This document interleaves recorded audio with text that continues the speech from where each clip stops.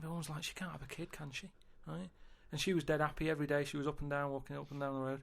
Anyway, one day she's got to walk past, right? Turned round and looked in the pram. There was a bucket with a face on it.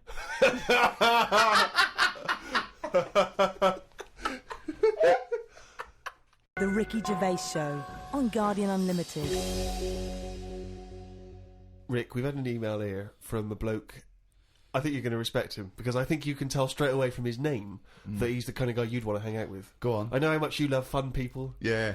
Well, Paul, and he's calling himself this, Paul the Party Animal Parker.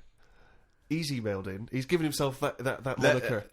Right, I assume they're in sort of like quote marks, They're are they? in speech marks, yeah. Paul Brilliant. the Party Animal Parker. And he's calling himself that. Yeah. That I can't wait. So when you picture him, what are you thinking? Millhouse. Right, okay. I think he looks like Millhouse from The Simpsons. Yeah. He's working in sort of an IT department, maybe? Yeah, for a large possibly. organisation? I think he might still be at school. Okay, right, yeah. Yeah, I think. And this is the vital question. Do you believe him to be a party animal? I believe him to be a party animal is as much as a man with a long scarf that his mum knitted him to look like Doctor Who can be a party animal, yes. Do you think that when people are organising parties at his school, they're thinking the first person they got to get on the list and make sure he's guaranteed You've got to take Paul the party animal. Because I bet he's got millions of affectations. I bet he wants to be known as the one that carries around a biscuit tin. Yeah. You know, he's got the scarf. He's the guy who only ever wears bowling shoes. It's his thing. It's his thing. He's a little bit kooky, it's his thing. But thank you very much indeed for your contribution. And it is fairly interesting what he sent in. He's found this on the web. I don't know why he's felt an affinity with this particular inventor. But anyway, there's a Serbian man, who has invented a sex machine for women. And he's appealing to Western women to test his device. He's from a town in, as I say, in Serbia. I guess Serbia? I guess that's right. Is that right? Well, I don't know. What does it say? Well, it says a Serbian man, but is it called Serbia? Yeah. Yeah. What was all the Croatia-Serbia thing? Well, it doesn't matter now, does it? Okay. It doesn't matter now. It does to them. Otherwise they fought for nothing. What the hell do we know about world events? I mean, how long did that go on for? Months, I don't know. wasn't it? If they're inventing new countries, they can't expect me to keep up with current trends, can we? Anyway, this Serbian man has invented a sex machine for women, and he can't find any Serbian women to try it out, so he's looking now for Western women. He's taken out a patent on the ultimate sex machine. It runs on a 390-volt electric engine, simulates sex, and has a 7.5-inch artificial penis. He said, "My sex machine has an artificial penis that can make up to 180 moves in a minute." Now, I don't even know what that means. 180 moves? What? I mean, there's only really... Well, in and out, it's I in imagine. And out. It's largely the function. Unless I've been doing it what wrong. He's all done. these months. What he's done is he's put a dildo on a Black & Decker. A man can only manage the intensity of movement for about 5 seconds normally, but this machine can do it for as long as the woman wants. But anyway, so he's looking for a woman who will test this out. But what I love, as soon as I read this, I was thinking, just imagining there going, "Oh, thanks for coming in. Yeah, okay." So there's what's going to happen is there's a penis that's going to pop out from here, and it's going to have sex with you. I'm going to stand behind the machine. I've got to stand behind here. There's a lot of dials and stuff. I don't want to bore you with. Well, why do you have to stand behind it? I can't. It's technical stuff, but I got to be behind the machine. But there's no penis on the robot at the moment. It's just a hole. Don't worry. What will happen is I'll switch the machine on. I'll go behind, and then a penis will appear. Will it be like a metal-looking penis? It will be a robotic penis, but it will seem like it's a regular fleshy human penis. So you're gonna So you're gonna go behind this robot, go behind the machine, disappear, yep. And then a fleshy-looking penis is that gonna will appear through the hole when I switch the machine on. Okay, and that'll be the real robotic penis. But you won't see me for the duration of your sexual encounter. So you've made this sort of like robotic penis look really realistic. It's really realistic. You will not be able to tell the difference between, say, the robot one and mine, for instance. I don't want to see yours. No, there's absolutely not. Because I've not come around here to have sex with a person. I know, you've come around to test the machine. Yeah, and that is exactly what you're going to get. Okay, a piece of mechanical action. But what is the idea that on the front maybe he's painted a picture of a robot's face. Yeah. And then when the machine begins, rather like in one of those horror houses, like a kind of mansion in a spooky film, the eyes of the painting, they'll move. And the real eyes will appear, just staring out. But I don't think I can have sex with this machine unless you're actually in the room, just in case anything goes wrong. No. Don't worry, I'll be behind the machine, it'll be fine. It'll be safe, not a problem. Okay. But anyway, so yeah, Paul the Party Animal Parker sent that in, and knowing him, there'll be plenty more coming like that in future weeks. Carl, what do you think about that? The machines and that. Yeah. Well, they've always been sort of. I mean, to a lot of people, sex is important, isn't it? You know what I mean? Not to you. Well, it serves a purpose. What purpose? No. Because you don't want to have kids, so what purpose? Just you know, something to do in the evening something to do, innit? when the telly's broke. But for years, like they've found stuff, haven't they? Machines from like Roman times that similar to that setup. No machines in Roman times. Like that though, the old sort of knob on a stick machine thing. The old Roman love knob on a stick. I'm sorry, but I watch Time Aqueduct. Team every week, and Tony Robinson has never done an old knob on a stick machine. I just think of Julius Caesar sitting down and go, okay, aqueduct, we love that. Thanks for that. Straight roads, good idea. We can see the enemy coming. What have you got there? Well, I'm glad you've asked. Ploncticus. What have you got there? Wanklicus. What I've got here is a Yieldy knob. And I've put that on the end of a stick. Oh, stickus phallus. Okay, well done, Wanklicus. No. Well done. You are my new right-hand man, as they say. No, excellent. But they do stuff like that. You've been in the London Museum and that, and they've got sort of sex stuff from years ago. They've got like these metal pants that they used to wear. I don't know what that is. Metal pants? Yeah, sort of. Is metal. that a chastity belt, you mean? They used to make women wear them so that they could... When- have when- sex when- when No, men but were- they had them for blokes as well, though. Metal pants for blokes. Yeah, Why? just- So he had little lot. So if he was away, he couldn't play away from home, and if he was away, she popped on a little. No, I just think they sort of like sexy metal pants. What? Oh, I don't know what you mean. What The are you sexy talking metal about? pants. Well, they'll have to look because I haven't got it in front of me. It's just something I remember seeing, some sort of sexy metal pants that they used to wear. But what are you saying? Sexy metal Come on, pants? they that always was had not to British be- Museum, that was Soho. No, what I mean That was is Old Compton Street. You were looking they in the always shop had to window. be ready for like battle and that, but these were a little bit sexy but protective at the same time. I love that. Right, I love I'll that. have to look I into love it. the I'll idea have that that's all you remember from the British Museum. So Lancelot, are you ready to face the Black Knight? Yeah. What do you think of these? Huh? What do you think of these? Well, I don't really care. Just I just want to look good on the battlefield. Well, they're you know? both protective. Will there and- be women watching, cheering us on? Well, you're not going to fight like that, are you? What about with your I'm going to wear nothing except these sexy metal pants. But what about your chest is exposed? no, Nothing- well, it's a good chest. I've been working out. Yeah, I know, but what I mean is, you want metal all I've over. actually been lifting up the round table every week. I just work out, do that about 4 times a day. But that machine, right? Why did it have to be a woman, or could they have got a little gay fella in? I Let don't me know. just check. It doesn't actually specify the small print here. I love that. Why do you want to see a little gay fella be? I don't want to see it. I'm just saying they're sort of more. Carl? Why do you want? don't wanna see it. Why do you want to Don't wanna watch a see it. gay man get buggered by a robot? I wasn't the one typing in gay machines on the internet, finding stuff out about them. It's not a Steve gay was. machine. You just made it into a gay machine. Yeah, he wanted to pleasure women with this machine. Oh. You're saying, can I see a little gay fellow get a robotic cock up his arse? You're the one requesting that, Carl I don't want Pilkington. that. I'm just saying that. You're the one that want to see gay men with metal stuff up their anus. No, what I'm saying is they're more up for a bit more experimentation than. What are you saying? Why is that the case? Why? Why'd you say that? No, just they just butt plugs and that. I mean, what I'm saying is. What, you can't just say butt plugs and that. I'm just saying that I reckon they'd be up for it. What do you know I'm about saying. butt plugs? I don't know anything about them. I just remember seeing an advert for some once in a sex shop. What are you doing? What are you doing? No, I wasn't. I was just walking past. I was walking past the sex shop and that, and Your eyes you're sort of glancing, looking. glistening. Why were you walking past a sex shop? Just because I was on the way to work and that, and I passed one, and there was a little sort of one. It was open early, which I never understood. Right, it was about 8 o'clock in the morning. Right, and I Who's thought, rushing out for butt plugs that early in the Yeah, morning, who needs them now? Right, but I I sort must of get had a bagel and some poppers on the way to work. But I walked past it and it had like a little post-it note or postcard type thing, and it was like pop in now, buy an item, chuck in some free butt plugs. And I didn't know what they for. I'd never heard of them before. But all I'm saying is I've since found out what they do with them. What And do if they they do? do that with them, then Yeah. give them a go on that.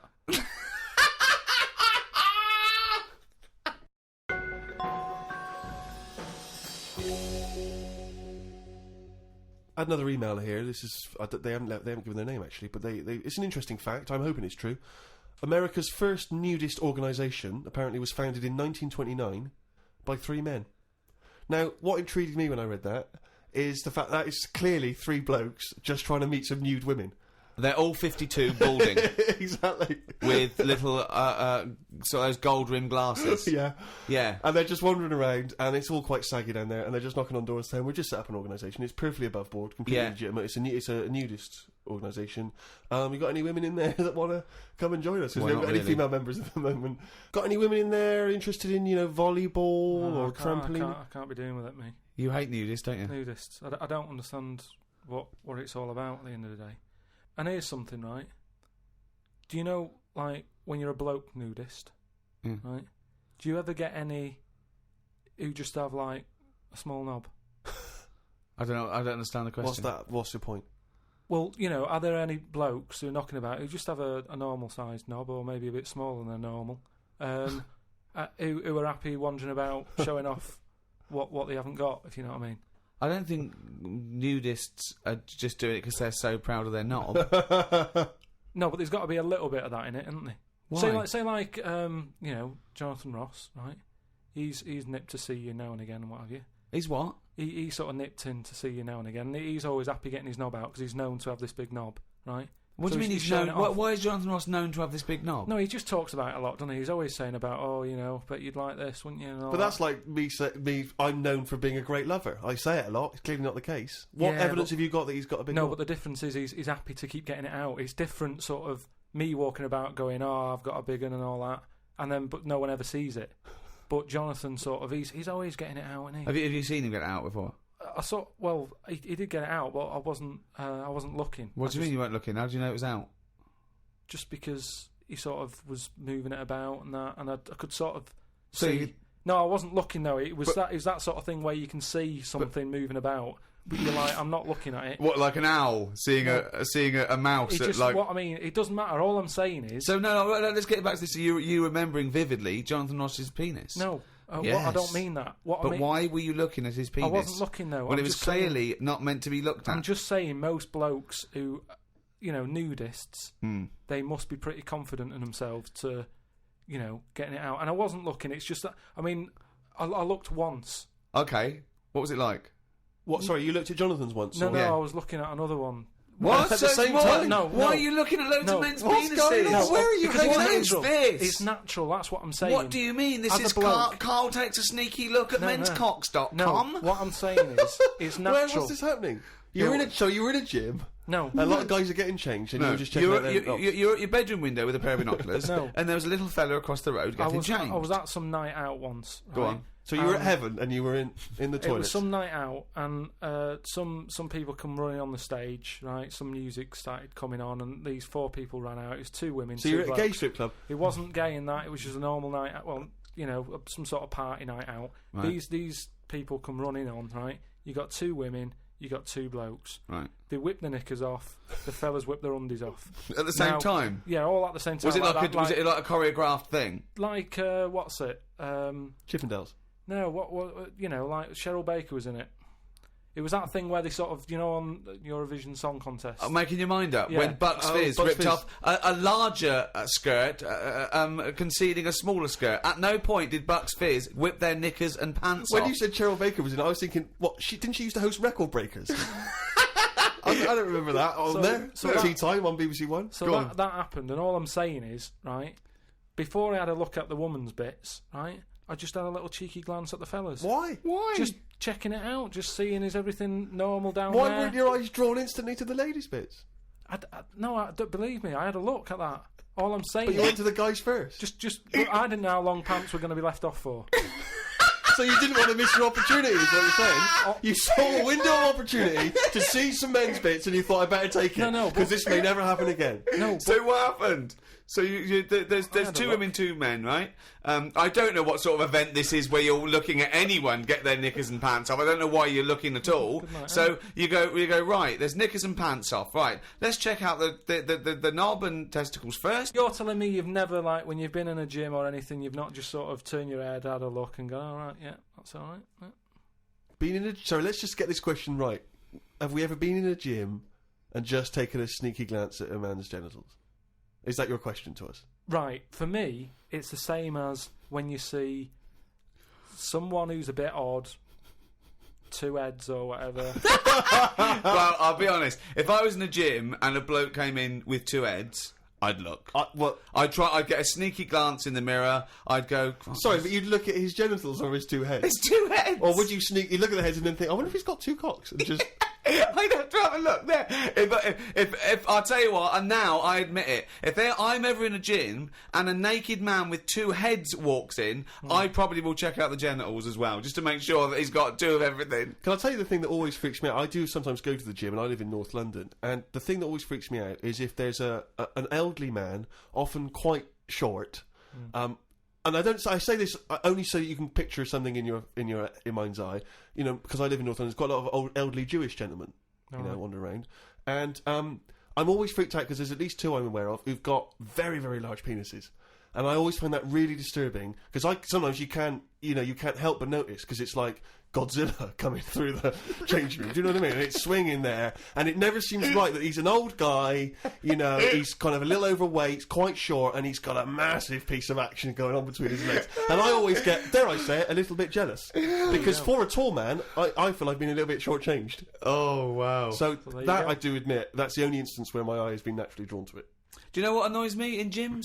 Where people walk round happily naked all the time whistling. They get weighed naked, pop a towel on and take off 3 ounces. How exact have those measurements got to be? Yeah. Do you know what I mean? Pop a towel on. I mean, unless you're going on the space shuttle, I reckon you could give or take a couple of stone. Yeah, exactly, yeah. Absolutely right. Well, we've put that to bed. The Ricky Gervais Show on Guardian Unlimited. Right, Carl. Go on. It's that time again. You better be ready. Oh, chimpanzee that monkey news. Right.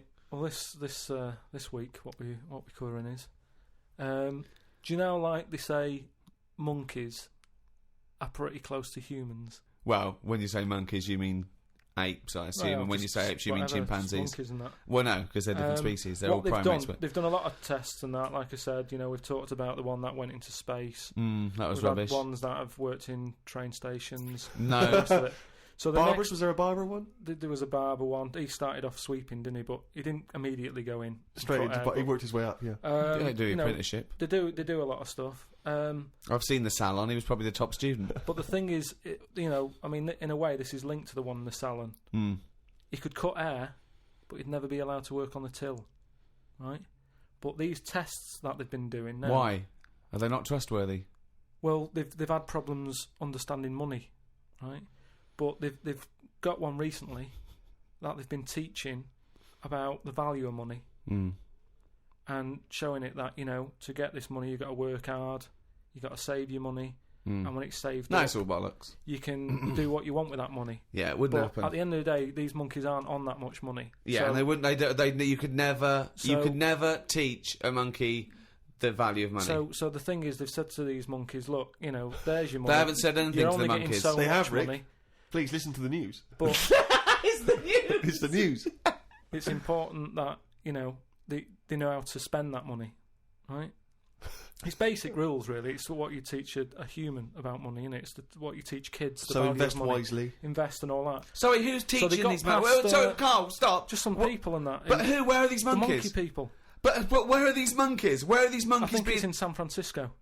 Where are these monkeys though? What are they? Are they in a shop? What are they doing? Are they in homes? What are they doing? Just in like, the zoo? Well, probably just in like some sort of science place where science people are checking out monkeys' brains and that and seeing how they work. But they're happy. They're not. This is different to the news at 10. So listen. Well, yeah, but you can't interrupt the newscasters for one thing, Rick. Please. Sorry, go on. So there's these monkeys, right? And they've given them some money, probably about £5, and they said, right, off you go, go shopping, see who comes back with the best. Sort of, how much can you get? You know, like in Ready Steady Cook, where they say there's a £5, go and get some food. Anyway, some came back and they were like, you know, they hardly had anything. Right? This is absolute shit. No, listen. This is bollocks. Listen. But one of them, right, he was away longer, to be fair. Yeah. Right, I think he came back last. But they were really impressed because he sort of said, this is amazing that you've got all this. Can't believe it. Give us the receipt, right? Oh, this is absolute. Right, forget it then. Forget it. No, listen. forget it.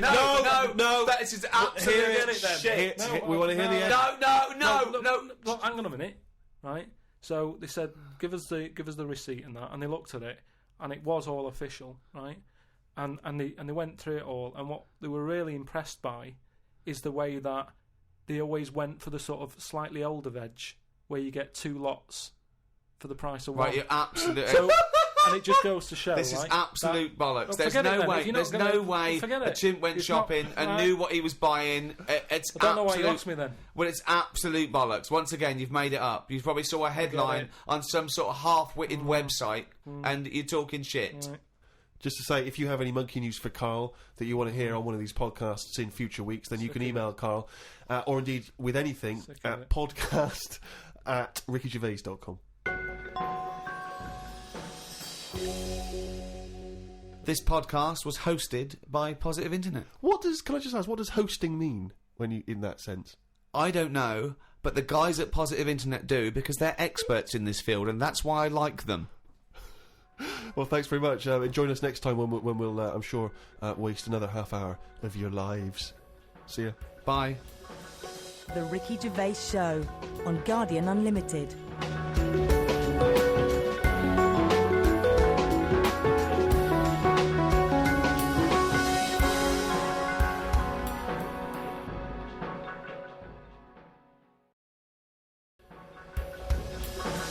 The Ricky Gervais Show on Guardian Unlimited. Happy New Year. Welcome to the world's #1 podcast. I'm Ricky Gervais, with me Steve Merchant. Hello there. And Carl Pilkington. All right. We have had an overwhelming response from emails. To be honest, we're very grateful, and thank you so much, but we've had over 4,000, which is just too many to get through. So we're going to have to apologise for not getting back to you. We are going to try and read them all, but we just can't reply. We do this ourselves. We're three little fellas. We haven't got an entourage and millions of people working for us. It's just us in a little room. But thank you so much. One in particular, remember a couple of weeks ago we asked if there's any house DJs out there, maybe they could do a dance mega mix with the words, "I could eat a knob at night." Carl just said that in conversation, talking about someone in a reality game show, "I'm a celebrity, get me out of here," who ate a kangaroo penis. And he just came out with the phrase, "I could eat a knob at night." Someone has risen to the challenge. We had about 70 different songs. We're going to play our favourite at the end of the show, and maybe put some of the others on the website, rickygervais.com, so you can go there and hear great dance tracks. They're all called "I Could Eat a Knob at Night."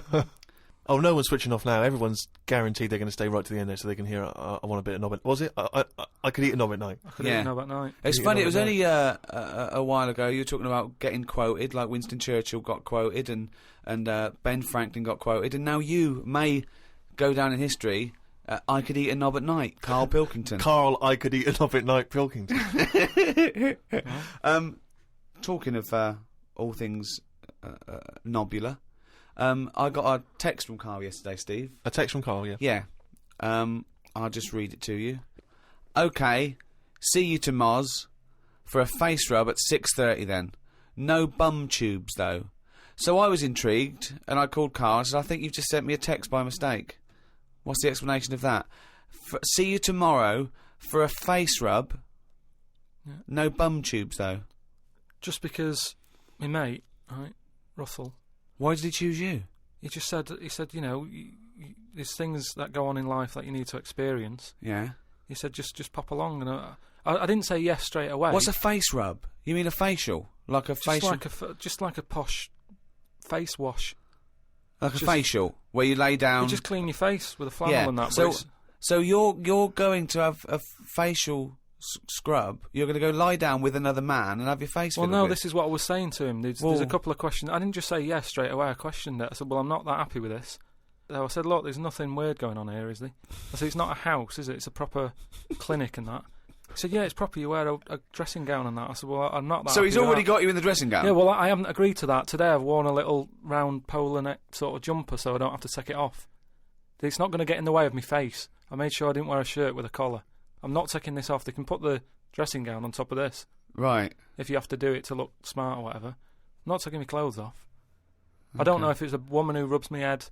Don't know if it's a bloke or whatever. Well, the thing is, you get extra, don't you, for your face rub, because your face goes all the way back over Oh. the top of your head down to the back of your neck. But all I was, So you've got a big face, haven't you? All I was saying to him is, I'll have the face rub, but I don't know if once you're in there, Right. they try and sell you the old The bum tube thing.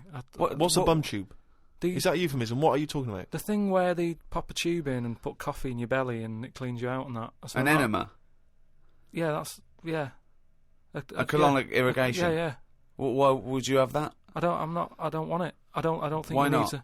Just because I think I've said to you before about, you don't need to be that clean inside. You know what I mean? I don't mind washing my face. But at what occasion do you need where you're that cleaned out? Do you know what I mean? And it's always a clear tube and that, and you see all the stuff whizzing past. I don't understand why it's clear. I don't know why you've got to see what's coming out of you. Like it's, like the generation game, making notes of what's whizzing past. Forget it. The Ricky Gervais Show on Guardian Unlimited. Over the Christmas break, I was watching some different TV. Saw an amazing documentary. It was called Tribes. This guy, and he goes and lives with different tribes around the world. These small little indigenous people. And there was one. He went to Papua New Guinea in Indonesia. Right, Carl? He lived with the Kombai tribe.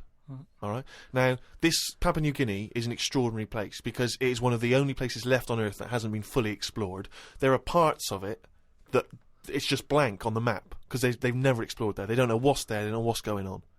So, firstly, that must already freak you out. Imagine that. 21st century, they have no idea what's going on down there. But do they need to know if there's nothing going on? Well, they don't know what's going on. There could be stuff going on. No, but there's no chance that they'll go, we haven't been over there, and someone goes and there's like an Arndale centre. Nothing's going to be there, is it? So there's no... Well, no I'll tell you point. what is there, okay? There's these various small tribes, okay? This guy goes... He's amazing, right? Now, the thing about these is that up until the 60s, and even more recently, some of these tribes are still cannibals. They're still cannibalistic, okay? Eating people from other tribes. This is going on now? Going on now. It's generally stopped, but it still does occasionally occur, all right? So this guy goes to live with them, right? They walk around, obviously naked, except for a little leaf just above their genitals. It's not covering the genitals, it's just above the genitals. Do they know they could move on? Have they got a telly? Or have they seen a telly and gone, I'm not up for that? Or are they saying... It's not the Amish. They haven't chosen But what this. is the difference between the Amish and these people? Well, the Amish are a group of people that choose to live in that way. These people are just essentially untouched by civilization. I mean, they do have interaction with civilization, and people do come there, but they still live in this very, very almost prehistoric way. They go around. They have homemade weapons. They kill pigs and hogs in the undergrowth. They live in kind of tree houses. They did buy a telly, but there was nothing on because there isn't any broadcasters. They couldn't plug it in. Yeah. They're having an absolute nightmare. Yeah. But there was one guy, okay, now he said that his brother was dying. This was a couple of years ago, right? His brother was dying. He said to his dying brother, what happened? Why are you dying? This guy said it was a bloke in another village. Okay, he goes over to the other village. He kills this other bloke, right? He eats him, or eats bits of him. The other village gets a bit annoyed. They go, what's going on? Why did you kill this bloke? He went, sorry about that, right? They said, well, you need to make it up to us. He gave him a pig. They said, a pig's not enough. They gave him 5 pigs. Hang on, who are they giving these pigs to? The tribe? To the tribe of the bloke who he killed and ate. So 5 pigs apparently made up for the fact that they'd killed one of them. They said, well, hang on, what are you going to do with this bloke's wife? Why were they bartering? Why didn't they just get the police in and say, what's going on? What police? Yeah. Why didn't they call Morse? I mean, what? Yeah. What? Why didn't they call in Kojak? Because he'd have sorted it out, wouldn't he? Or who else could they have called in? Columbo would have sorted it. I don't understand. What are you saying? There's 2 tribes. There's a number of different tribes, aren't there? I've just explained that to you. There's a number of small individual tribes in this dense Papua New Guinea forest With a load of pigs. But the wife of the guy that he killed, Nate, they said, "What we don't need her now. We don't want her." So she had to come and live with the murderer of her husband. So she's living there now, happy as Larry. But what I mean is, right, they're miles away from anything, but it doesn't sound like the great place to live, right? Could they not move? Could one of them go, do you know what, I'm sick of this. I'm moving or whatever, and go to a proper city. How far away is this these Papa people to the next They're like the Smurfs. They're very like the Smurfs. But how many miles away from a place with a normal life going on? But think about this, Carl. Firstly, they don't speak the language, so they don't have any practical skills. They've got no experience of civilization. So even if they chose to go and live in one of these cities, what can they do? How can they function? They'll spend 15 years just trying to figure out what, how everything works. Mind you, I have had the same thought about Inuits. Right. If you live in a house made of ice and eat fish all day, and then just stay in for 6 months, move. I really do. I mean, I don't understand why they're living there. I think there's some bacteria that has better lives than that. That's got to be offensive. Why? Okay, how about this is one of the weirdest things. This is one of the weirdest things, right? Sorry. An entire race Just of dismiss. people. No, Just no, dismiss. I'm not having a go, but I'm just saying I wouldn't fancy it, is what I mean. But they You know what I don't mean? We're living know in of ice. another world. How can they imagine that they could... Oh, I'll tell you what, this is boring. I'm tired of hunting for food and eating fish from the river. I'll tell you what, I'd like a world where there's iPods and room service. I'm going to go and move to New York. They're not thinking like that, are they, Carl? Because they don't know about this other world. Which is why, in a way, Carl can't offend them, because they are not listening to this podcast. Very unlikely. Very unlikely. You're not going to get any nasty letters from Eskimos or Inuits, as they want to be called now. Does an Eskimo ever... Inuit. Do they ever Inuit. meet, like, an English person on holiday? And an English person goes, it's choppy here, isn't it? Or whatever. Well, what do you think?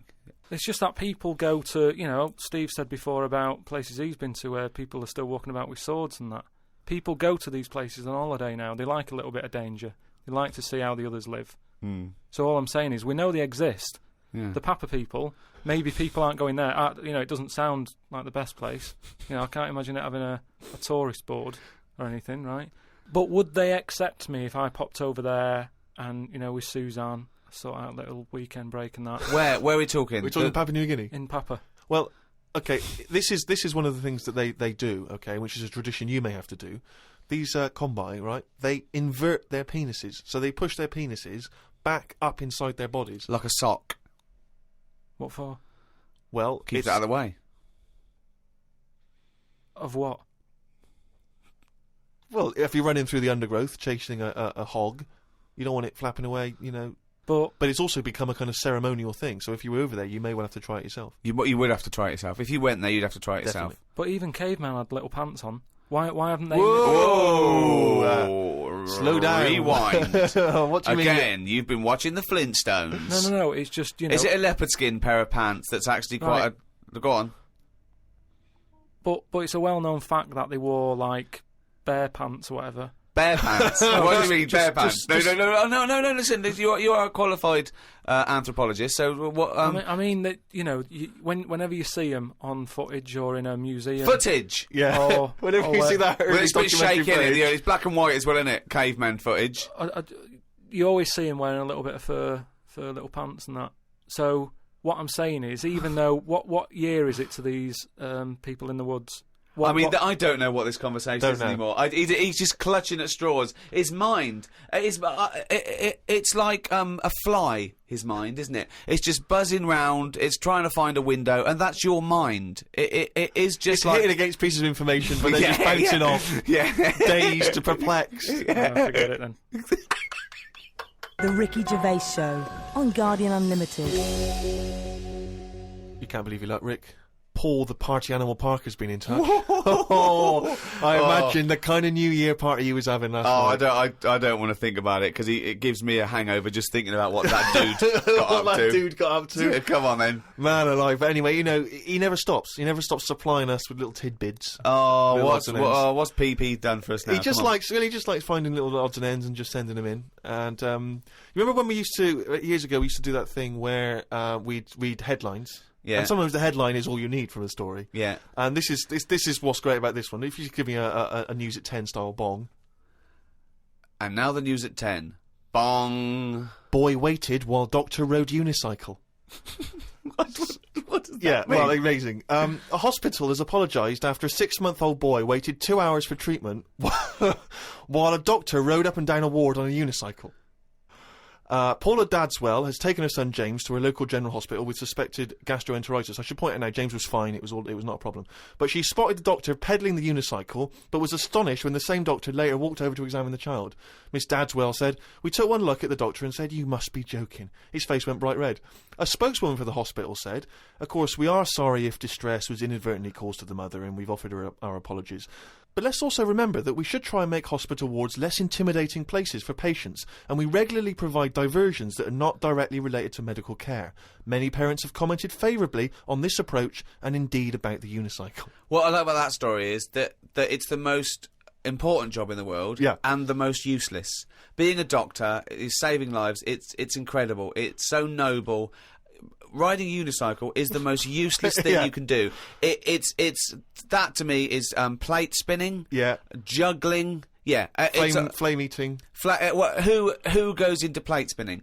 Is it like the father going, "Son, when you've finished university, you can take over the business"? But I want to be a doctor, Dad. Look, the plate's nearly, and you're hooked, and you Yeah. give it a little push, and you're there, and you're hooked. It's a dying art. You don't see it as often as perhaps you once did. Dad, I want to be a doctor, but the plate's nearly dropped, son.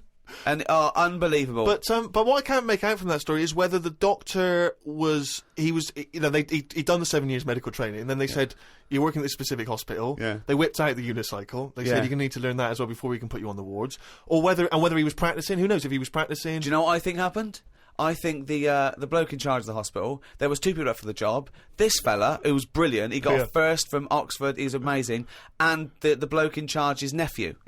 yeah. And they both scored the He same. did an open university course. Yeah. And they went, well, you're both very good, but who can ride a unicycle? He whipped it out. Yeah. He went, "Have a go." Yeah, and he's been practicing. Unbelievable.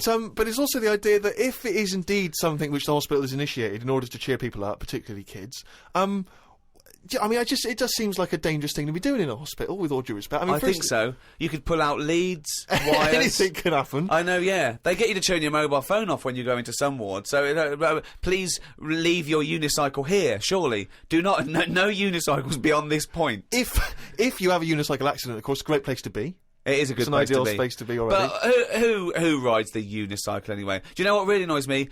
We live near a park. It's a lovely park, and on a Saturday for about 3 hours, there's some twat hippie with braids, dreadlocks, sitting there playing one drum. How can you play one drum? He thinks this is brilliant. This is therapy. It's I want to shut the fuck up. It's nothing. It's not music. It's not percussion. It's not expressing anything. It's just No. annoying. Yeah. Tell you now, this would be my worst nightmare if you were to take me on an evening out. You say, "Steve, we're going tonight, right? You can't get out of it. You've got to do it. It's 2 hours. Stomp. Oh. Stomp, where they put dustbin lids on their feet." Now, I mean, I've seen a little bit of it on the Oscars. Yeah. It's all right for 30 seconds. Well done. But what is that show? What is the Stomp show? I don't know. I mean, Jesus Christ! After about 15 minutes, you've had enough of that. Surely. I'm assuming there's not really a story. Are they bin men? No, I just wondered how you get into that, how you start practicing and go, "Do you know what? That sounds quite good." Yeah, they are. They're bin men, yeah. I was shopping with Carl before Christmas, and we went round sort of Piccadilly and St James's, and those really beautiful shops around there. And I went in one shop. You had to ring a bell to enter. Yeah. They came down, and it's like a iconoclastic sort of shop, and they found things from churches and nearly all Russian 16th century pieces onwards. This beautiful carvings and paintings and statues and everything, and I was wowed by it. And this bloke clearly loved his work, and he was, enthusing to me about these stuff. This is from the 16th century. This is Russian. This is and I went, "Oh, it's beautiful." And as I was looking round, I heard Carl sidle up to the bloke and go, "What's the newest thing you've got here?" Yeah. Sure, that's his first thought. I mean, that is the wrong question to ask of a man who's clearly in antiques. Yeah. Proud of the fact he's got 16th century iconoclastic Russian stuff, to ask, "What's the newest thing you've got here?" What sort of question is that? Oh, I don't know, probably the doorbell. I don't know, what does he want to say? Oh, my shirt. What were you hoping thinking? for? I just was making chat with him because it's the sort of place that I don't think many people go in, right, Steve? When you go up to this shop, right, it's not sat in there. You have to ring a bell. He's getting on with his life upstairs. He lives upstairs, right? You ring the bell to say, "I want to come in your shop." He pops down, stands there watching you look around. So it's not a natural way to shop. Sure. Do you know what I mean? It's not nice having a bloke stood there watching you look at all this old stuff and that. So I was kind of making friendly chat. Yeah. And I think it's an all right question, because he was saying there's loads of old stuff in there, and he kept going on about the old stuff. So what was to say? Well, what's the newest thing you've got? And what was? Do you know what he said? The other question he asked him, he said, "How often do you get new stuff in?" And the bloke went, "Every day." And I said to him, "Why did you ask that?" He said, "Well, I was thinking, if you got antiques and you sell it all, what's left?" Like someone's going to sell all the antiques in the world because they're not making. He said, "Because they're not making any new stuff." What does that mean? They're not making any new stuff. But I know for a fact no one's ever going to go in there and buy the lot anyway. I mean, I've never seen anything like it. I'm not at any point in my life, and I don't think that'll ever happen, will I go, I need some old Russian wood. Because it was brilliant. No, Steve, no. It was beautiful. It's amazing stuff. There's stuff. There's these things from the 16th century of sort of like saints and monks, and they're carved. But and there's loads of it. It's just all piled up. No one's interested. If I was him, I'd go, do you know what? I'm into this, but no one else is. Close shop. Because seriously, it's just piled up, piles upon piles of like old bits of wood with pictures on it and that. But just think of a man 400 years ago that carved this, you know... No, but nobody wants it, do they? I've never heard anyone say, you know, oh, look, it's my birthday coming up. I'll tell you what I'd love. What? Bit of old Russian wood.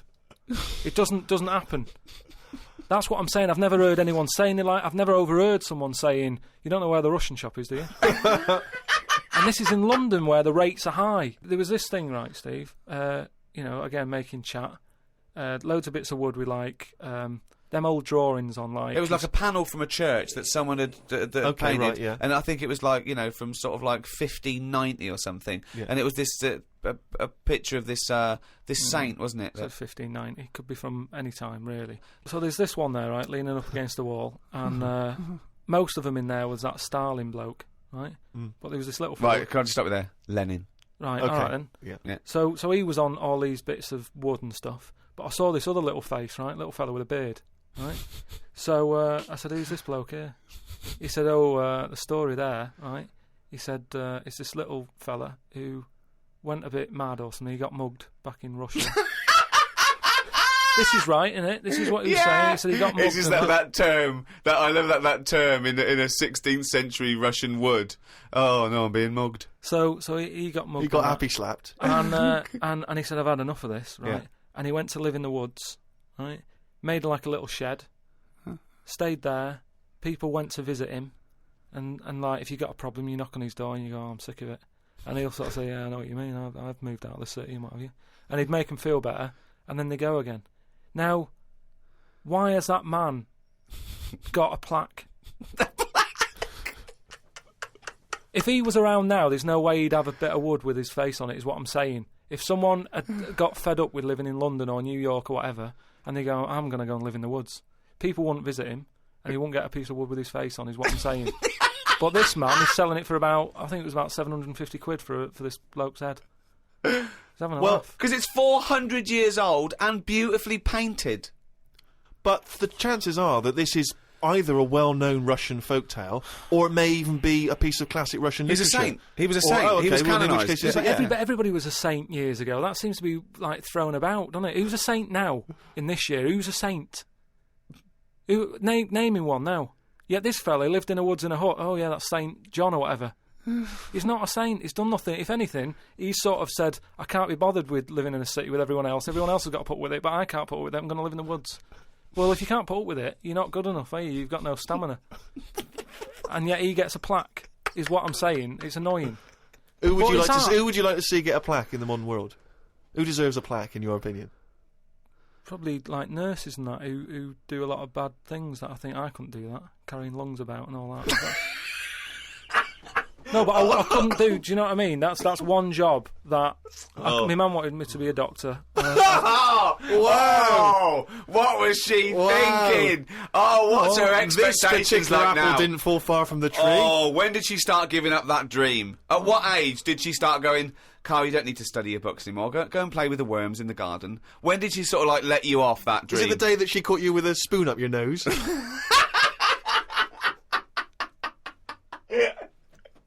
From the creators of The Office, Ricky Gervais and Stephen Merchant. Extras, the first series, now on DVD. Who are you? Nobody. What's that? Who? Nobody. That's right. Nobody. And who am I? So the Starsky Hutch I can never remember. You are guaranteed an Oscar if you play a mentor. I've just written a sitcom, but I wonder if you could give it to anyone you know. Is there any nudity in it? Well, it could be. Men or women? Either. Well, just women. Yeah. I will make it so. A painfully funny double disc. Extras on DVD now. That was a good advert, wasn't it? I'm just remembering some of the great jokes in that show. What was that for? I always forget what adverts are for. So it was for... That was for extras, available now on DVD. So if you've got vouchers for Christmas, you could go to a shop and buy... Go to the shop, yeah, extras. Definitely. Absolutely. You could walk straight into any kind of shop, high street shop, and say, excuse me, have you got extras on DVD? I've got some vouchers, and exchange them for a copy of the DVD. Right, and that's big in England and America, isn't it? It's out on HBO in America, so it's a very successful... Americans, I guess, the great place to buy that would be on say, one of the websites, Amazon, or one of the internet shopping .com companies. or .co.uk or Play... And search for it there. But, .com. And I mean, if it's going the way of The Office, which is the most successful British sitcom ever, I mean, I'd invest now. I'd say I was round at the beginning. I bought extras on DVD the first year it came out. Get a first edition of the DVD. Get a first edition of the DVD. That'll be highly collectible. And there's great extras on there. You see Sam Jackson and Kate Winslet and Ben Stiller. Rick, there's some wonderful behind-the-scenes footage, and there's some wonderful little documentaries about the making of the show. I mean, to me, it just makes perfect sense. It's a great way to see in the new year. Right, but if you are going into Amazon, .co.uk and you're buying extras, buy a copy of Flanimals. More Flanimals is available now. Yeah, I don't get any money from that, so I'm not gonna talk about that. No.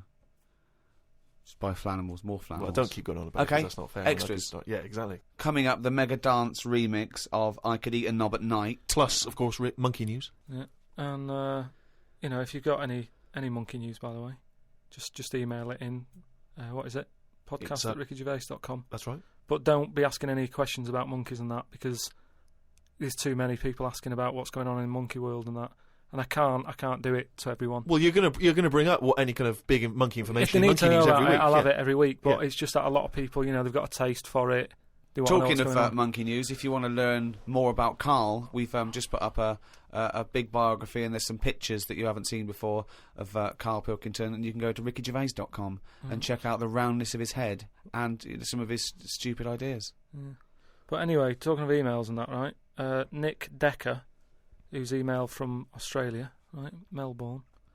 He's been going on about dolphins and that, problems with dolphins. What problems? He's just saying when that wind happened.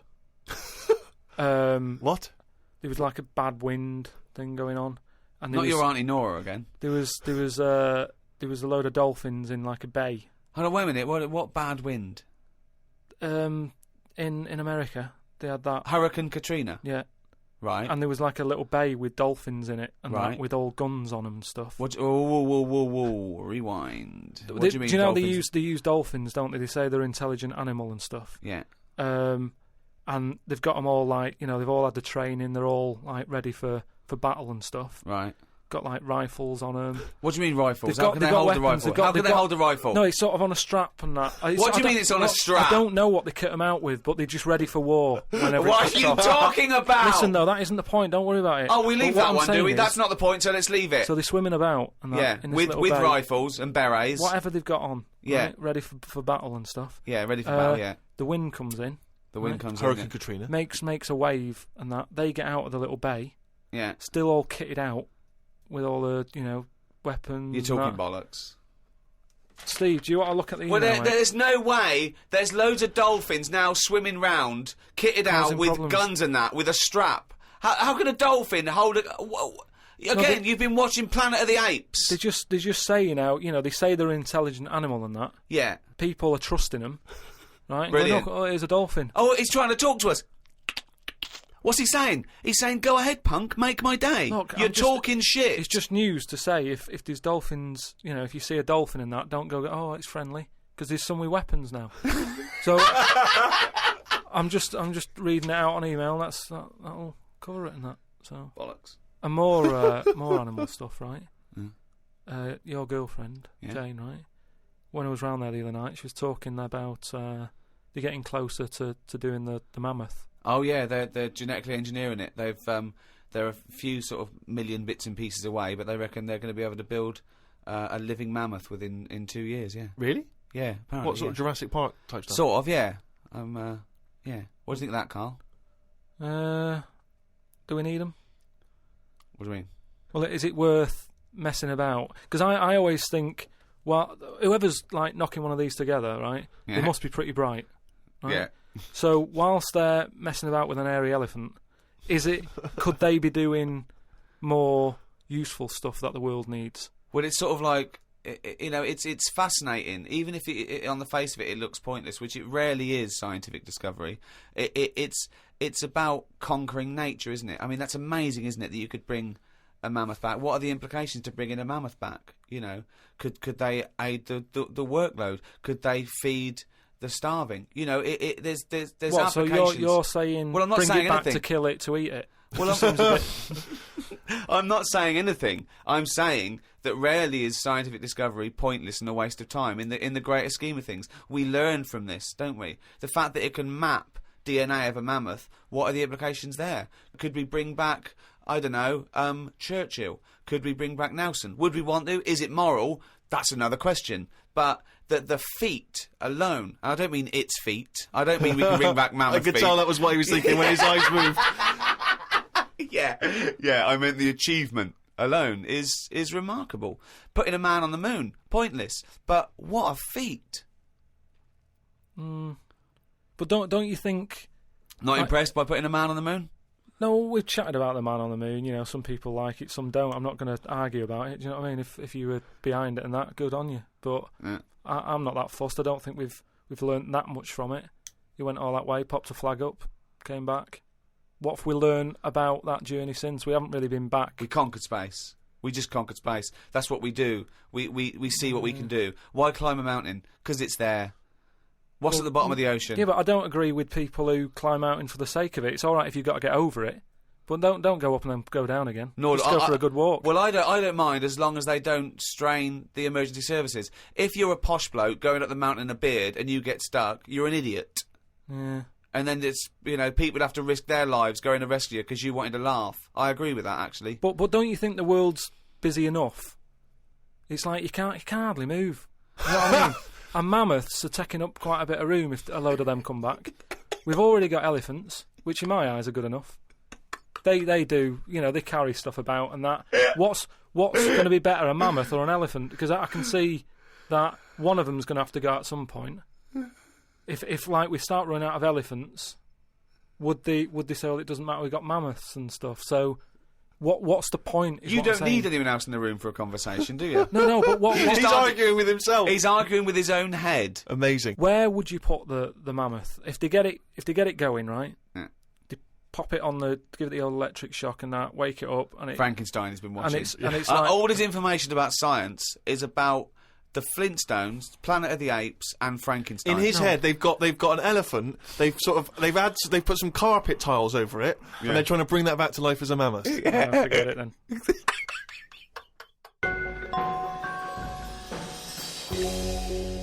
Carl, can we have some monkey news before I die?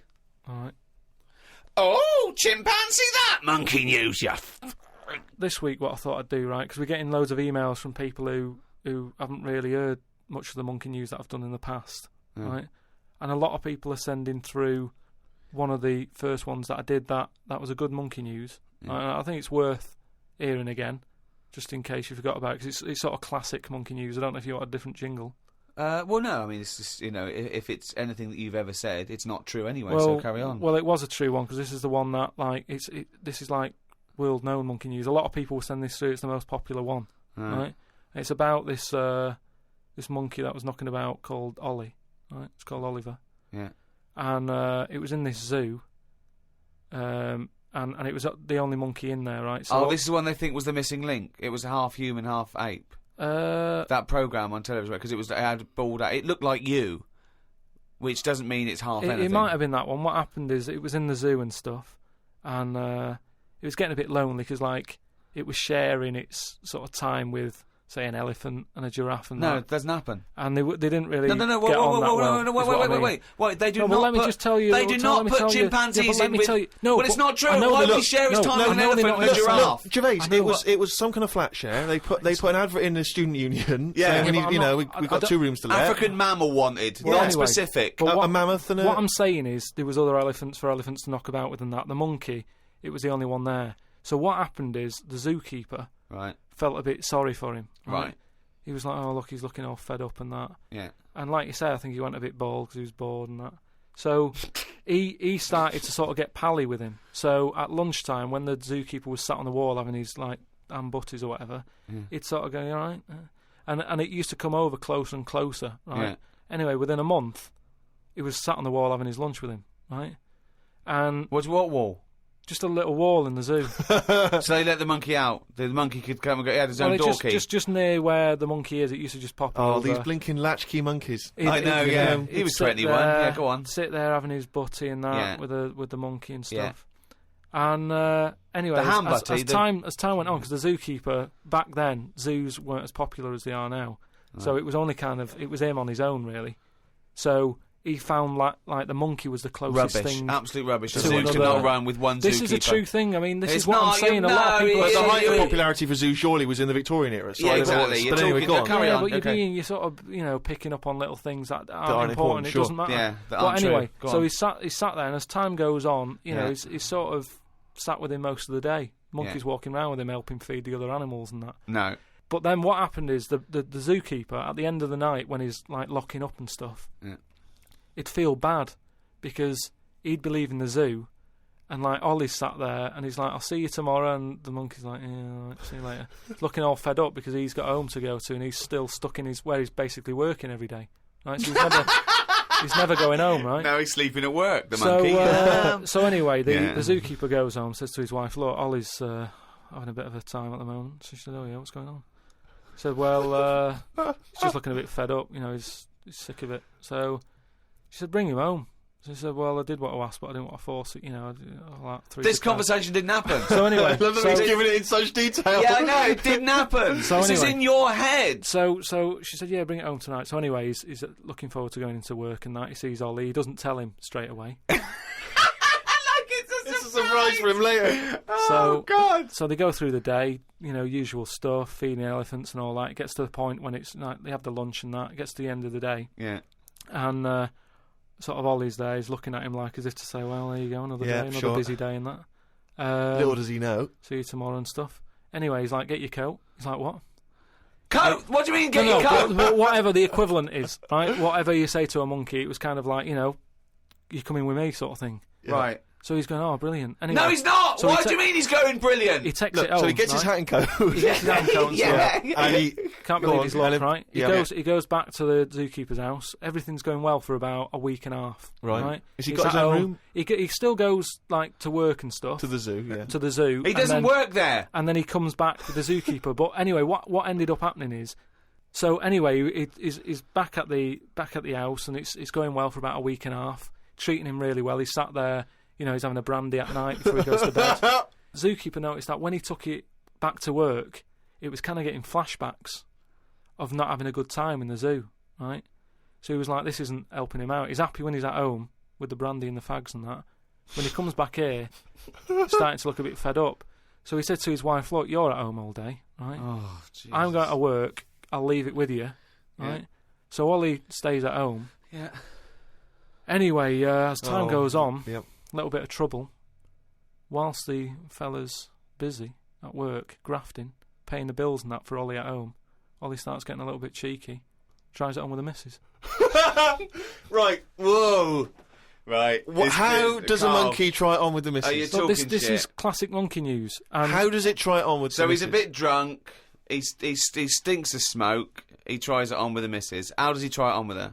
I don't know all the detail on You don't know on that any bit. of the I don't know details. the detail on that bit. But You don't all I know any of the No, I don't know details. the details on that bit. You but don't I know any of the details. So what happened? So while the zookeeper's away, the monkey did play. What happened? Did the zookeeper's wife reciprocate these affections? Just a little bit of little bit of fun, I suppose. She probably went along with that at first. She's cooking at home, getting the tea ready. That's walking past, pinching her arse or whatever. And it's, do you know what I mean? It starts off just like it does, with humans. Starts off as a bit of fun before you know it. Split up in the end anyway. The zookeeper and the what's it? I think the monkey stayed with the woman. So, it's all there. It's Honestly, all on email, mate. Your imagination. Well, you look should it up. write stories. You Get should people- write. Get people to look it up. Just put in monkey, chimp, Ollie, and it's all there. The Ricky Gervais Show on Guardian Unlimited. Happy New Year, particularly to those great guys at Positive Internet for hosting this podcast. Dynamite. The world's #1 podcast, thanks to the guys at Positive Internet. So, check out rickygervais.com to check out Carl's head. Go and buy extras and flannels. Check it out on flannels.com. Oh, come on, this is shameless. Extras still available. Fridge freezer for sale, £400 or nearest offer. Steve Merchant wishing you a happy new year. I'm sure Carl Pilkington wants to reciprocate that. Yeah. And do you know what I want to wish them? I want to wish them a fantastic new year.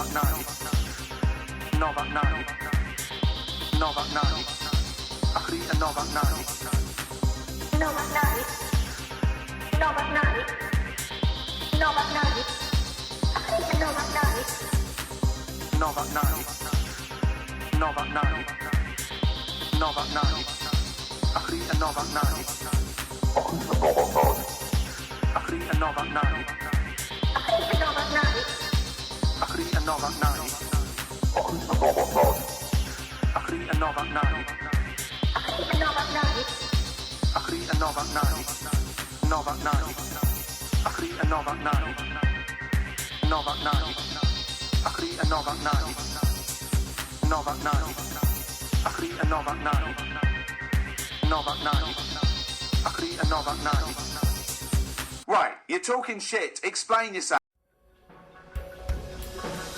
The Ricky Gervais Show on Guardian Unlimited.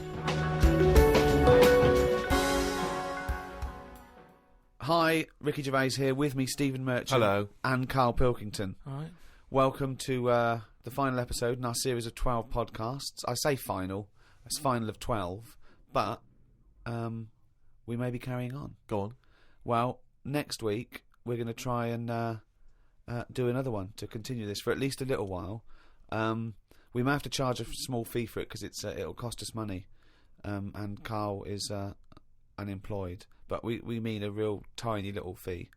But hopefully we'll be back next week. Now, we're not sure where it'll be. It'll probably be on iTunes, but just go to rickygervais.com and we'll guide you there. Hurrah! Yay! And thanks for listening for this long and supporting us. I hope you continue to support us. Go on, continue to support us. Yeah, particularly Carl, who has no money whatsoever and is desperate. He's a desperate man. Is that I right, there's no Carl? one out there going, oh, look, they're charging for it now. But, people forget we gave 12 for free. This is it. So quickly people forget. We're big shots. Yeah. Well, Carl's not, but, we are, aren't we? Exactly. I mean, we were generous, but we're not that generous. We're not mad, and Carl needs a little bit of money. Look at his little round little head. He's like little tiny Tim over there. Exactly, yeah. Look at him sitting there. Carl, you've had a good week?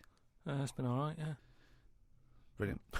Well, more of that next week. But you'll have to pay for it now.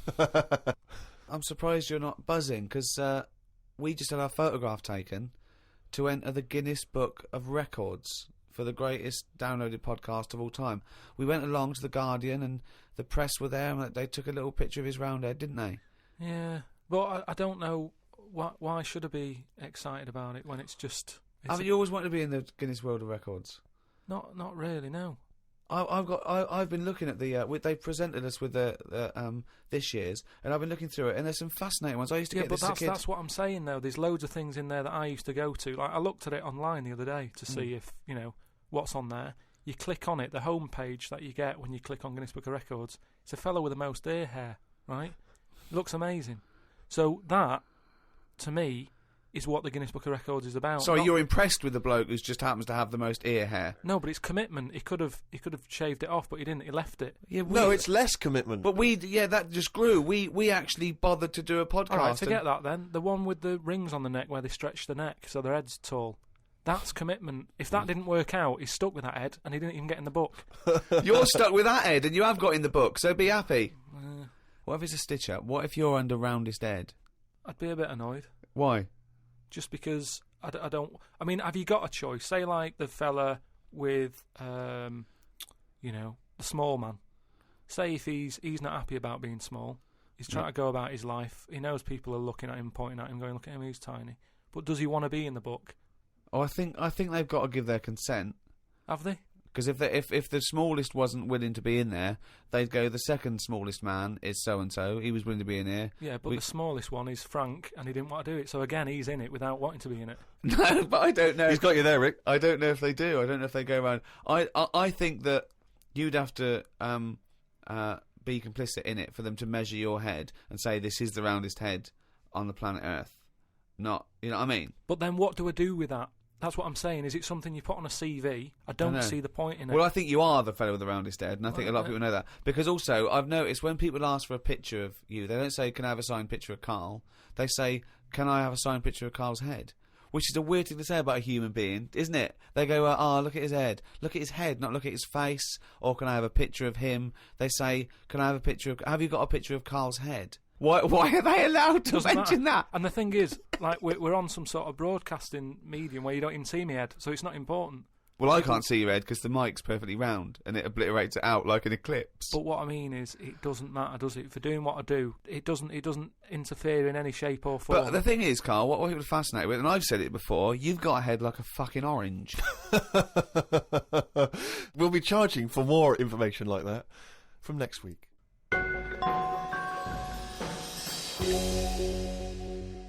We do, of course, Rick, every week get thousands of emails. I mean, it's crazy. It takes us ages to go through them and read them. And we are going through them, we are reading them. Freddie Gerstrom from Winchester says, of course, it was recently Valentine's Day. What's the most romantic thing that you've done for Suzanne, Carl, that you can think of? I don't really do all that. Sure. Valentine's Day stuff. It's just... The problem is, if you do it once, they expect it every year. Yeah.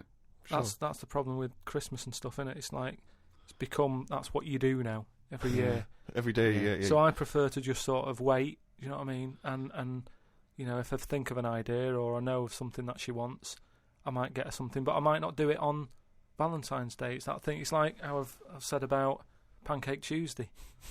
Make it Pancake Wednesday. Have it when you want. Why am I waiting? Why am I waiting for someone to tell me when I can have a pancake? I'll have it today if I want one. Yeah. Do you know what I mean? Whereas Pancake Tuesday, no, I won't bother. I'll have trifle. So it's the same with this, with Suzanne.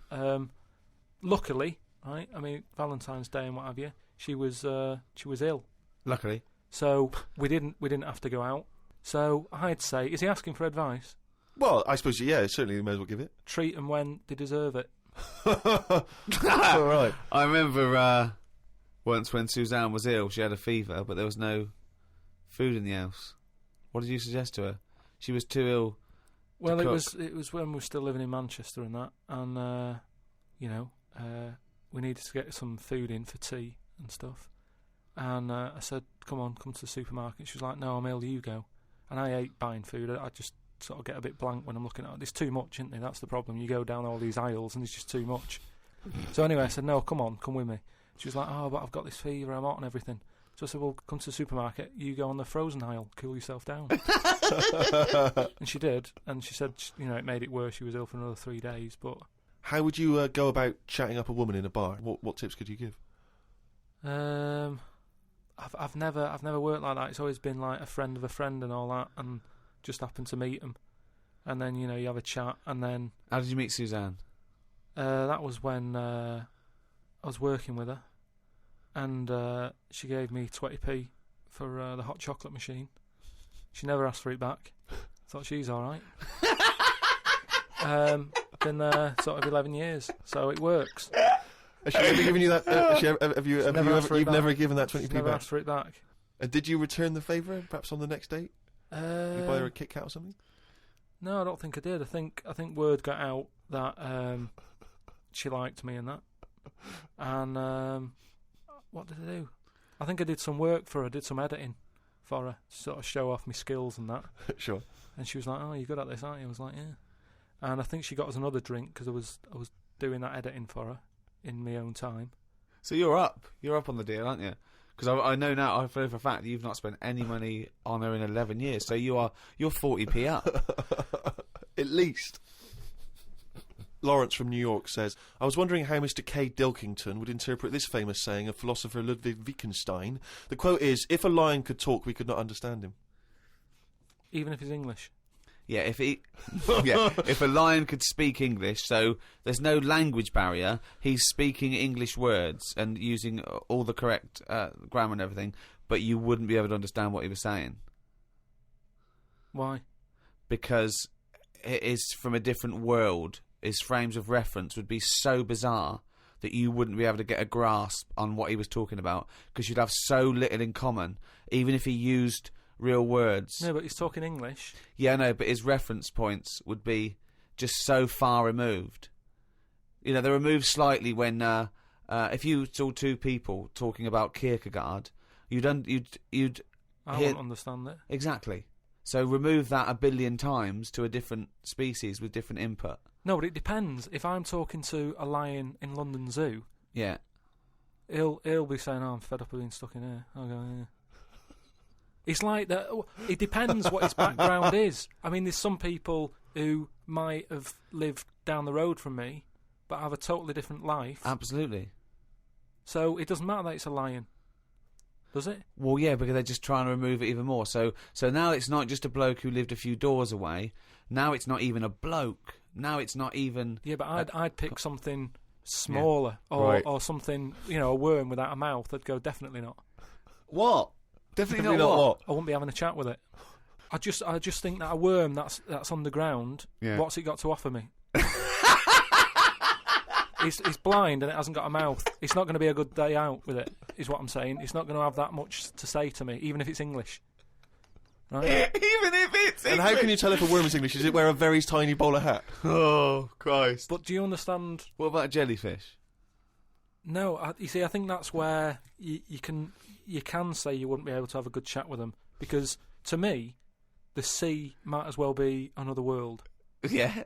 Right? Yeah. In a way, I think the fish sort of have more rights than us. What do you mean? Just because when whoever made the world, right? Yeah. Say, we're just bigging up God, but if I was to have a go at him, I'd say you added too much water. Criticism 1 to God, right? So, how would you have changed that? Just more land. Fair enough. Now, why have fish got more rights than us? That was what I was interested in. Because there's loads of them, and when you look at the amount of sea on the world, right? There's loads of that. You only have to like I was in Malaga the other week, right? And you look in the sea. There's loads of different fish, and that's just in 8-foot water. If you go miles out, there's all sorts of weird fish, isn't there, with lights on them and everything. So, and there's just millions of different types. Yeah. Now, but why does that mean they've got more rights than us? Just because I think, rights come in numbers, don't they? If you know what I mean. Like, if there's one of you shouting, people go, "Oh, he's an idiot, shut up," whatever. If there's loads of you shouting, they go, "Oh, best listen to them, see what they've got to say." Right. And that's what I mean about fish. Yeah. There's loads of fish. Right. So... But they're not really making their voices heard, though, are they, Carl? Yeah. I know, because they're underwater. But what I mean is... I don't know what I mean.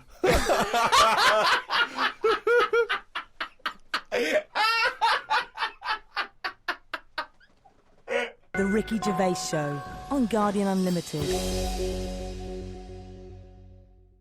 Oh, pleased to meet you. Start me up. I'm here to tell you all about Channel 4 Friday Night Comedy. So start me up. Now then, there's 3 great new comedies from New Green Wing. That's nearly ready. My Name is Earl and The It Crowd. The great new comedy from the creator of Father Ted. Ow! Friday night comedy this Friday on Channel 4. Switch me in. It's gonna be a winner.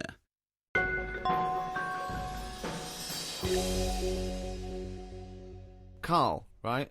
What do you think it's like being a crab? If you could go now, your mind into a crab, what would you see? Where would you be? What would you be doing? What would you be thinking?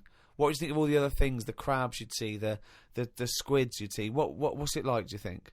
I want you to. It's like creative writing. Just think. Just let yourself go. Come on. It's got to be a crab. What do you think of a slug? What do you think to be a slug? What would you do if you were transported now into a slug? What would you do? And Suzanne, you're suddenly in the kitchen, but you're a slug, and Suzanne's sort of like there, just making tea and that. How do you let her know it's you? It's impossible. I'd just chuck myself into the salt pot or something. No, because what do you do? I'd hate that. That would be horrible. That. Oh God! Have you ever read Franz Kafka's Metamorphosis, in which a man wakes up and he's turned into a giant beetle, and that's the whole story. I think it might be of interest to you. So what happened to him with the beetle?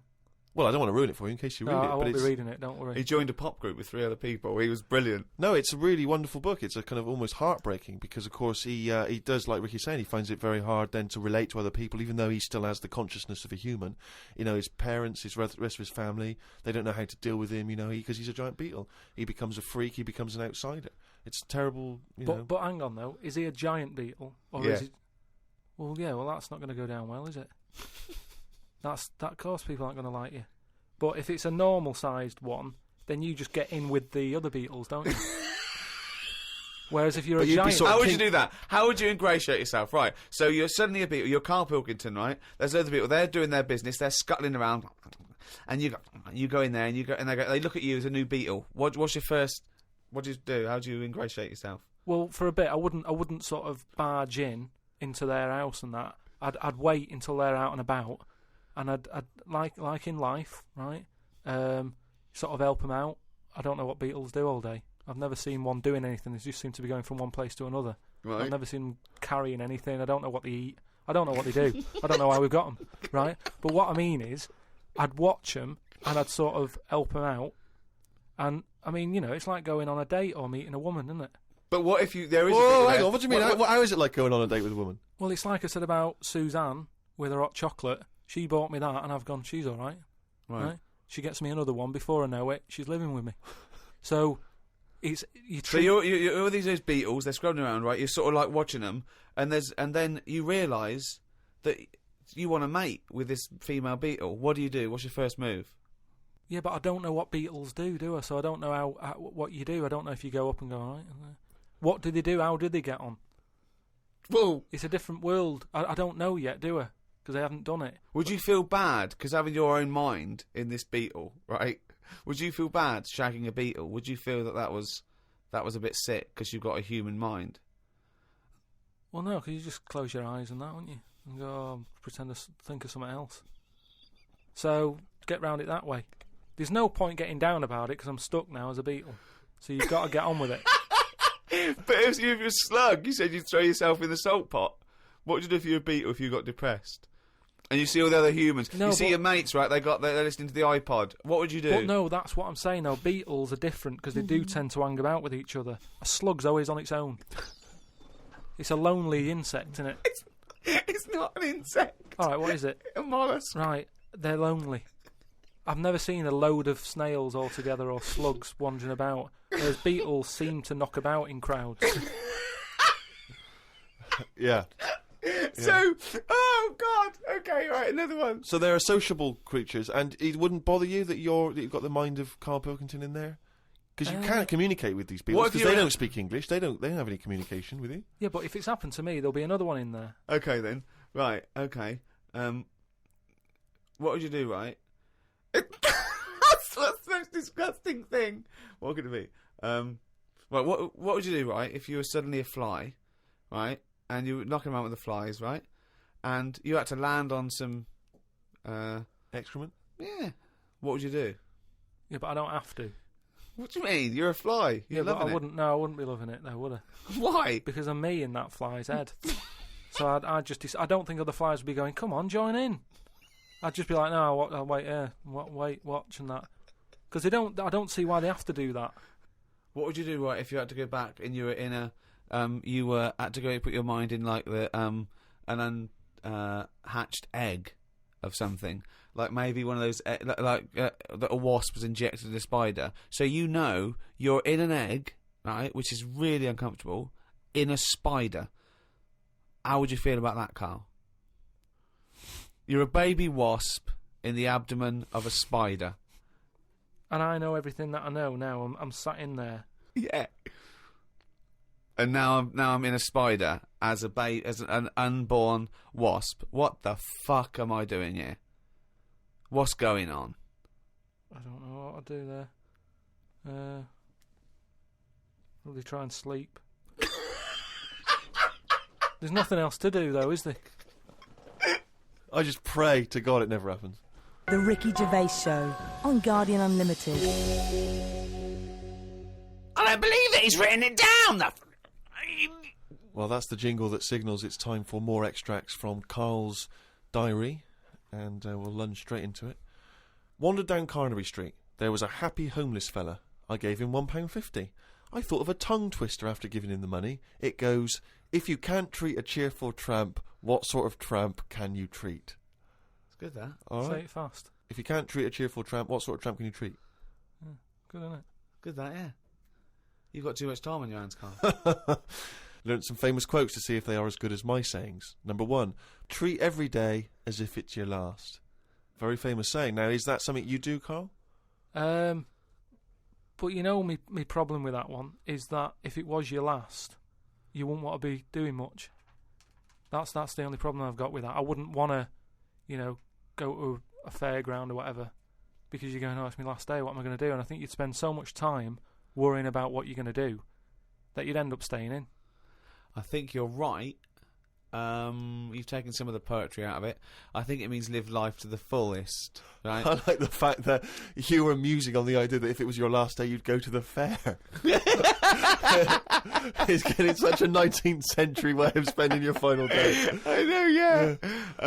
Well, the thing is, the other thing is that the only thing that people get depressed about in terms of sort of like life and death is not the knowledge that they're gonna die, but more the knowledge that they know they're going to die when they're dying. If someone told you no one ever knows when they're going to die, no one ever gets an illness, no one ever gets hit by a truck, everyone passes away peacefully in their sleep, dreaming they're riding a big marshmallow, right?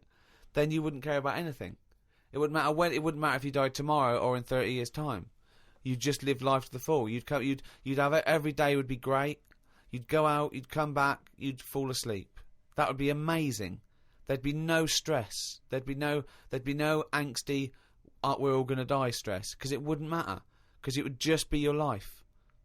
Wouldn't it be amazing if someone guaranteed you, Carl, you're going to die in your sleep? I'm not going to tell you when. Yeah, but some people do, don't they? Well, exactly. Yeah, but we never know we're going to, because we stress. What if we get a dreadful illness? What if we, But we're almost not letting people die naturally anymore, are we? Because we're always bodging stuff up. What do you mean? Well, someone who might naturally die in the sleep aren't allowed to naturally die in the sleep because they wake them up with those electric things and get them going again and pop in a new lung or whatever whilst they're at it. That's what I'm saying. They don't just... You never hear it anymore, do you? Frank peacefully died in his sleep. No, he died on the operating table whilst we were putting in a new lung. They don't die naturally anymore. Frank died peacefully with 40,000 volts going through them and a couple of people going, clear! Clear! Rushing about today. Got to get a lot done as I'm flying to Malaga tomorrow to see my mum and dad. Don't like flying. I'd be happy if they give you a parachute instead of a life jacket. They say Da Vinci invented the parachute as well as the helicopter. He never got round to making them, though, because he only drew them on some paper. Got up at 5 a.m. as I had to get to Heathrow to get on the plane to see mum and dad in Malaga. Went out for a drink with a cousin who lives in Spain. Ain't seen her for 27 years. Oh, that must have been tricky, making conversation. I didn't really bother. Because where do you start? I might as well go up to anyone in the street and start having a chat. Yeah, you have to go further back than... did you want Chantal to win Big Brother? Yeah.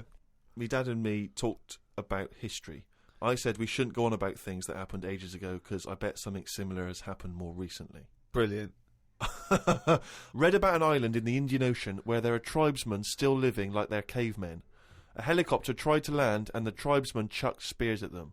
This is what I meant about not having to talk about things that happened ages ago. We have got new cavemen now, so why do we talk about the old ones? People could have lived before, but computers and all that blew up and books got burnt, so all they had left was what these tribesmen have got left.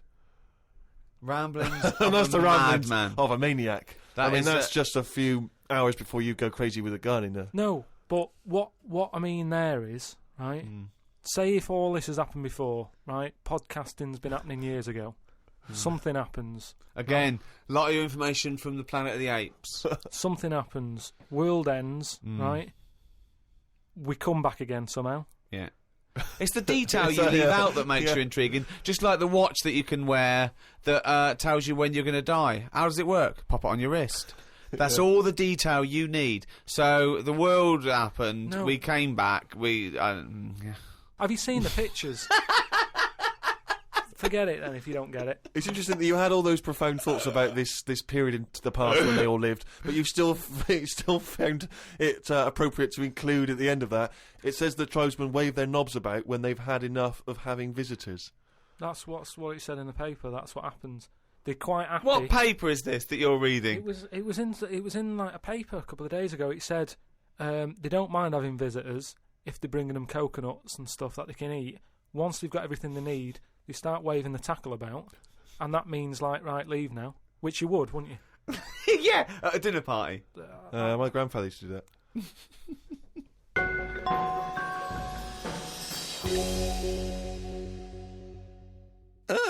Well now, what have we here? I'm here to tell you all about Friday night comedy on Channel 4. There's 3 great comedies. Green Wing, It's Nearly Ready, My Name is Earl, and The It Crowd. The great new comedy from the creator of Father Ted. And what have we here? Jingle, jangle, jingle, jangle as it happens. Friday night comedy, this Friday on Channel 4. Switch it on. Now then, well now, the young man. Well now then, well now then, young man.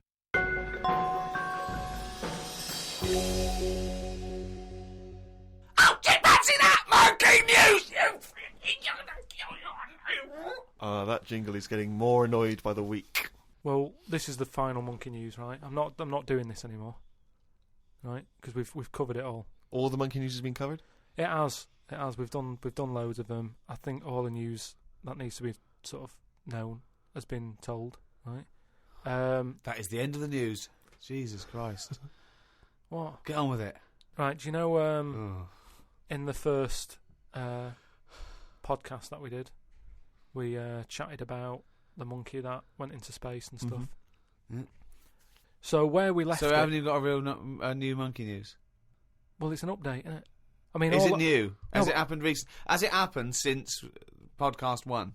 I have to pick Ricky up on the point that he thinks any of the monkey news we've heard, A, happened, and B, happened recently. It almost always happened in olden times or ages ago. Oh, you're right. It never happened. Yeah.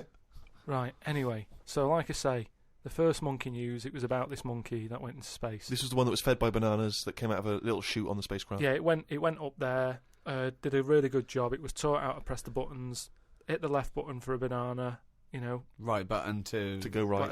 Make history and go to right space. Right. What do I want? Not more banana. You haven't taken off yet? More banana. Oh, we shouldn't have given him a choice of banana or a change history. We should have the right button. We should have fed him before he went and only had a right button. He's at the left button again. He's just eating bananas up there. What's going on? It's costing us a fortune! Hey, little fucker. Press the right button and do something. Oh, bananas. Hey, hit the left button again, the little fucker. So anyway, yeah, I told you, he went up there. He came back. He could never get that the high exactly, again. Yeah. You know what I mean? He tried other things. I think he tried to get a band together and that. Right. So anyway, there was loads of monkeys that were signed up to this NASA program, and it was 1961 when this little monkey called Ham, that was his name, So a bit of an update. That's the same one as I talked about. His Right. name was Am. As well as him, there was one called Enos. He went round the world loads of times. So anyway, what I've found out about it since then, Am went up there, did the left-right business with the bananas. Enos, they didn't put as much work into the trip when he went up there, and something went wrong with the machinery. And do you know how you get a banana for the left button and all that? It's official now. There's 2 buttons in this spaceship: banana dispenser and everything else. The right button is everything else. But it worked the other way. The machinery went weird. Oh no, really? So it meant that the right button would give him a banana. Right. The left button did everything else. Oh no. How did So that, how what? did So that what happen had been though? taught? This is the problem with electronics, isn't it? Well, no, I don't think No, that's... apparently this is the problem. But the good. I mean, honestly, look it up if you want. This is all online, by the way. So what happened when it all went haywire? What occurred? Luckily, Carl, this is online and it's bollocks. luckily, Enos, because he'd done a few trips, Right, he's so he was like, experienced. "Well, I know this isn't right. As much as I love bananas, this isn't right." That was his thinking. Of course, it was. So anyway, so he came back. They were all like over the moon with him. He you said, know "I what mean? can't work with these conditions." Good mission and everything. Well done on working it out. He sorted all that out. It moved on a few years. Armstrong's gone up there. Buzz and that other fella, they've been up there. The monkeys aren't needed anymore. But they were like, we've got all these monkeys who have done NASA training. What are we going to do with them all? And they had to raise £14 million to make them like an old sort of chimps home for retired Retired NASA-trained monkeys. Chimpanauts. Something they've got in there is like a little museum, right, of all the missions and that they've been on, so they can sort of, even though they're not going to be going into space again, they can almost relive it and reminisce of the times that they've had. And they're reminiscing with each other, are they? just sort of going, chatting oh, about the remember old that times. time when it all went wrong, the button became the left when it should have been the right and all the rest of Yeah. it. They just, sort Talking of about old times, talking yeah. about old times and what have you, like old people like to do. Sure. And yeah, that's it. So if you want to like give some money towards their home, you can go to like savethechimps.org, and it's all there. All that information that I've given you, it's all there. You can. sort I'd of be help 'em out. surprised if all the information you've given us is there. It's all there. I'd be very surprised. It's all there. Just retired, monkeys and that who have done the bit. Perhaps we should retire Monkey News to that same place. That's what I mean. So, I hope you've enjoyed the monkey news and that. That was the last one. Look after the monkeys. Do your bit, because they've done their bit. That's it, yeah. But just because I'm not giving the news, look it up. Do you know what I mean? It's all out there. Don't be ignorant. Wise words.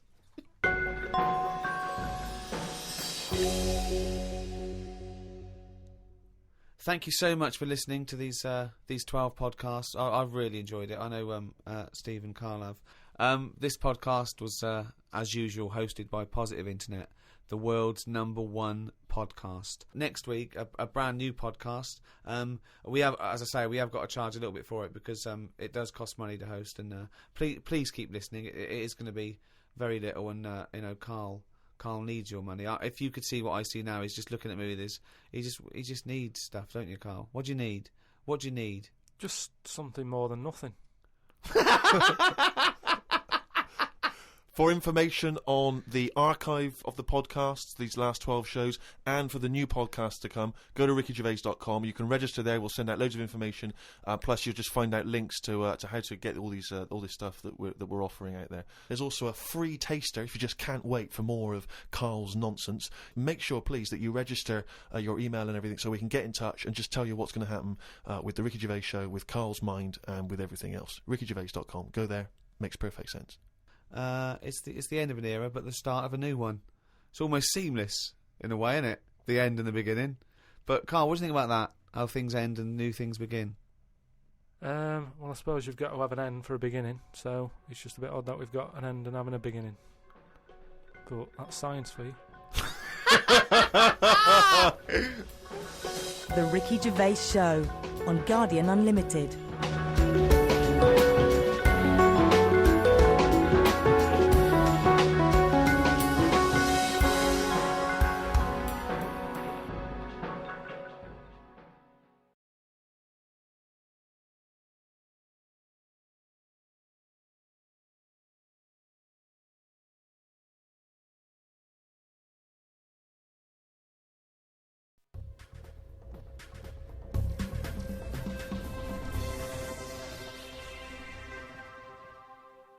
Hello, welcome to number 3 in the 3rd series of The Ricky Gervais Show.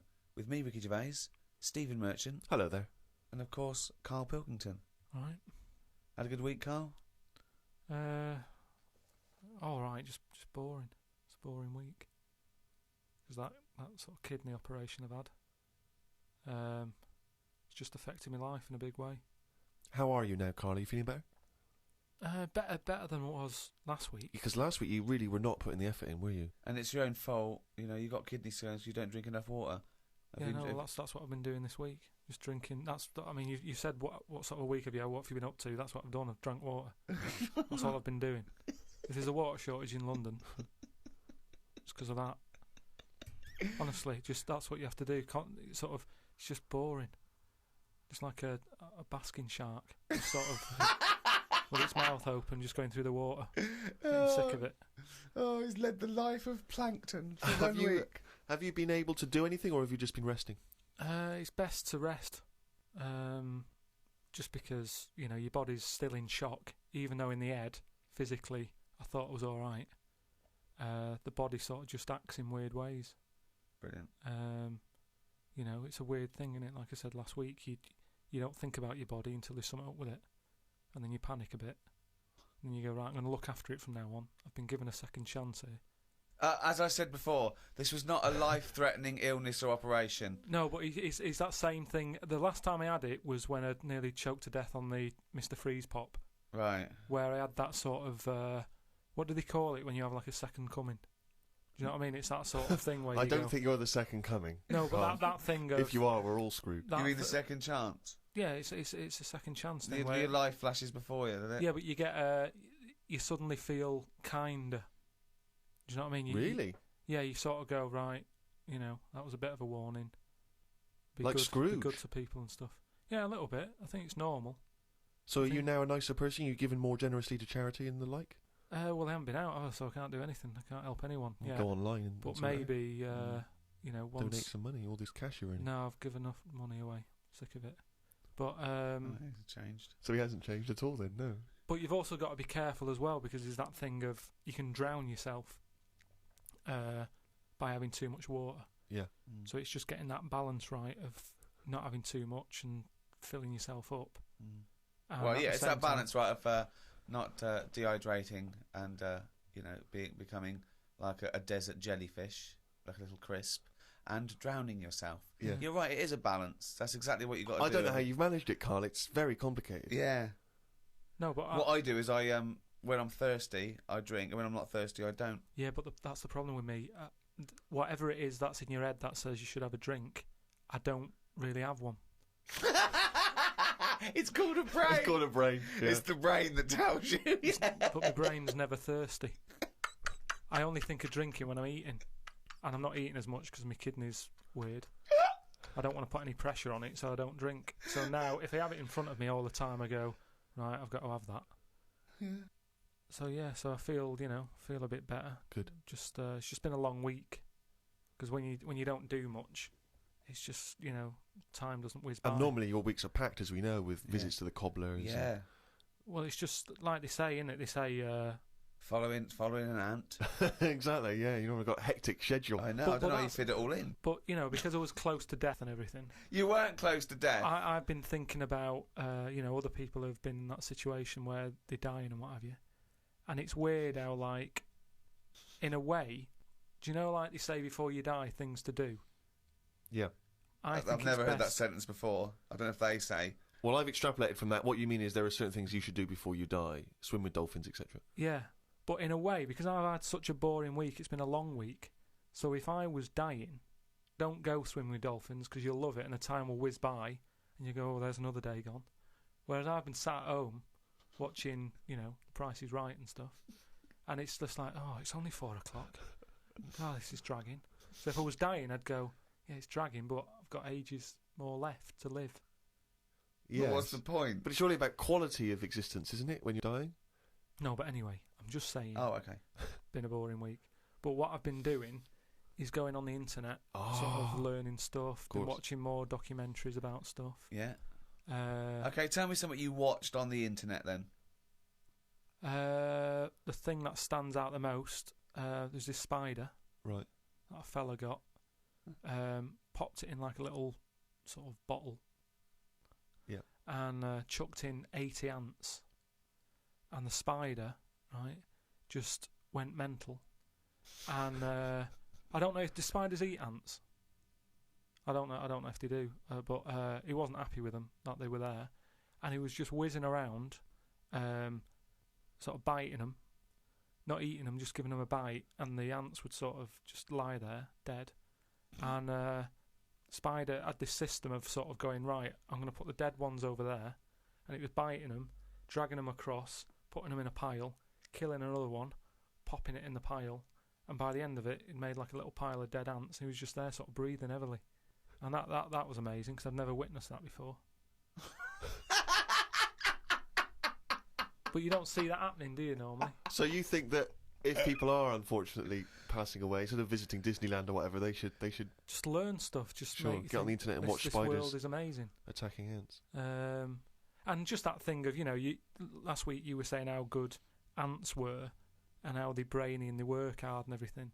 Yet none of them they didn't know what they were doing. There was panic going on. You watched them again; they were running backwards and forwards. And I remember seeing a program about ants where they're meant to sort of work together as a team. Yeah. And if they climb up a person's leg, that person stood on their house, say, and they're all like, "Oh."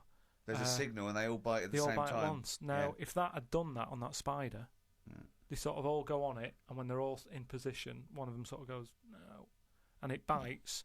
And then it would do some damage, but there was none of that. But you've seen things like the Towering Inferno, where even humans panic crazily and jump out of windows and things until Steve McQueen comes along and saves the day. So, yeah, but at the end of the day, when you're in a Towering Inferno, you were there relaxing on holiday. So of course you're going to be relaxed, and the shock of it's going to make you go, "Oh, I wasn't ready for that. I was sat here in my trunks." Whereas that ants should always be alert. Well, yeah. Any insect's life should always be... Well, so for a human scooping up 80 of them, putting them in a bottle with a giant spider. Yeah, but I'm just saying that's what insects do. Their life, they never relax. That's what's weird with an insect.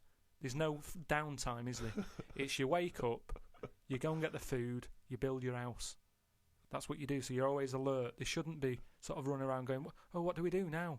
That should be in them. I love that you're annoyed at these poor ants that were bitten to death. But also, they say they're clever. I was looking at it. If I was an ant, I would have just crawled under the pile of dead ones.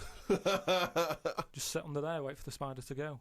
None of them were doing that. They were all staying on one side and the dead ones on the other. So I'm just saying that, you're always sticking up for insects, saying they know what they're doing. They don't. What do you mean? Where's this come from? When have I ever stuck up for insects? It's you that's follow them and saying they're brilliant and that, and ladybirds are right-handed and Christ knows what. No, but, so I'd learnt that. Brilliant. You haven't learnt anything. There's nothing to learn from that, There's nothing you learned from that. Something about jellyfish, and what else was there?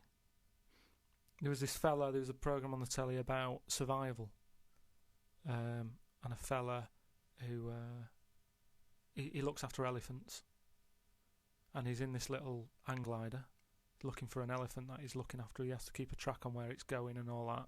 And one day he's saying, "Oh, I haven't seen the elephant today," and the fella's like, look for it tomorrow. He's like, "No, it's best if I go and look for it now, because it might go further away or something." He said, "Oh, I wish you'd leave it till tomorrow." So straight away you're going, "Oh, this is trouble." So he's going out in his glider, sort of at night. He's looking for the elephant. I doubt it's a glider. I imagine it's a glider with an engine. It's one of light aircraft then. Yeah. So he gets in that on his own. He's wandering about in the air, looking down. Like I say, it's loads of land. He's looking for one elephant. He's not having much luck. Anyway, I think he gets to a point when he goes, "Oh, I'm having no luck, I might as well go home." Goes to turn round. Something happens. The glider falls to the floor, crashes. Light aircraft. Yeah. That crashes. He gets out. He's broke his legs. Done his back in.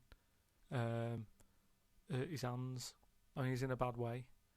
And he looks at the plane, and that's a wreck. Petrol's coming out of it. He's thinking that's not going to fly again. And he has to lie there, doesn't he, for like 48 hours or something. And in that time, everything's being chucked at him. He has a lion wandering around him. A scorpion walked over his leg. Some sort of dangerous snake went in his shoe. What else is there out there? Some sort of bad ants. Just everything that's there that could cause a problem. He had it all in his line. I haven't seen this, but I suspect there's a lot of conjecture in this telling of it. Bad ants. Bad ants. No, just anything that you could think of that's out there to cause you a bit of a problem. Camels. He got hot. He got so hot his lips fell off.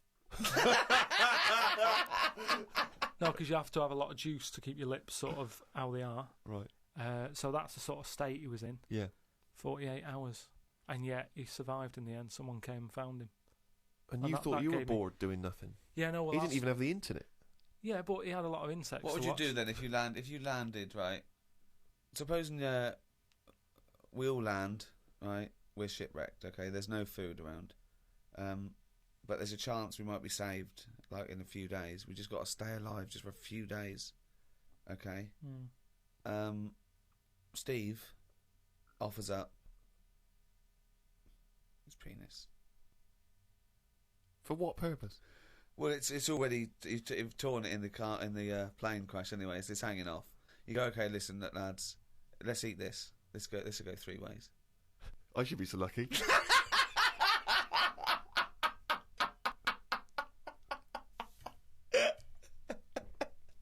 Okay, fine, yeah. I'll look for something else. Because we're surrounded by water. Why are we eating knob? There's loads of fish and everything. There's more fish in the sea than there is stuff on land. That was something else that I've read about how there's more sea life happening. There's loads more. What do you mean? Than what? Than stuff happening on land. Well, yeah, it's a bigger place, isn't it? Yeah, and there's more. They're all coming further in because it's getting so crowded. Everything's being pushed outwards. So we're going to get to a point where people won't go walking in the sea because there'll be something deadly just floating about on near the shore. Again, that's no information at all. I don't know. There's no information in that statement at all. Yeah, I said how the sea is so overcrowded that everything's being pushed to the edge. It's not overcrowded. It is. You mean things that are in the sea are being pushed to the edge of the sea? Yeah, because there's new stuff happening all the time. There's new creatures being made. They're changing quickly. They were saying how, like, I don't know, 50 years ago, jellyfish didn't even have a sting. That's rubbish. Try 50 million and you'll get closer to the truth. But what I mean is, in terms of, like, land, we all look the same, don't we? We've had 2 legs and 2 arms for ages. Whereas in the sea, things are changing at a really fast rate. So, like, jellyfish were knocking about. The sea is a much more stable environment than the land anyway. What are you on about? Well, I wouldn't have thought evolution is any faster in the sea than land. Yeah, it is. Well, no, what's the evidence for this? Well, I'm telling you now. I'm telling you how jellyfish have changed. And look at them. And how have they changed then? So 50 years ago they didn't have a sting. Yeah. Now they have. Yeah. Trilbies, they wore trilbies 50 years ago as well. And they just spoke with a much more, refined accent. Yeah. Just that is quite a lot though, isn't it? Because jellyfish are nothing. But like no, you made that up. That's not a fact. There's no facts come out of this discussion. Not oh, that's interesting. That you haven't said anything. Jellyfish haven't changed in 50 years. No, they have. They've changed a lot in terms of... Well, they haven't changed in hundreds of millions of years, so I don't know what the 60s had to do with anything. I just don't know what influence the Beatles and Mary Quant suddenly had on jellyfish, where they hadn't changed for hundreds of millions of years. With all this sort of loose, free sex, free love, they were just going berserk. I know, yeah. There were no inhibitions amongst the jellyfish anymore. Things are changing a lot. To think that jellyfish, when they first came out, they were nothing. Jellyfish are nothing, aren't they? They're just a blob. So when they first came out, when they were first released, new by Roncal. Yeah. But what I'm saying is, even though they were nothing, they've grown to have a bit of something, just to get by in a busy place. Which I is the don't know sea. what you're talking about. It's all guesswork and conjecture. It's not guesswork. I've been it's off all all nonsense. week. I've been reading all this and watching stuff. Carl, you haven't learned anything. Well, that's not entirely true because he's obviously learnt enough to have written a poem about some of these subjects. Oh, I love his poems. Are you getting into poetry now, properly? I really like it, yeah. Is Carl going to read this for me, Steve? If you want him to. I think so. I did one about my kidneys. What was it called? Didn't have a name, it doesn't need it. Ode to a Nephron. Right, I did 2 about jellyfish. Excellent. I don't like jellyfish. They're not a fish, they're just a blob. They don't have eyes, fins or scales like a cod. They float about blind, stinging people in the seas. And no one eats jellyfish with chips and mushy peas. Get rid of them. And then there's just a shorter one I did about a jellyfish. It would be spiteful to put jellyfish in a trifle.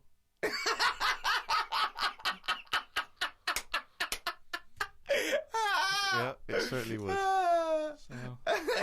That's great. That's really good because it's jelly. He's done us there, Steve. Yeah. That's a really good poem. It would be spiteful to put jellyfish in a trifle. Yeah. A little half rhyme. Yeah. Do you want the one about my kidneys? Yeah. For God's sake, me belly ache.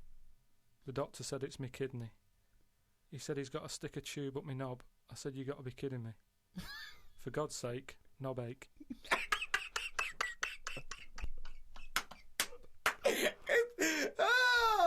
Oh God!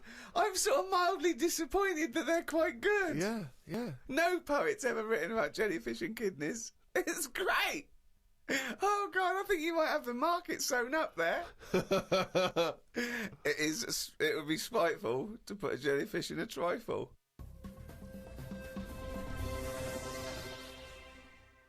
I mean, I'm both impressed and fascinated and worried by Carl's new literary outlook. Yeah. You know, we've said to him, we've tried to make him appreciate the arts and poetry and explaining like what metaphor does and symbolism and all that. But I'm worried it'll backfire, because what if he becomes clever and erudite and then we lose our little endless well of stupidity? What if we lose our little shaved monkey? I mean, these podcasts without, It's almost like you were evolving into a human.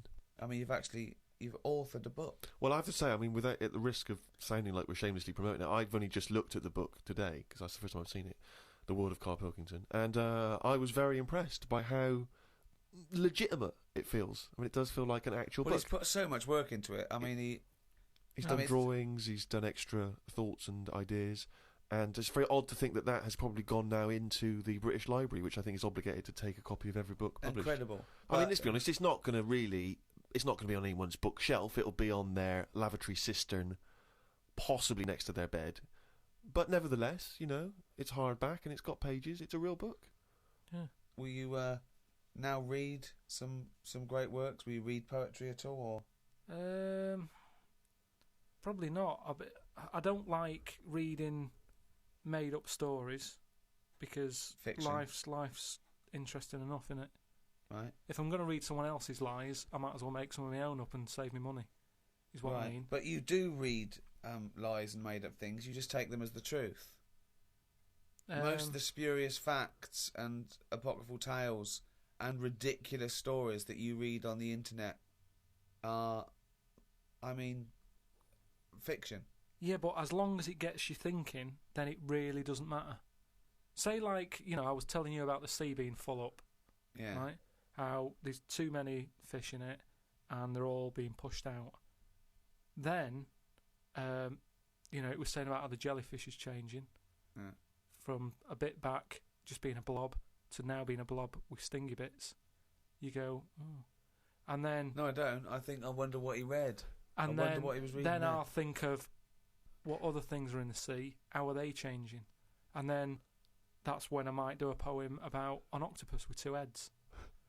Because it's got me thinking. So no longer am I just reading someone else's story, spending a full week reading some other story. I've read a little paragraph, and that's got me thinking about and it's an inspired octopus you to make great art. with an octopus with 2 heads. And you just think, yeah, that would work. That's a good way for them to evolve. They've got all the arms. Give them 2 heads.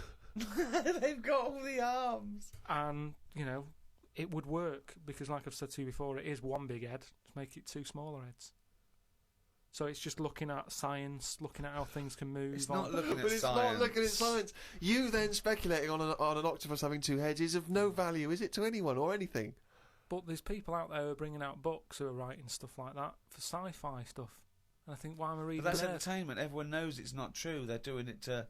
But they do more than just say, wouldn't it be great if there was an octopus with two heads? They then paint a world in which this octopus exists I and can do presumably that. causes some kind of narrative interest. I can do that on my own, though, without... So what's the story of the octopus with two heads? It's happier in the end. Everyone likes happy ending. It's got company. But that's not a story, Carl. What? Tell us the story. What, you made up a story about an octopus with two heads? No, I'm just saying... I've thought about how the sea's changing. Right, what else is in the sea? Octopus. Right, what's an octopus like? Well, it's just a big head with a load of arms. Right, how would I change that? I love this thought process. But it's not a story. This is not a story. It's not anything. It's just some thoughts you've had. It's not... But a story is there to make you think and have thoughts. But what is it that you've thought? You've not... I don't see what you've thought here. I've just thought, yeah, that'd be all right. I know, but... Well, like King Kong, then. That's only someone who's gone, oh, monkeys are getting better at stuff. Yes, but it has a story, doesn't it? They go in search... No, it isn't. It isn't saying monkeys are getting better at stuff. That's not what it's saying. There's lots of themes, but that's not one of them. Monkeys are getting better at stuff. No, they're getting better at stuff. The way they try to he tried to go out with a woman. That's them moving on, isn't it? It's the monkey going, do you know what? I quite fancy her. And from the beginning, I mean, that is a story that you go, well, that relationship ain't going to work. Do you know what I mean? I've not gone out with women who I've quite fancied, but then they smoke, and you go, oh, that's enough to put me off. Yeah. So, when a monkey's that big, the thought wouldn't even pass my mind to go on a date. This could work out. Sometimes it's just, relationships are made for each other. Now, that for a story, you wouldn't think it'd go past page 1. Yet you're having a go at me because an octopus has got two heads, which isn't that weird. When you look at them anyway, it must be the weirdest thing knocking about on the planet. I'm not kidding you. I've never seen anything so weird. And yet... He's angry because he's not seen anything so weird as an octopus. So it's not yet a story. What's weird about it? What's strange about an octopus with all the things that could... Why is it any weirder than a dog? Because it couldn't be further away from us. A dog has got human eyes. If a jellyfish had a pair of eyes like ours, I probably wouldn't worry about him that much. But like I said to you, it's that way that they haven't got eyes. They're floating about. I can handle some fish. They look like us. They've got eyes. You can make eye-to-eye contact with them. A jellyfish, what are you looking at? It's a snidey thing, like I've said to you. You can see a lot in eyes. Do you know what I mean? They say, don't trust him. Why? It's his eyes. Jellyfish haven't even got any, and I don't trust them. Whereas if it had them, maybe there'd be the odd one that I'd go, oh, that one's all right. Okay, Carl, I'm just going to throw an animal at you. Tell me how weird it is, what bits annoy you, how you'd change it. Okay? A crab. How would I change it? Yeah. Does it annoy you? Do you think it's weird? They are weird, but they're at that size where they can get away with it. Yeah, it suits them. Okay, good. Would it change anything? In a way, what you're saying about things not working, he can't walk forwards. So why hasn't something happened? Why haven't they said, you know what, these arms are too clumsy. We need to have them so they can slot away easier, and we can pull them out when we need them, instead of clumping around with them. Because they do struggle. You see them struggling with their arms. Yet they're still here, they're still doing that, they're still designed that way. What's the weirdest animal? So you think the octopus is the weirdest animal on Earth? Yeah. In terms of design and everything, and if you lined everything up, say if I'd come from another planet, and everything was lined up in a row, and they said, right, we're going to give you a crash course in what's knocking about on this planet. Yeah. And you go, right, go on then. And you go, this is man, here's woman, here's a dog, here's a cat. here's an octopus, I go, hang on a minute, what is this? Oh,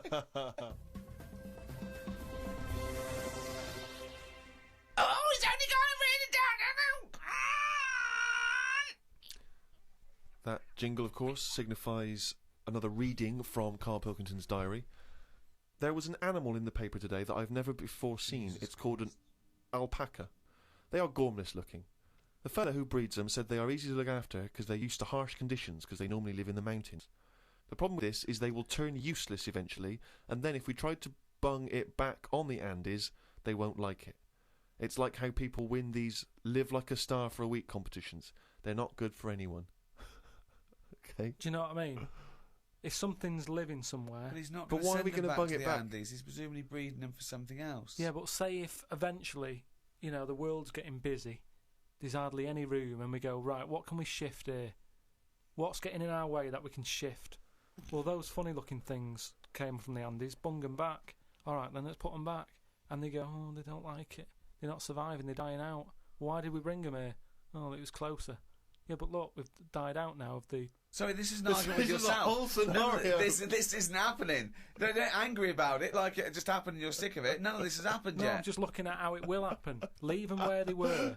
But It's you're like- getting angry about things that you're speculating on now. It's absurd, Carl. Not once have That I was read an here about argument your with anger yourself. about terrorism or international, political injustice. Not once have you written about that. Only about the fact we may send animals back to the Andes. I know, but just because it just annoyed me, that's all. They brought them here. Some fella's getting a load of praise because they've brought this weird animal into the country. And yet, it's like, well, they were on the Andes for a reason. Leave them there. It was happier there. I mean, I feel guilty when I open a bag and a fly flies out of it, and I think, where's that come from? What bag are you opening with flies? What bag? No, just when, the bag I took the computer home in, a fly flew out of it, and I thought, when did that get in that bag? Wherever brought that from? And it's the same thing. It doesn't want to be somewhere else. It was where it was. And that's the same with this Polaco, or whatever.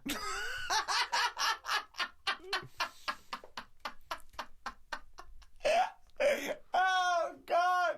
It's amazing! It really is the ramblings of a madman, isn't it? Some new sea thing has been found. That's the headlines on the news. It wasn't found by sea experts. It was found on eBay. Someone was selling it for $5. I don't see the point in buying something that you don't know what it is. What do you mean? What do you mean? It was... Someone's found some sort of shell with a thing living in it. Right. They thought, oh, I've never seen one of these before. I can flog it on eBay. Someone bought it and then wanted to look after it. Went to some sea expert and they said, oh, I don't know what that is. That's the story. It's just weird how stuff's being found on eBay. No, it wasn't found on eBay though, was it? Yeah, but that's where the specialist people sort of picked up on it. It's just weird that... I mean, all I was saying is I wouldn't want one. If you don't know how to... If it's a new creature, you don't know what makes it happy. When you get a kitten, you go, stroke its head. Loves it. Right? And you can do that knowing that it's liking it. If I had a little seashell and you go, does it sit in water? I don't know. Do you know what I mean? You could end up doing more damage. So that's why I wouldn't want it. It's nice to have rules in it. It's nice to know what you're doing with something. Well, as you write in the diary, it's like if an alien landed and wanted to live with you. As much fun as it might sound, it wouldn't be long before you got annoyed with it because it wouldn't eat the food you gave it. That's what I'm saying, but I couldn't have a go at it because it might not like pasta. It might not. Everyone likes pasta. Well, that's it for another week.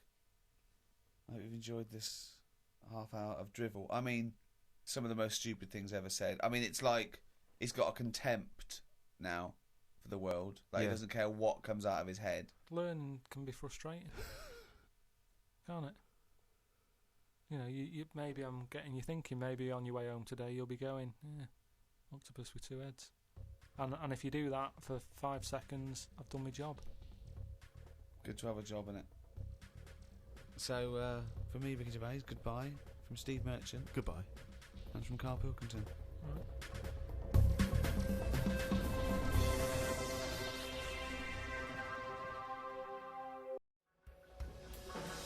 The Ricky Gervais Show on Guardian Unlimited.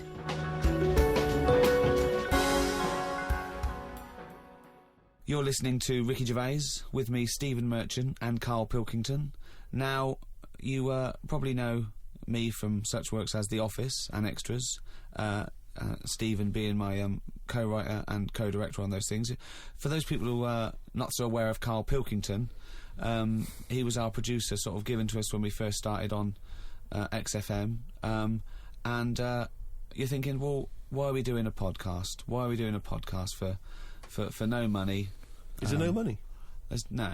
It's free, innit? It's free download. But this is what I'm here to answer. It's because I like to be in a room with Carl Pilkington. You know, like some people go and help sort of chimps. Do they? Yeah. Well, they go to the jungles and things. And help out little sort of endangered Diane species. Fossey or whatever. Exactly. You're very much the Diane Fossey of the Manchester scene. Of the little bald mank world. And Carl Pilkington is an ongoing experiment for me, because I've seen him blossom from an idiot into an imbecile. And I want to see it through. Look at the way he's looking at us through the glass. Look at that. He's got a perfectly round head. And that's why I'm doing this podcast, or bodcast, as I'm going to call it in his honour. Little round-headed bod-type freak. If you're not familiar with Bod, we can maybe put up a picture of Bod, the popular cartoon kids character. Go to rickygervais.com and you will see a picture of Carl and a picture of Bod. And you draw your own conclusions as to the likeness. Carl, what do you think about all this? That's all right. Are you excited by this new technology? What? Podcasts? Yeah, exactly.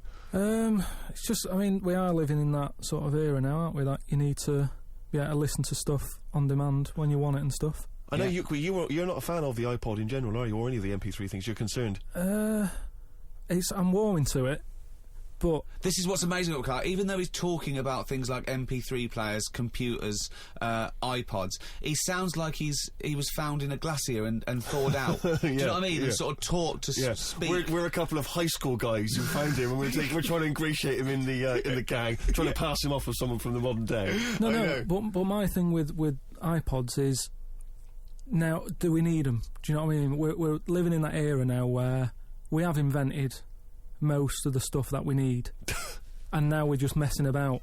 They said that in 1900. Someone actually said everything that's to be invented has already been invented. They said that in 1900, and how wrong were they? No, but what came out? At what point? What was invented in that year where they went, right, that's it now? What did they invent in 1900 that made them go, we've done it all now? Well, just think a little bit, right? The 20th century. Think what happened in the 20th century. Go on. Well, cars, planes. Yeah, but is that a good thing? Planes and that. Do you need a plane, really? Wouldn't it have been better if we all stuck where we should be instead of travelling about? War. Well, look, war's happening, isn't it? Because everyone's saying, well, now we can fly, we'll go over there. So there were no wars prior to the invention of the aeroplane? Not like there is today. Right. But what I'm saying is, the world's got smaller, hasn't it? Everyone's saying that, right? Yeah. You know, the way I was saying to you the other day, you know, we now go to places where we shouldn't go. People go on holiday to places where you've got to have an injection before you go there. Yeah. Forget it then. That's a warning. Don't go there. I'm with you on that. I don't want to enter a country where I have to have an injection to stop me from dying while I'm in that country. Right, I totally agree with you on that. So what happened is, they invented the plane, and it's like, oh, let's go on holiday, and then they go, oh, die now. Oh, well, you've got to invent something. Let's invent an injection. And then it's like, right, well, what else do we need to go to that place? There's a lot of faffing. So what I'm saying is... Is that a place? A lot of faffing? What I'm saying is, you know, Steve's travelled more than I have. You've been to, like, dangerous places. I've been to places where you need injections, yeah. Yeah, but why? Because it's fascinating, isn't it? You know, don't you not believe in that idea of travel broadens the mind? You know, it makes you experience other ways of life, other ways of thinking. It just enriches you as a human being. That's the whole reason people go travelling. But since the invention of the telly, you don't have to go that far to see it. You're absolutely right. So there you go, then. The telly was the 20th century, wasn't it? Yeah, it's pretty good. So where would you stop then? You'd stop making stuff now? Stop inventing stuff right now? Or do you think we could carry on for another 5 years, see what comes up, and then just draw a line under it all? Well, again, we're just messing about, and but there's still things to do, isn't there? I mean, I know I could throw things up. You can always get an answer about it, but you know, a cure for cancer, a cure for AIDS. Yeah, but should we mess with that? What do you mean? Because there's too many people in the world as it is, isn't there? So that's a way of controlling it, so that, you know, like, look at London, right? It's overpopulated. rent keeps going up because there's more and more people surviving, right? If you let them die, it's going to even itself out. See, I was saying to someone the other day about maybe we should look at, if we're going to invent something, right, forget, like, the traditional way of people having kids, right, the way they, you know, have it away in that. You know, What do you mean? What do you mean? No, you know, like, the way that, you know, we have kids and stuff. If it'd be good if what happened was to control it is if man and woman, right, they're born and that, they enjoy their life, they learn a lot, they live to be about 78, I think, by that point. So specific. Yeah, 78, No, yeah. but by 78, I reckon you've sort of got to that point where you go, do you know what, I've done everything I'm going to do. If you haven't bungee jumped by the time you're 78, you're not going to do it. No. You know what I mean? So it's kind of like... Your hips have come off. You've done it all now, so I've had my innings. Yeah. And then you die, right? So, say if everyone had that, they live to be 78. But then, just as you die... They give you the bumps. You get... You have a little baby inside you, and as you die, your life carries on. Sorry, How is this happening? Sorry, are you mental? No, but don't you think... I mean, what? I've never heard such drivel. You're saying that, but if Newton said it, you'd go, interesting. That's what annoys me. The point is, Carl, he never would. No, He'd what? never say it. That's the point. But if you never say it, I don't understand what you're talking about there. What? How was it? How is there a little baby in a 78-year-old? No, what I'm saying is it's like an apple, where the apple grows and it's got its little baby pips in it, and the apple goes and the seeds are planted and a new one's born. But that's what happens. But that is what reproduction is. Yeah, but I'm saying babies aren't being born left, right and centre. It's controlled so that as someone dies, someone's born. But Carl, stop. Whose responsibility is Look, this? if you don't want to do it, we won't do it. But I'm is it just supposed to be nature? Has nature got to develop humans so that we act that way? We live that way, or is this a scientific experiment? He said to you then, he said, look, if you don't want to do it, we don't need to do it. Like, if you were up for it, we'll sort it out. We can do that. We'll have a wit round so we can do the research. I just think at the end of the day we've got to do something. And is anyone keeping an eye on this and looking at what we can do next to control the population thing? It does my head in that I've got to live in London for work and what have you, and there's loads of people here, and, you know, forget going out on a Saturday night, it's too busy. And you can't move, and they keep... I mean, what annoys me about London So is... your solution is that 78-year-old women have little babies inside them, and as they slip away into death, the little babies... And how is that baby then raised? Who looks after the baby? Because it's a pretty good system having a baby while you're young enough to look after that baby and make sure it lives to, reproductive age itself. I mean, that system's been working for years. Nature's sort of sorted it out. Natural selection and evolution sort of makes that a good model. But wait a minute, nature. Pop that on hold, because Carl Pilkington's got an idea. Yeah. That's what it was, just an idea. Yeah, well, it was nonsense. But thank you for it. The worst Yeah. I mean, it was the ramblings of someone you'd find by themselves in a hospital eating flies. Yeah. This is the sort of thing you find when, if they find maybe a pamphlet or a booklet written by a psychopath. You know, someone, just before they went on a rampage and then turned the gun on themselves, they go through their possessions and they find a book and it's got weird drawings, women with knives in their face, and this kind of In garbage. fact, I saw a similar sort of theory written out on a wall, but it was written in shit. Exactly. Yeah. No, all I'm saying is, I think it's, you know, when people die normally, everyone's fed up about it, aren't they, and a bit down. But if when you pass away, you go, oh, we're going to miss Gladys or whatever, but then there's this new life brought in, it's almost like a bad news, good But news. you're talking about it like someone could pick this idea up and run with it. Like you've given them enough information to do it. How is this possible? Where does she get the baby from? Why does it grow? Why grow it in Gladys's belly? Why not have it in a drawer? But what I'm saying ready is- to go, just add water. I mean... Who looks after son of Gladys? There is no theory here. There's no... it's the ramblings of a madman. What I'm saying is, though, the body's always changing, innit? From caveman to now, or whatever. In some cases. And they're always finding out more and more. Like I read the other day about how they're saying, do you know, like they say, people have 6 senses. Yeah. There's loads more than that. Right, and there's this one. I say, show me that you've got one. No, right, and there's this one that's knocking about.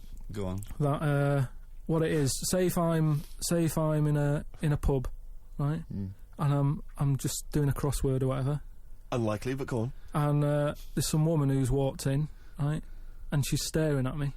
Yeah. I know she's looking at me, and I look up and I look round, she's looking at me. Right. And they're saying that's a new sense that they found out from, like, you know, doing tests and what have you. Yeah, it's rubbish. And they're saying that's been around since like man and dinosaur was knocking about. But it could be you know, peripheral vision. It could be a footstep stopped, and usually when someone's footsteps stop, they've stopped. No, they've explained I think it's safe to assume that, you know, that with your perfectly round head, people are always stopping and looking. No, but they explained you just know that there's probably going to be someone there if you look right. They said it's from the time when, like, caveman was, like, wandering about, and he'd go, hang on a minute, and he'd look round, there's a dinosaur there or whatever, and he'd leg it. This is nonsense. I hate it when people use the term when caveman was wandering round. Caveman and dinosaurs, they used to live together, yeah. Oh, that's the same era. Yeah. What have you been watching? Raquel Welch? What do you mean? Well, what do you mean caveman wandering, knocking around with a dinosaur? You know the Flintstones is only partly based on fact. Dinosaurs and man did not coexist. The dinosaurs had long gone before man arrived. Extinct. Kaput. You don't believe us? What, you don't believe it because you've seen... Because you saw that film where they took pictures of lizards and magnified them and put them next to men in films so they looked like they were fighting. Yeah. No, but why couldn't that have happened? What is the film with Raquel Welch? A Million Years BC. A Million Years BC or something. A Million Years BC. Brilliant. Yeah. Yeah. No, but... She had a sort of woolly mammoth bikini. Fact. But why wasn't the dinosaurs back then just like how we have dogs now, in a way? He's watching the Flintstones. He's thinking of the Flintstones. Yeah. That's what he's thinking. When he puts out the saber-toothed tiger, and then Dido, and he mixes his concrete in a pelican. Yeah. Yeah. I just think that there must have been a crossover point. Why? Why did you say that? Why do you think there must have been a crossover point? Because if nothing was knocking about at any point, how did anything carry on? I know. Exactly. Why didn't Hitler meet Nero? It's weird, isn't it? There must have been a crossover. They must have met somewhere. They must have met at a party somewhere. They mixed in similar circles. Yeah. Well, I mean, are you telling me that Ken Dodd has never met Genghis Khan? They must have bumped into... I can't believe it. Forget it. Oh. You're listening to Ricky Gervais with Stephen Merchant and Carl Pilkington. Coming up after the ads, Monkey News. What ads? No ads, no? No, we're not. There's nothing here. There's no records. We just got to keep on talking. Okay. Which is not. We could do our own ads. Okay. Bring tea for the Tillerman, steak for the sun. Out now to own on DVD. Ricky Gervais's and Steve Merchant's award-winning extras. With Ross Kemp. Oh, zippy. With Les Dennis. Put your arse away, Les. I don't really know. And Kate Winslet. Oh, this nun outfit makes me talk dirty. Out now on DVD. Extras. Did you like Flannelwalls? The Ricky Gervais book for kids with pictures of made-up creatures in of different colours? Well, if you did, there's more of them now in the new book. More Flannelwalls. Which is also by Ricky Gervais. Drawings by his mate. Out now. The Ricky Gervais Show on Guardian Unlimited. You're listening to Ricky Gervais with Steve Merchant and Carl Pilkington. Mm-hmm. Well, now time for one of our regular features, Monkey News. Do the jingle. Oh, chimpanzee that Monkey News. Right, what we're doing here is just giving you a bit of monkey news that's gone on, right? Where a monkey's been involved in it. Good little story in that. Yeah. Are you familiar with the one that went into space? The first sort of thing they ever sent up there before man did it and all that. You see, this is what annoys me with it really. Armstrong gets all the glory, but do you know who went up there before him? A monkey. Yeah. Dog went up first. But what was the monkey called? I don't know. No, sure, okay. So it's not the most informed news bulletin. The dog was called Laika. Was it? Yeah, they couldn't get it back there. They sent it up there.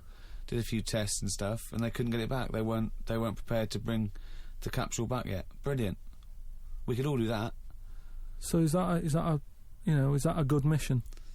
Well, I just think it was seeing what if the mission itself killed it, but they didn't have the technology because of course it couldn't fly the capsule back, which it has to be manned to bring it. Right. Well, this was the next one up then, right? So the dog must have gone first, and then they went, right, we made an error there, right? Get the monkey in. And what happened is they taught it what buttons to hit at the time that it needed to hit them, And the way they did this was like give it bananas. It was like hit the red button, and it hit the red button. They'd give it a banana, Right. and they go right reverse is the green one. Hit the green one, and then they do that and go there's a banana, and then they go right hit reverse and it go and get a banana. Right. Hit the red, so it was taking commands on like headphones. Right, but how were they Is giving it that the how you banana? learn to do radio? How were they giving it the banana? What do you mean? No, Well- this is before it went. You wouldn't right. just go and put a monkey in it and go, there you go, get on with it. They'd sort of put him in one of them capsules that you get, Yeah. and they were on headphones. I don't believe this happened. Well, I'm telling you the story now. So the monkey I don't sat... think they trained it to do anything. I think they sent it up there and he put electrodes coming out of it to see what It wasn't any of that. They did a thing like they do, like they can with animals. If you give something, like a treat, you can teach it how to do it. It's just like a dog, isn't it? It's called Pavlovian conditioning. However, that was to see if it would salivate or go over to a particular corner, not if it could control a spacecraft. Next one up. It's the next one up. As far as the monkey's not sat there going, oh, I'm a bit under pressure here, it's a rocket. All that's knowing is, I'm getting a banana if I hit that button. That's all the monkey's thinking about. They wouldn't put billions of space But dollars. how can they be sure that it's going to press the button at the right moment? Because it's got headphones on. They're telling it. It's not like just, you have now. It's not like willy-nilly. It's not just like pop it in there and Willy-nilly, see. who's that? But what's to stop it from just hitting it any old time? Because it's a monkey and it's not a human. Because it's trained now. But Oh, it's anyway, trained. so It's fully listen, trained. Yeah, go So on. what happened is, anyway, Oh, this is absolute rubbish. they pop the monkey in there. Yeah. He's got his headphones on. They go in, right, hit the green one. And I think there's something there that a little banana comes out to keep the same. No, you're making this up. I'm not. It's the same. There's no way that they made a spacecraft that had a banana dispenser. Right, There's so- no way in this world that they made a spacecraft that could go into outer space, right? So what- so manned you're- so by a you're- monkey with a banana dispenser. So you're saying that it's easy to send something up to space, but you don't believe there's a little banana machine? Right, okay, so in your world, there's a monkey and it's been conditioned and there's a little monkey dispenser, banana. monkey dispenser or a Yeah, banana like banana dispenser? dispenser, right? So it comes to the launch day, monkeys sat in there, everyone's ready, bananas are stocked up and all the rest of it. They go, right, hit the green button. Right, and the rocket goes off and what have you. No, they would not make the monkey launch the rocket. Carl, you are living in a cartoon world. So the rocket goes off, right? This is absolute bollocks. It's all going well. I mean, I don't know It's what you're all- going to... It's not going well. it's going There's well. no way a monkey launched It's a going- rocket. There's no way a monkey launched a rocket, So you it's idiot. all going on. So they go and hit the left button, and it goes a The little bit left. left button! Right, Oh, so- well-known spacecraft command. This is Houston. Hit the left button. Oh, brilliant. This is what happened in Apollo 13. Hit the left button. So it goes left. Yeah, it goes left. So it goes left, and it's going well. Left! It goes left! Yeah. No, the moon. So You're it going goes, right. It goes for the moon. Everything's going well. Right. They get up there. It does whatever it does. It reverse. It comes back. Right. So then You are honestly, you are brain dead. So it's you are land- one of the most stupid people. That I would rather have the monkey drive me listen. home than you. So the thing is, so it lands back. Yeah. It does a good job and everything. It gets out. And this It's is sick of bananas. This is where it turns a bit sad, because after it's done that mission, right? Because it happened and it was all safe and everything. The next one would have been to send man. Right. So the monkey enjoyed it, and it was like, well, I want to do it again, right? But they were like, So how did they know that? How did they know? just the way it looked and what have you. It was like, Fuck off! Just the way it looked. So- You are a maniac. so the thing is though, right? So after it had done that, it was on such a high, right? Yeah. It could never get that high again. Turn There was to nothing. drugs? There was nothing that it could do. Went on tour, did it? It sort of ended up killing itself because it could never get that buzz that it Right, got. that was absolute bollocks. None of that is true, except they sent a monkey into space, and I'll check that. Absolute drivel. So in your mind, it committed suicide. It went on a crazy bender, drinking drugs and women. And like then, it does happen. You and then hear it was about found it. in you a hear about motel it. room.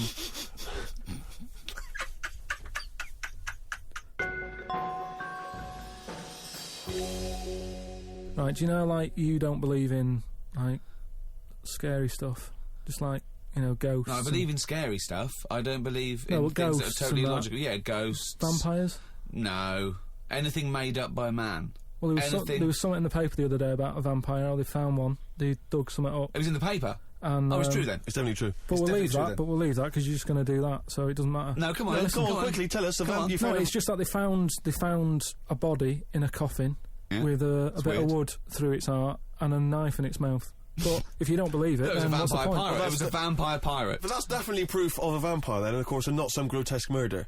Yeah. That's definitely proof of a vampire. If it wasn't made up. Hang on a minute. As far as I'm aware, when you put the thing through their heart, they just turn into dust. And also, all their victims get their own life back. Yeah, exactly. Yeah, that's right. the And here was the second bit. Yeah. Somebody had dug it up, got the heart, blended it, burnt it, popped it in some water, drank it, and they're in prison now.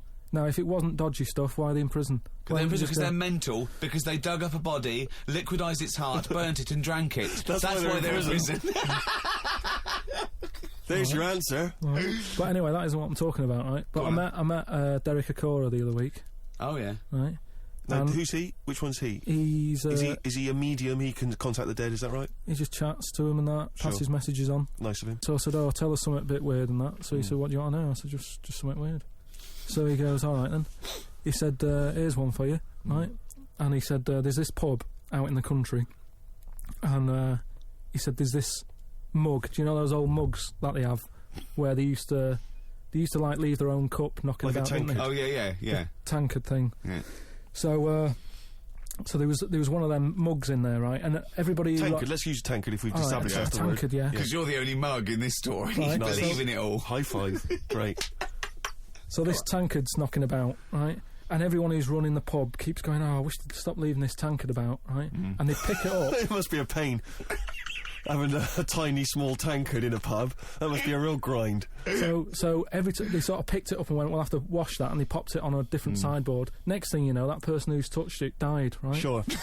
So they must have been getting through bar staff. So they kept getting in new staff and that. And they were like, what's the connection here? Right? What's the connection here? Oh, God. So anyway, call Australia. We've run out. So they sort of someone notices and they go, it's a bit weird. It's that cup, right? So they get tankard. So it's that tankard and that. So they get a vicar in. Of course they do. And they go, look, there's a lot of weird stuff going on here. This tankard, every time someone touches it, they die. So he said, leave it with me. He gets his special water out and what have you. He comes round, does a little prayer, sprinkles it. He goes, right, not a problem, don't worry about it. He picks it up, chucks it in the bin. Guess what? What? Dies in a crash on the way home. Because he'd picked it up. Well, but Carl, you're telling me this like it's fact, and I'm meant to go, that's amazing. Derek Acora, he told me. Carl, I have no opinion of that story, other than I'm pretty sure there was absolutely no connection between touching the tankard and him dying. That's all I'm sure of. It's not just him, though, is it? I'm not going to even contest the chain of events. All I'm saying is there is no connection. There is no connection possible because I believe in logic and the laws of the universe.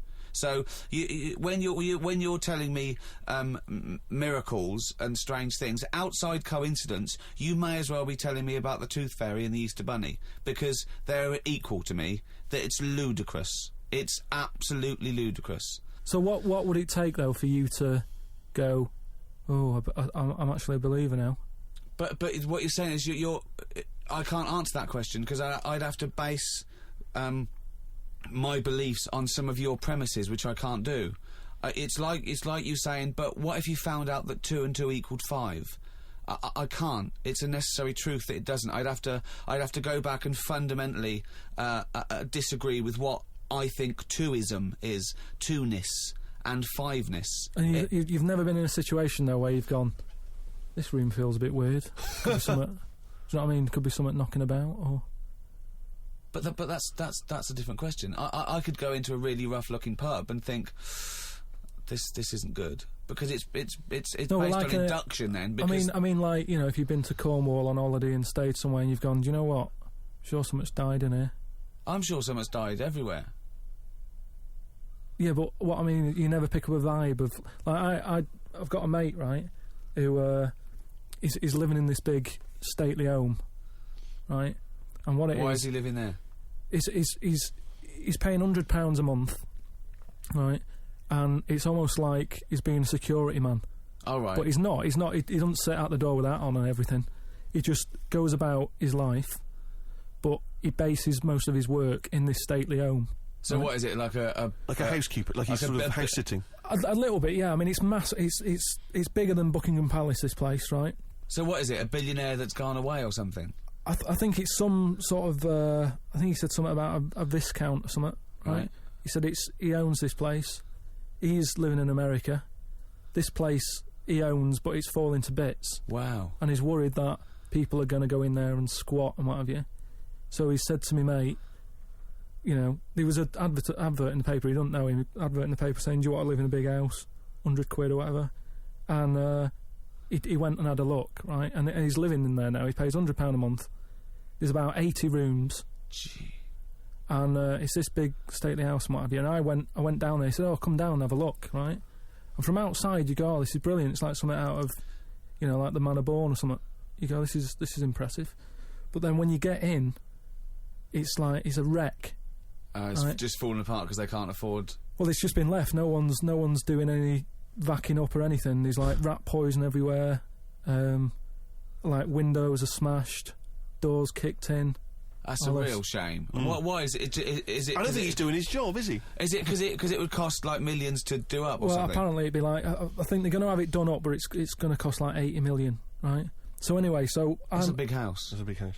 So we go to the pub and what have you. I've got like a little torch, and we're wandering around looking in all these different rooms, right? And I'm asking him, how's it got in this state? Do you know what I mean? If someone's had it, why have they let it get to this state? And he was saying how, you know, it was like a mental home at one point, and it was like a drug thing as well. People who had problems with drugs, they popped them out there because it's in the middle of nowhere. Do you know what I mean? If you needed drugs or anything, forget it. It's not going to happen. Do you know what I mean? So that's straight away. Do you know, like, have you ever been in a hospital when it's been shut down, or a school when there's no kids in it, and there's that sort of bad atmosphere of, like, weirdness? Yeah. Right? For the sake of argument, yeah.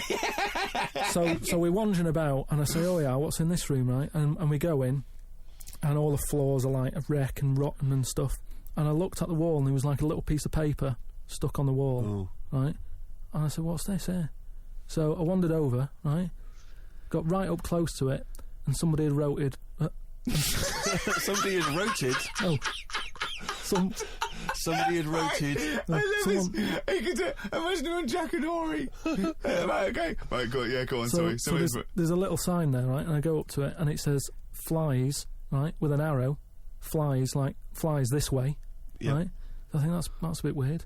So I follow the arrow, right? Which goes to this corner where there's a shelf, about 3,000 dead flies on it.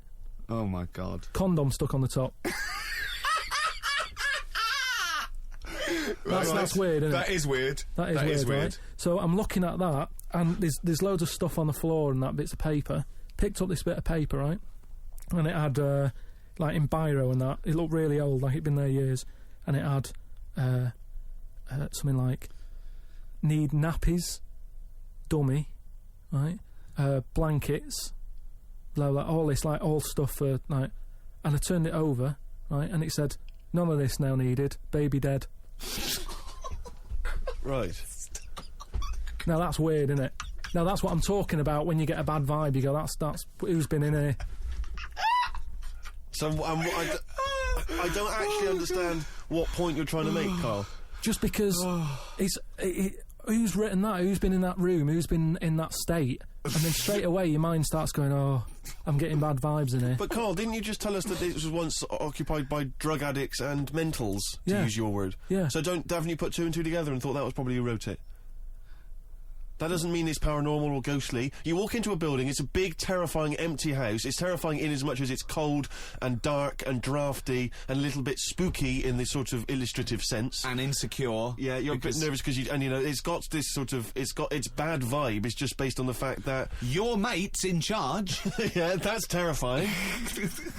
I mean, yes, so it's like saying, are we scared of the dark? Yes, I understand why people are scared of the dark. I'm a little bit scared of the dark. You're walking along. Because you don't know what's in it. Yeah, you don't know what's in the darkness. That's why people get nervous. It doesn't mean you have to make the leap then that you've got some paranormal sense. Oh my God, I'm Carl Pilkington, and hang on, just like Derek Acora, I have sensed something strange and evil in this room. Wait a minute, there's some flies in a condom. I was right all along. That is weird. Flies in a Johnny equals badness. the flies in a condom was weird. It's weird. I don't know. But the note. I just think of his face when he saw that, reading it by torchlight.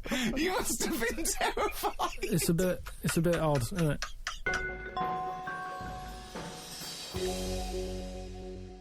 Thank you very much indeed for listening. If you'd like to get in touch with us, either myself or Ricky, or you've got something to send to Carl, then you can email us at podcast@rickygervais.com.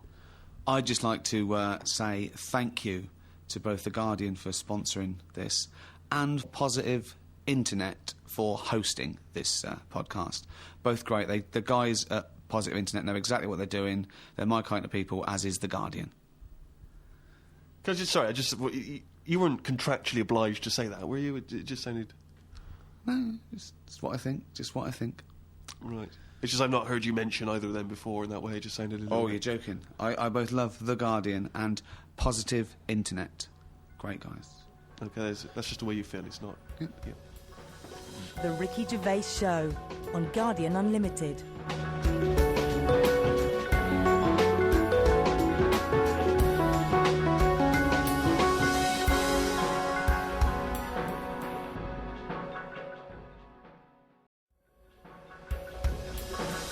The Ricky Gervais Show on Guardian Unlimited. Hello and welcome to number 11 in our series of 12 podcasts with me, Ricky Gervais. Hello, Stephen Merchant. Hello. And Carl Pilkington. Right. Now, Carl, you have become a phenomenon. Okay? Right. This is a news story that's gone everywhere. It started, I think, in New York, Reuters, and then that's been taken up by every Reuters network everywhere. India, all over Australia, England. Okay, here it is. The headline is, Podcast makes Britain an unlikely internet icon. Britain there, Briton. Okay? Now, this is the story by Mark Egan, and it came out of New York originally. Unemployed British radio producer Carl Pilkington has become an unlikely superstar by using the medium of podcasting for his bizarre statement about eating an animal's private parts. Remember that? Yeah, it was more about like that reality show. Well, it says that here. It was during a discussion on the Gervais Show about a reality TV show where contestants were asked to eat an animal's penis. Pilkington made internet history while talking about this, it says, right? First, he said he could not eat an animal's penis in the morning because he had a delicate stomach. He then proclaimed, using the British slang for penis, I could eat a knob at night. Okay? His knob soundbite has become so popular that a Google search for I could eat a knob at night yields more than 500,000 listings, okay? Among them are T-shirts featuring the slogan, okay, and Pilkington's bald head, selling for $17. Why did I have to make a point about your bald head? I don't know. Why is that getting a little mention? Wow! That doesn't matter. See the T-shirt. Have a look at it. I mean, what is bald? I'm not buying one then. It's not going to make any difference. Either you want a T-shirt with me head on or you don't. It's not an issue. All it says is, but among also, them are T-shirts featuring the slogan and Pilkington's bald head. I also liked it when it said, Pilkington plays the village idiot on the Ricky Gervais Show. Okay? Now, plays the village idiot suggests that he thinks you're a character, that character being a village idiot. The problem is, the fact that you're not a character, to me, suggests that you are just a village idiot. A global village idiot. Yeah. Now... Just on the websites, though, when it said there's loads of websites about eating a knob at night. Yeah. Have they looked at each website and gone, yeah, that's to do with the podcast? Yeah. Or is it just like gays and that saying, oh, I love a bit of knob at night? It's a valid question. It's a valid question. That's why you're an internet icon, Carl, because you say things like that. After Gervais mused on the show that the soundbite could be used in a dance remix, it took just a few days for the internet to be awash with songs using the soundbite as a hook. So what do you think of that, Carl? Oh, is it big in India? Well, I don't know. It goes around the world. This is a story. I know, but I just can't believe world... the problems that if I was in India, I wouldn't be getting upset about someone in London talking about a knob at night with the problems they've got. Well, I don't think anyone's getting upset in India. No, He's just saying that the information. I can't imagine people walking around India. Have you heard that song, Knob at Night? I can't imagine that happening with the, they're hungry and that, and it's dusty and everything.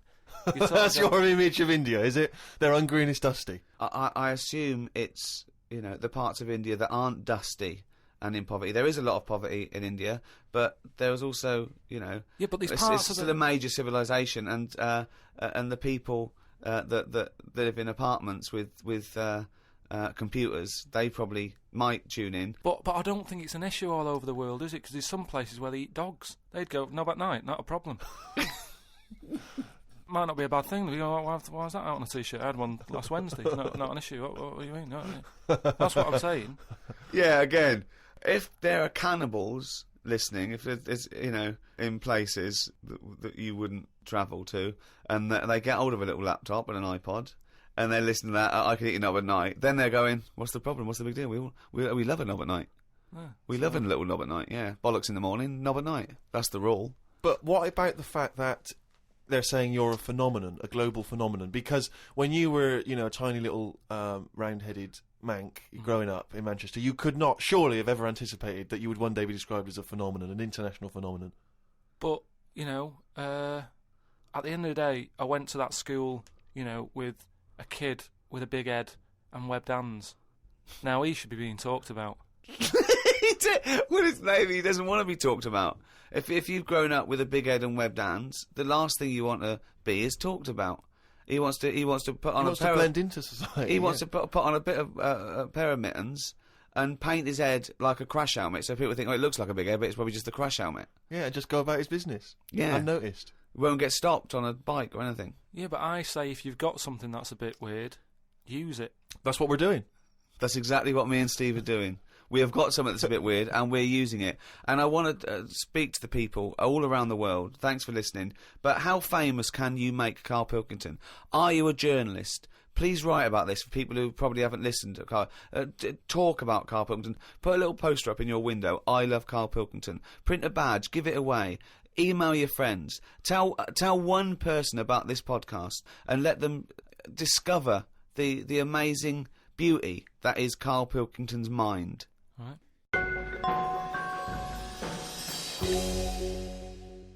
Hasta la vista, baby. I'll be back. I'm here to tell you about Friday night comedies on Channel 4. There's 3 great comedies. New Green Wing, it's nearly ready. My name is Earl, and the It Crowd, the great new comedy from creator of Father Ted. Get your ass to Mars. Friday night comedy this Friday on Channel 4. Switch it on. I'll be back. Uzi 9mm. Cause I did a divorce. The Ricky Gervais Show on Guardian Unlimited. As ever, Rick, there are hundreds and thousands of emails coming in. People contributing all kinds of stuff, pictures as always, and little video clips that I think might be of interest.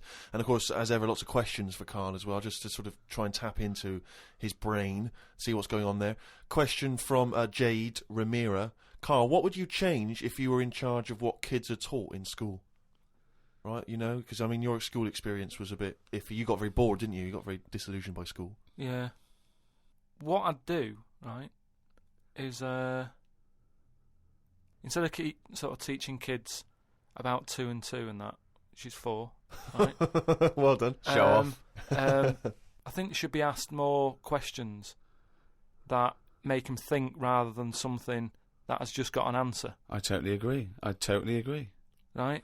So, to teaching them the quest for knowledge, inflaming their imagination. But just freaking them out a bit as well. Just going like... See, I knew that's where it was going. Because as soon as you started talking, Rick, I was thinking you're thinking some of the big existential or philosophical questions. You know, what does it mean to be human? What does it mean to interact with other humans? To be a humanist? Or teaching them sort of like philosophy on a basic level, that, teaching them the love for learning. So, get them back to a roots level so they want to learn and then they will learn, as opposed to just teaching them facts. Whereas... He was thinking, freak them out a bit. Yeah. No, just like, like I read the other day, and someone sent it in on email, like how there's a dishwasher that's been found on Mars. Rubbish. Whoa, what? But it's not true. So tell them that. But it's not true. Go home and write about it. How did that happen? But it didn't happen. Well, it did happen. It was in a science magazine. No, it didn't happen. There's not a dishwasher on Mars. Why not?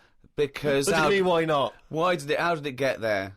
But we're always sending like rubbish out there and that. It's like Not dishwashers. What do you think the council take it away and they go, where can we put it? Well, the tip's full. Well, where's the nearest thing we can dump this? Mars, I imagine. No, but the same way that fella who, I don't know, was it 2 Christmases ago when he was messing about saying I can get stuff to Mars and all that. He did it wrong because he did it on like Boxing Day, and I just think nobody's concentrating. No one wants to work on that day. It's kind of like, do you know what I mean? They're going to do stuff sort of half-arsed, aren't they, on Boxing Day? So it didn't really get there, I don't think, but it crash-landed.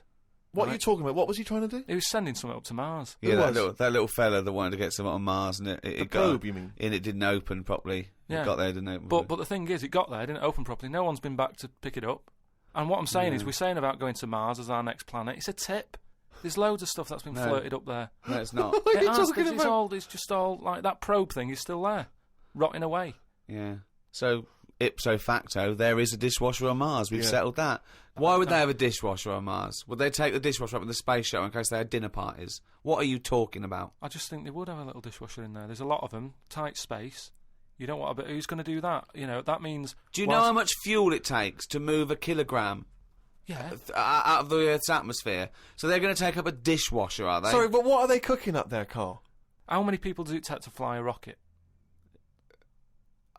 How many people? Tell me how many people. Well, it's either one monkey with a banana shoot that feeds it, or probably 2 or 3 humans. Right, say it's 3 humans. Yeah. Now there's 3 humans because they need one to steer it, one to like be going, yeah, we're all right. Yeah, one to make some hors d'oeuvres. One to stop at the petrol station to get more. What I'm saying is, if you're going to start having a sink, then whoever's washing They haven't got up, a sink. I know, because they've got a dishwasher.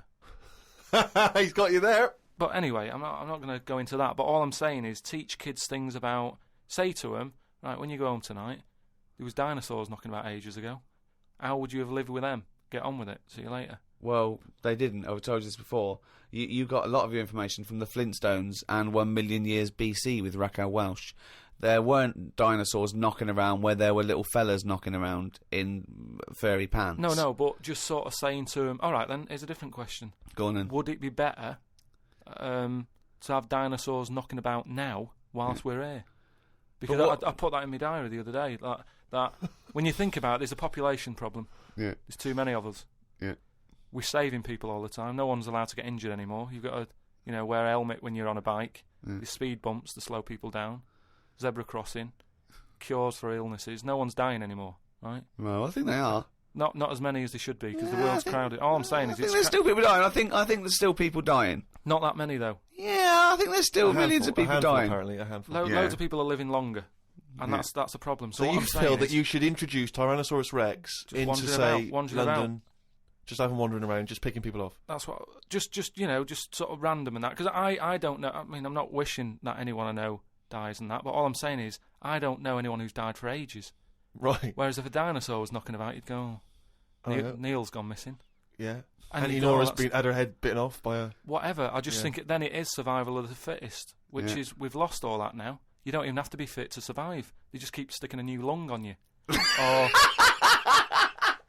Do you know what I mean? They can do too much now to keep people going. They just keep sticking a new lung on you. Question from Kevin. He says, Carl, other than the famous boxing match that you've often talked about, I know that took up about 20 minutes of your time, have you ever been in any other kind of fight? I don't suppose a slanging match. I think they're talking, have you ever been in a physical fight? Once that I can remember. It was over a woman. Well, a girl. I was at school. Yeah. And it was because, like, it's hassle, innit? Right? Relationships when you're younger. How old were you? About 7. It was over a woman. Go on then. Yeah, go on. And there was this girl knocking about who, she was quite good looking, everybody liked. And my mate, he really liked her. And I didn't sort of ask her out on that, but she just sort of took a shine to me and stuff, right? And didn't really go out with her properly. It's at that age where going out with someone is just like sort of going, all right, in the morning. Do you know what I mean? You just sort of nod your head. Yeah. And that. Anyway, there was some sort of school disco. And they were playing Spin the Bottle or something, right? And I sort of wandered over to see what was going on. And I stood on this girl's dress and put a hole in it. and she started crying. I was like, oh, I can't be doing with this. Right? What's up with you? It's old. What's up with you? And everyone's going, Carl, what are you doing? That's meant to be your girlfriend and that. You should be sort of saying, oh, I'm sorry, and giving her a hug and all that, and saying it'll be all right, we'll sort the dress out. I said, I can't be dealing with this. Right. So she's crying her eyes out. I said, it's over, right? It's over, you saying, right, in the morning. Yeah. No more of that. Yeah, there's no more. Right. In the morning. So I go to the toilet, right, and this lad who fancies her comes in and goes, you're out of order, you know. I'm saying, what are you on about? Sorry, there's 2 7-year-olds. Yeah, you're out of order. Keep out. Yeah. Cut it out. Show her a bit of bloody respect. Sorry, were you wearing trilbies? Yeah. He put his cigarette out in the sink, and he just said, leave it. Get out of my face. So I just said, look, why are you getting involved and all that? Yeah. 2 7-year-olds. Yeah. Why are you getting involved? And it was obviously like, because, you know, he fancied her and that. We had a bit of a fight in there. Yeah. I accidentally, you know, sort of chipped his tooth on a sink. Right? Wow, is it like a proper... Sorry, this is like someone from Lock, Stock and 2 Smoking Barrels. Yeah. What are you talking about? 2 7-year-olds in a toilet. So you put a hole in her dress. I don't know how that happened. What were you wearing? Football boots? How did you make a hole in her dress? I don't know. It was like that sort of material. You were wearing winkle pickers. Like crepe. You know what I mean? It was like a crepe dress or something. Yeah. Right. And that got a hole in it. So you're having and when you say you're having a fight, I mean, are you wrestling with it? You got arm locks and head locks? A little bit of locks? wrestling and shoving about and that. And it was an accident. I didn't sort of go, right, I'm going to break your teeth or anything. It's just that I happened to push his head down and his tooth hit the sink. Right. And it chipped and what have you. After that, like, I sort of left there and stuff, and we had to go into assembly. And there was a copper in there doing some presentation saying, listen, kids, you know, don't get into trouble because we're out there and we'll get you. Right? So sort of trying to teach the kids young not to get into any trouble and stuff. So I'm sat in the assembly room thinking, oh, God, there's a copper here talking, and my mate's going to come in a minute, like, with a chipped tooth and everything. And questions are going to get asked. That's what kind of happened. I mean, the coppers didn't get involved. Yeah. Did you turn your back on violence after that then? Yeah. He said, you'll never take me alive, copper. So yeah, that was the sort of last fight. Brilliant. The Ricky Gervais Show on Guardian Unlimited. Some of the questions coming in now, Rick, are just, I don't know what they're intending, what response they're hoping for, really. This is one from Rob. He just says, I was just wondering, what are Carl's views on the human appendix? What do you think, Carl? What do you think of the human appendix? Never worried about it. What? Well, no, I think Rob's point is that it's sort of pretty redundant now. Yeah. The appendix used to be an organ that was packed with these enzymes that help break down things like cellulose, but because of our diet now and because cooking and other things, we don't need to eat a lot of cellulose. We don't eat very, very low grade things like rabbits, for example, huge appendix and cecum, and they use it to break down cellulose. They actually eat their own feces to get it through again, but we get a lot of nutrients out of food now. We eat very rich food, so we sort of don't need the appendix. And also, when something goes wrong with the appendix, if it bursts, it can infect you and you can die from it. So sort of what's the point in having it? We don't need it, and it can only cause us harm. That was the question, I think, that Rob was putting to you. So now what are your thoughts on the human appendix?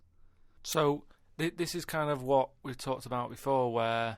He always says that. He always says something like, oh, we've talked about this before, and the thing that he's talked about is nothing like it. Yeah. There's never... Go on. No, but just like in the way that we've messed with our body and we've messed with the world too much. Yeah. If we've got an appendix, we must need it. If it's dangling about, right? Well, no, because such is the human evolution is that as you said before, you know, it's no longer based on survival of the fittest because we can fight nature and combat it. So our evolution, if you like, socially and everything else, it has been much faster than our biological evolution. What I mean is we've obviously interfered somewhere along the way, and we have interfered. Yeah, we shouldn't have done, because it's the same way. Like if we didn't have planes and that, would we have wings now? If we'd have needed to get about, No. Would we have had wings? No, the answer's no. Next. No, but you say that, but look at the way... Because he's right, says it because he's right. No, but all I'm saying is you see that little picture of like an ape to man. Yeah. At first, they're crawling about on all fours because probably you're looking for food, so you want to be down there. So Right. if you're on both legs, you're missing stuff that's on the floor. What sort of time period do you think this... Because, I mean, we started, dabbling with a plane maybe 100 years ago. So what sort of time period do you think this little thing who was scrabbling around looking for food stood up and walked? I don't know. I sort of don't worry about time. Sort of Well, I'll tell you now, we wouldn't have Rome. wings now. If the Wright brothers had said, forget it, we wouldn't have wings now. What would happen? Right, here's another question. This is one that I'd chuck out to kids as well. We were talking about education, teaching kids stuff. Sure. What would happen, right? We ruin this world, right? Goes wrong and that, right? They shut it down. They go, we're moving. We go to another planet. It's as simple as that in his world. It's as simple as that. We can't go to Mars because it's full of stuff that used to be in Dixon's. It's like a tip. Yeah, it's a nightmare. So we can't go to there. We go somewhere else. So you find another planet, wherever it is, right? Wherever it is. Easy. Something that I've always wondered about, if we do that, do we start New Year's or do we carry on? What do you know what I mean? Do we say, it's still 2006? Or do we go, it's world new, or whatever? Yeah. New world. That is definitely the first priority. It's year one. Right, we've sorted that out. Right, now... Well, it depends, doesn't it? Because a year might not be the same on this planet. We'd sort that out, right? We'd sort out what year it is and that. Well, no. What I'm saying is, we'd have to start again anyway, because the planet might not take 1 year as we know it to go around the sun. It might not take a day to turn. A day is a day because that's how long it takes for but we'd have to carry on, as we know, because we don't want to start doing longer days and that. Otherwise, they'll just kick off and say, this is rubbish, this new world, what are you doing? No! I'm doing a 28-hour day. We wouldn't have a choice. A day is how long it takes the planet to turn, and a year is how long it takes that planet to go around the sun. But a day is man-made, really. There's places in the world where they're working in the dark, isn't there, in Iceland and that? But they don't go, well, it's dark all the time, so I'll stay in bed. Well, no, but there's still a day. It's still 24 hours in a day in Iceland.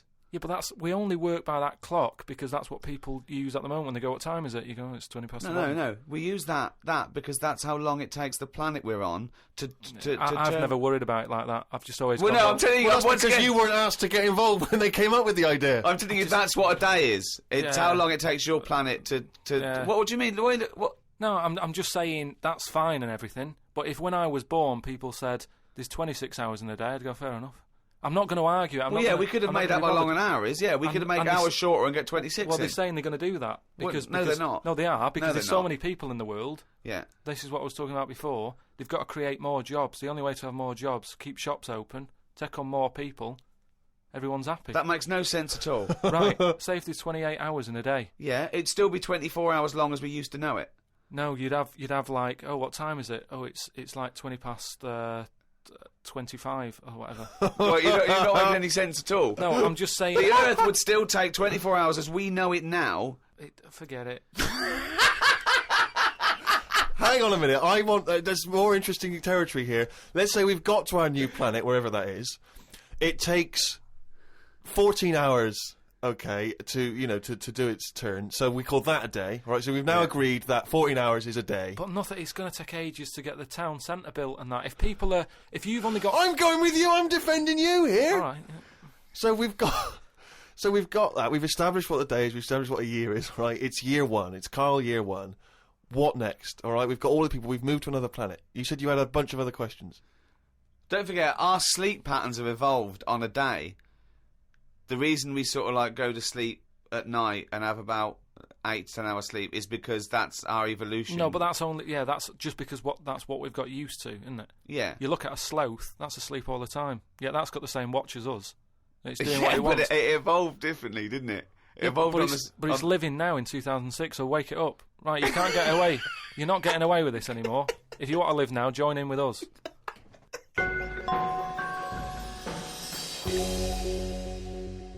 Well, it's that time again. It's the feature that the world is saying could rival Monkey News one day. Ready? Oh, what's he written today? Well, Carl's diary. You didn't explain what it was. Carl's diary. Actually, as one person said, if we are going to get it published, we could maybe publish it as the diary of an idiot. Very good. So, a little riff there on one of the most famous diaries. Sunday, got up, sunny day, so went for a walk in the park. There was a bloke walking down the street who was whistling some kind of annoying tune. He seemed quite happy with himself. Do people only whistle when they're happy? I don't whistle very much. It's a good point. Whistling is so inane to me. But yeah, it's sort of like going, I'm content. It really is that thing that if they go, you go, well, Mr. Mellors, I'm afraid I've got some bad news. Not only has your wife died, but you've lost the house. Thanks, Doctor. Wouldn't happen, would it? No, you don't whistle when you're sad. The other place you hear it, of course, is changing rooms. And that's men going, I'm whistling, so I'm not looking at your cock. How could I be? I'm concentrating on whistling. The lake was frozen over where I was walking. The ducks looked worried. They were sat on the edge of the lake waiting for it to melt. Were they, Carl? Yeah, we just sat there looking, sort of going, oh, what's going on? I don't know. How long is a duck's memory? Because I wondered whether they're going, this doesn't seem right, but I don't know why. I asked Suzanne why ducks don't use their wings much. They seem to walk and swim more and don't bother using their wings. Suzanne said she had to call her mum and dad, so I never got an answer. The old excuse. Yeah. Suzanne. Oh, I can't talk now, Carl. Gotta phone my mum. There was a marathon type run going on in the park. It reminded me of the time when we were moving flat. It was the day of the London Marathon. Me and Suzanne were walking down the middle of the road taking some stuff to our new flat. I was carrying a lamp and a kitchen bin. People were clapping me, thinking I was doing some kind of fun run.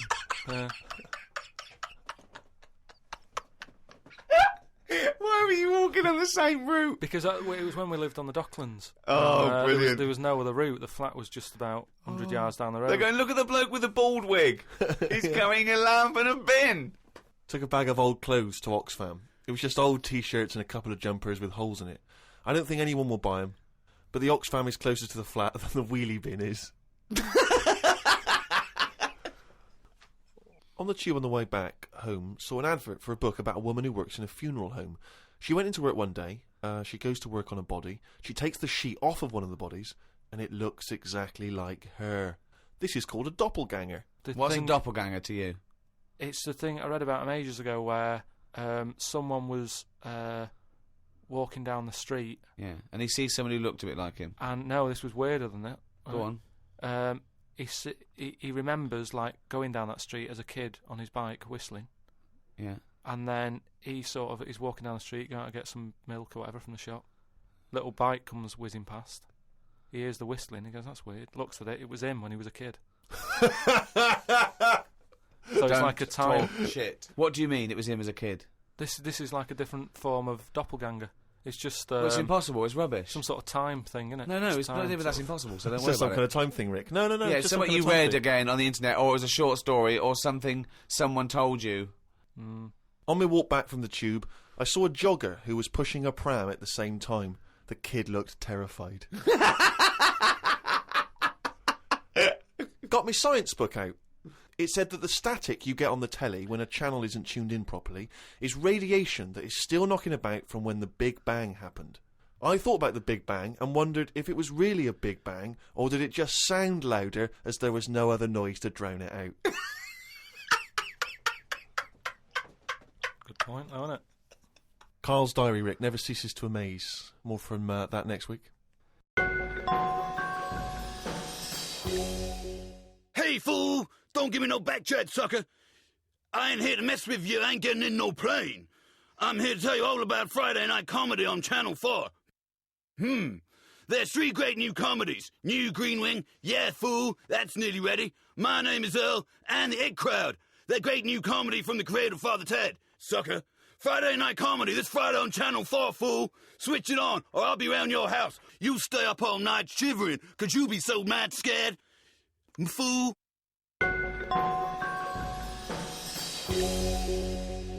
Oh, well, it's that time now. Yeah? It's the big one. Oh, chimpanzee that monkey news! Right, there was this Monkey? This fella, right, who he had a problem with his eyes. Right? Yeah. So he goes to the doctors and he goes, I've got a problem with my eyes. And he goes, yeah, they bad them, right? He goes, it was in America, you know, like how you have to pay for medical stuff and all that. Mm. And the doctor said, oh, if I fix them, it's going to be like 10 grand, right? Mm. He's like, but I haven't got the money, doctor. He goes, well, I can't help you then. You know, there's a lot of people with bad eyes like them. Can't do anything for you. Mm. So he goes, oh, it's getting worse. I can't do anything. God. So anyway, so he goes home. Is that the price of human eyes, is it? So he goes home, he's looking in the paper, right? And he sort of sees in the adverts at the back. And there's a little advert there saying cheap doctors, right? No, bollocks. Oh no. So he's thinking, oh, maybe that's what I need, right? So he calls them up. Woman's there. She's like, wait, what can I do? He goes, I've got bad eyes and that. She says, oh, come in tomorrow, we'll sort them out. She's like, brilliant, I'll see you then, right? So he goes down there, and he says, right, you know, I can hardly see. My eyes have got in really bad state and what have you. Right. Need to have them sorted out. I don't know what you do. Whatever you do, Right. I need Now, doing. his eyes are so bad. Can he see the doctors? Not really. Can't Sort really- of he's squinting squinting. and that. But you know, so he's like, do I need to see the doctor to, you know, have a word and tell him what problems? She's like, no, don't worry about that. Don't worry about Just, No, I'd be comfortable if it's a just you know, just let me inject you, and we'll knock you out, and we'll get on with it. And it's like, get the well, doctor in. Can I just tell you something about chimps as well, just before you continue? Go on. You know, they don't have opposable thumbs. Now, which is why what- are opposable thumbs useful? Rick? Well, to grip something, to do anything like, you know, even simple stuff like writing, so let alone surgery. So without an But opposable can I just check thumb- now? Go So on. if I was a doctor and I was doing any form of difficult surgery, would I need opposable thumbs? You'd need opposable thumbs To be a doctor of and without any kind. you couldn't do anything. You could. Thanks for clearing that up. Because the opposable thumb allowed something in our evolution called the precision grip. Right. So without that, you couldn't do anything. I'm just glad they've got that cleared up. Thanks. So anyway, so he's had the injection. He's nodding off and what have you. Right? His eyes are sort of closing and that. He hears the door open. He sort of just sees this little fella coming and he's like, "Hello, doctor." He's trying to like make a chat with it, Sure. but like he's just It? nodding off. No, just Oh, he never or call she, it a doctor. was it he or she? These people have done 7 years medical Deeply training. respected people. How could you call it it? So anyway, he thought, oh, it's weird he didn't answer, but you know, doctors can be quite moody. You know, they're highly intelligent. They don't need Especially little airy ones. well, just idle chit chat. There's no room for that. Do you know what I mean? It's like, I'm Yeah, here to do a job. yeah, but you know, if I'm going in to have my eyes done, I want a little bit of idle chimp chat. So anyway, time passes, right? He sort of wakes up and he opens his eyes, right? And it's brilliant. He can't believe it. Eyes are perfect. He's had the op. He can't believe the sight. He's like, nurse, right? And the nurse comes in because I can't believe it. This is brilliant. I've never had this such good sight. Do you know what I mean? Even when I was a baby, Yeah. and my eyes were new, Yeah. I didn't see this good. Great. So she's like, well, you know, that's You realise the nurse is a panda. that's what we do, right? So he said, right, so can I just see the doctor and just say thanks and that? And she's like, well, to be honest, you know, he's specialised in what he does. There's a lot of What work. a load of bollocks this is getting. Please. Where did you get this from? No, come on. Let's hear the end of the news. There's a lot of like operations he's got to do. Yeah. So you know, leave him to it. He's just having a kip. You know, I'll let him know that you were grateful. You know, pays the check. Off you go. Go and enjoy looking at stuff. Yeah. So he said, no, just what's wrong with that? I just want to see that. She's No, like, it's no, fine. leave it. Just leave. Yeah, exactly. Leave it. If And he he's says like, it's yeah, but I can't. You know, I want to thank him. So he's done such a good thing for me. So they're getting into a bit of an argument and what have you, and the voices are raising, right? Door opens. Going to wake the doctor up. Well, that's what they did. They woke it up, right? They woke it up. it. So the door opens, right? Little monkey comes out, Oh. and he's like, "What's going on here? It's a hospital. Why is a monkey knocking about?" Yeah. So the woman said, "Well, what do you mean? He's the doctor." Right? So he's like, "You are having a laugh, aren't you?" She goes, "Look, don't complain. Your eyes are sorted. Yeah. You know, the doctor's done it. What's the problem?" He said, "Well, if I'd have known that, I wouldn't have come here." She said, "Well, what do you mean you didn't know that?" She said, "The advert in the paper you read, it's like chimp doctors." That is the biggest load of shit I've ever heard. That really is the worst. What? And because his eyes were so bad, he thought it said cheap doctors. He saw the advert and it said chimp doctors, but because his eyes were bad, he just saw it. What as, journal is this in? It was years ago because it sort of says how the monkey sort of carried on working for a few years. He couldn't do anything Then about just it. He had to retired to leave play it. golf. It's absolute bollocks. He There's tried no way. I mean, it's not even worth talking about. So- It's the most ridiculous thing I've ever heard. It's the most ridiculous monkey news you've ever heard, and that's saying something. Chimp doctors, cheap. It's easy mistake.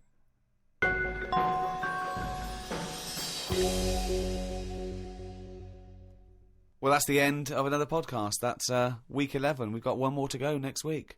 So go to rickygervais.com, see some of the things we've been talking about, register, so we can let you know what's happening when we're back.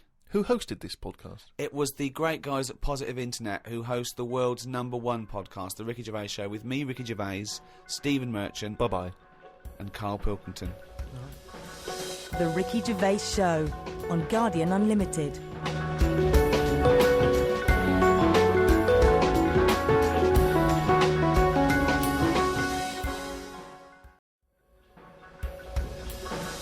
The Ricky Gervais Show on Guardian Unlimited.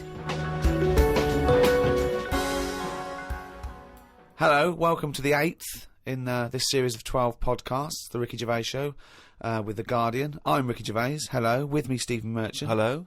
And Carl Pilkington. All right. So, thank you again for all your emails. We're getting thousands. We're up to about 250,000 hits a week now, people listening to this show. Blimey. 250,000 people bothering to go in and listen to this show. Nothing else in their lives. Nothing all around the better to world. do. It's unbelievable, though. North America, Asia, South America, all over Europe, and thanks to everyone in England as well, where we do it from, in a little room in London. Keep going to rickygervais.com and registering, because so when we finish these 12, we can email you when we come back and start again. We're going to need a little bit of time off to record the second series of extras. Well, I'll tell you more than that, Rick. You're going to need some time off just to have a little breather, because I know how hard you work. And you, mate. Well, thanks, mate, but I mean, you blinking work hard. But Carl's been on holiday again, hasn't he? Oh, yeah, that's right, yeah, because, Carl, you don't do anything. And you have weekends off. You take at least 5 or 6 weeks holiday a year, even though you haven't got a job now, you're meant to be doing this, and yet you still go on your whole holiday. life's a holiday, basically. Yeah, why do you need a holiday? You potter around. Your big day last week was going to the cobblers, so why do you need a break so much this week? It's just that, it's good for your brain and that, isn't it? It opens it up a bit. You are not evidence for that. Where did you go? Gran Canaria. For a week? Yeah. Just sitting around? Well, there isn't much else to do at Gran Canaria. I mean, I don't want to go slagging a place off, because every time I seem to talk about somewhere, I get into trouble for it. Right. But it's just like a big rock. It's just volcanic, innit? And you must have looked like a little barnacle on that. Have you been there before? Been near it before, to another rock, which was just. But what, you've had your fingers burned, why did you go back? Because you think, well, they can't have loads of these islands that are the same, like just a big rock with hotels on. They can't get away with it. So you think, they well, obviously the next are one... getting away with it. But why do you keep going to these places that are rocks? Why don't you investigate first? Ask your travel agent, is this a giant rock? Because that's what you do, innit? You go and find out yourself. I mean, when Armstrong went to the moon, what was he expecting up there? That's a fact, that's a big rock. And he still went all that way. I don't know what that point was. No, so what I'm saying is, though, sometimes... Tell us about the moon landing. As you started it, what do you know about that? Because I mean, so far you've given us a lot of insight into the moon landing. So there was Armstrong. There was Armstrong and that. Yeah. There was fella called Buzz. Yeah. And another bloke. Yeah. Poor bastard. Yeah, never remembered. Yeah, go on. And they went up there, got out. 2 of them did. One of them didn't bother. The one whose name, don't know who he was. Didn't even get out to stretch his legs, right? Went all that way. They had a potter about, had a wander, came back again. Yeah. So that's all you need to know, isn't it? Yeah. And in your opinion, pointless? To me, yeah. But to them, I'm sure they had a good time, and that's what I'm saying. Sometimes you just take the risk, don't you? Go and visit a place, make up your own mind. And so, what do you make of this place? You enjoy it, Gran Canaria? It was just a big rock, but did you? I bet the moon was better. Really? What did you do? It was just, it's one of them. It was big hotel, which is that's where I made a mistake. It was one of those like big, massive places where there's loads of people. And, you go for your dinner. That describes a hotel. Yeah. No. Sounds like You've nailed that. I've been to a few, that sounds like it. No, but do you know what I mean, though? There's the nice small ones where it's just enough people, but this is, like, mental. And it was all... It was full of old people, really. Ugh. I mean, that's probably why it's called Gran Canaria, right? Because it's just Grannies old people. everywhere. Yeah, right. But what I thought I'd start doing is start a diary. Okay, why? Just because I sort of had a bit of time on my hands and that. Just thought, write it down, write stuff down. And do you hope that this one day will become one of the great literary documents like Samuel Pepys' diary? I haven't heard of that. Is it any good? You've never heard of Samuel Pepys' diary? No, the most famous diary other than probably Anne Frank's. I've heard of Anne Frank's and that, and I thought if she's sat in a loft, knocking stuff up, not much going on in her life at that point, yet she was still writing it down. Yeah, whereas you've been to Gran Canaria, yeah. I thought, so there is stuff going on that I can chat about. Start a diary. Sure. You started a diary? Yeah. And what are you going to do? Did you keep it up every day? Yeah, just... oh, can I read it, please? Well, a diary is meant to be sort of... Please, can I read some out on this podcast? Carl... Some of it, though, is only relevant to me. It's sort of... this is... Please, give me it. Oh, my God. I mean, this isn't... I haven't just... Look how big it is! It's one of those desk diaries. It's huge. It's about a foot long. And it's...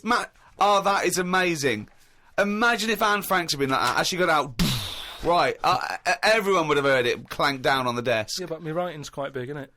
Oh, look. Give us that. Do you know about joined up writing? Have you heard about that? There's no point. Amazing. Sometimes you can't read it, can you? So it's best to... Okay. Look at ancient times. Oh, my God. It starts on the first day. This is wonderful. Going on holiday to Gran Canaria today. Woke up to the news that Tony Banks had died. There was a piece on the news about how everyone was shocked. Got me thinking about an invention that would be good. Right. A watch that counted down your life. If it says you've got 3 days left, go to the doctors. Told Suzanne about invention. She said she wouldn't buy one. But she said that about the iPod. How would this device work? This watch. I mean, how would you know when you were about to die?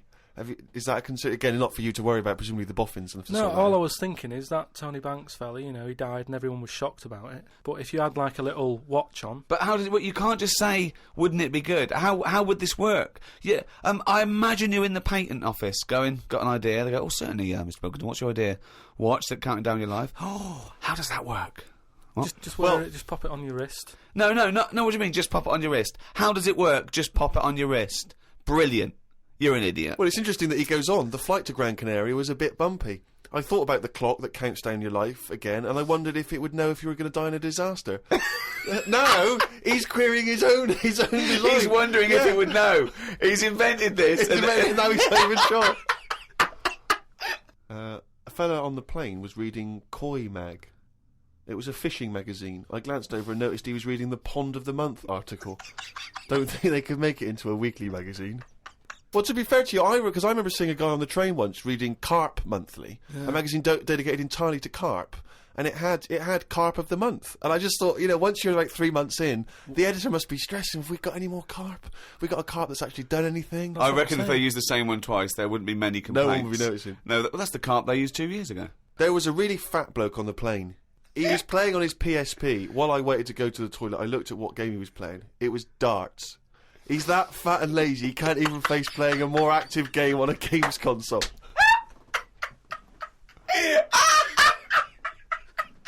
Me and Suzanne got off the coach along with a couple of old people. One of them was in a wheelchair. I don't think it was wise of them to come to a volcanic island with a wheelchair. Everywhere's pretty rough, paving and slopey. Guess I'll keep an eye on it as the weeks go on. Day 2 in Gran Canaria. Brilliant, we're only at day 2. The hotel's a bit odd. I've never seen as many cross-eyed people in one location. That's enough, isn't it? That's amazing. Well, you may as well let me read on a bit more. No, this is amazing. Well, come back to this it is a later, brilliant diary. This might be the best diary ever written. Oh. While sat listening to the Kinks on my iPod, I wondered if everybody thinks in their accent. I know I do. What's this? What are you talking about? Just that. When I've been sat there lying on the lounger, right, and I was thinking about stuff. How do you know you think in your accent? Tell me a typical thought. Because what I mean is, say if I was like, if I saw something, right? Do you know how I say like, oh, that's a bit weird, isn't it? No, but that was I don't have said. to. But when you think, I don't think the sentence is like I'm saying it. It's just a thought. The thought appears. It's conceptual and it's already there. It's not like I go, Rick, what? Just looking at that fellow over there, were you? Yeah, I was. Yeah. I was thinking it looks a bit weird. Oh, so was I. I don't think out whole sentences. Whereas you have Carl, stop listening to the Kinks for a minute. Look over there. More cross-eyed people. No, well that's Is that how your mind works? In a way, yeah. And Brilliant. that's when because I That thought explains a lot. It's great that he has to think about whole sentences. because I thought that's weird, isn't it? Like I didn't think that's weird, isn't it? And I thought I actually think in my accent. And then I thought, does Stephen Hawking, does he, when he's doing his maths and that, is he? I don't know where he's from, so I don't know what his accent would be like. I think he's from Kent or Cambridge or Oxford or Right. something. So you think he might think in his voice, in that voice, box computerised thing. voice? Just wondered. Had lunch inside today due to shite weather. Sat next to an old fella. Old men's ears and noses carry on growing as they get older. Suzanne noticed his fingers were fat too. Maybe they continue to grow. Suzanne didn't laugh when I said her arse had the same problem. Day 3, cloudy start to the day. Had pie and chips in a cafe. Had a bit of an argument with Suzanne because I thought it was daft that we were paying for food when we were on an all-inclusive holiday. Changed my mind when I saw they sold pie, though. The cafe was called Tattoos. The fellow who owned it didn't have any tattoos. But we never saw his wife.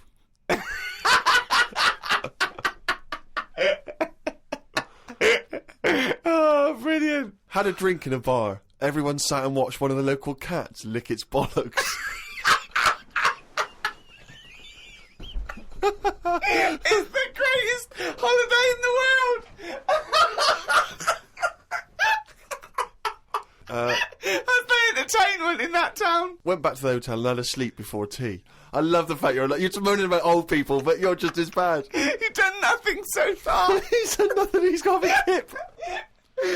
Oh, God. Woke up to news about ducks being badly treated. There was a really ugly one with bent legs. I'm gonna die. Why does he write this down? Oh, God. Oh. There is a fat bloke from Bolton who is in the pool as I write this. He's got a big tattoo on his back, but I can't work out what it is. ... He just got out of the pool and burped. You just felt like you had to keep us abreast of that. Everything's in the diary. I just seen it get to the point where you're going, breathed in, Yeah. breathed out again. There was a big fat fella in the sea who kept his t-shirt on. If you're big and fat, is there more chance of you getting burnt because there's more of you on show?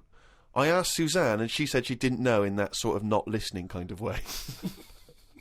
I wanted to hang about to see if the fat bloke was going to get in the kayak, but Suzanne said we had to head back.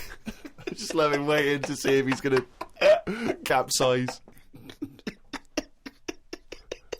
We go home today, so we got up early to get the last bit of cloud. No, it's just that it wasn't. It's not that sunny all the time. I mean, I was sat in weather that if it was like that here, there's no way I'd be sat in the garden. Yeah. But because you're on holiday, it's like, well, we got to sit in it. Put your coat on. So are you going to continue to write this diary? Every single day? It's amazing. Keep this diary up. It's amazing. No, I will keep it up, because what I find as well is, I think earlier on, before I went away, I think I did learn something. And because I wrote it down, I remembered it a bit better. So... What was that?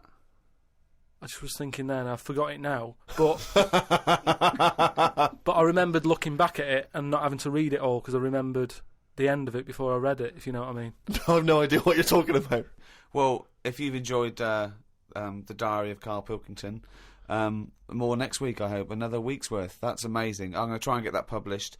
We'll put the odd page up on the web. Go to rickygervais.com. Don't forget to register there as well, so we can email you and let you know what's happening. Brilliant. The Ricky Gervais Show on Guardian Unlimited. Hey, fool! Don't give me no backchat, sucker! I ain't here to mess with you. I ain't getting in no plane. I'm here to tell you all about Friday night comedy on Channel 4. There's 3 great new comedies. New Green Wing, yeah, fool, that's nearly ready. My Name is Earl, and The It Crowd. That great new comedy from the creator of Father Ted, sucker. Friday night comedy this Friday on Channel 4, fool. Switch it on, or I'll be round your house. You stay up all night shivering, 'cause you be so mad scared. Fool. The Ricky Gervais Show on Guardian Unlimited. Rick, who hosts this podcast? The guys at Positive Internet, why? No, I know you're a big fan of those guys. Yeah, because they're brilliant. Well, yeah, they are, and they'll tell you they're working overtime. Because we've had an email from Jake, who's the director at Positive Internet, and apparently he's been in touch with the editor of the Guinness World Records book. Oh, right. And he's hoping to see if we can get this podcast in the Guinness World Record breaking section, or the podcast world record breaking section, or whatever they call it. I don't know exactly what record we'd have broken. I assume it's just sheer number of listeners, is it? Or yeah, being the number one? it's the number one podcast, and it's the biggest downloaded show ever at the moment. Right.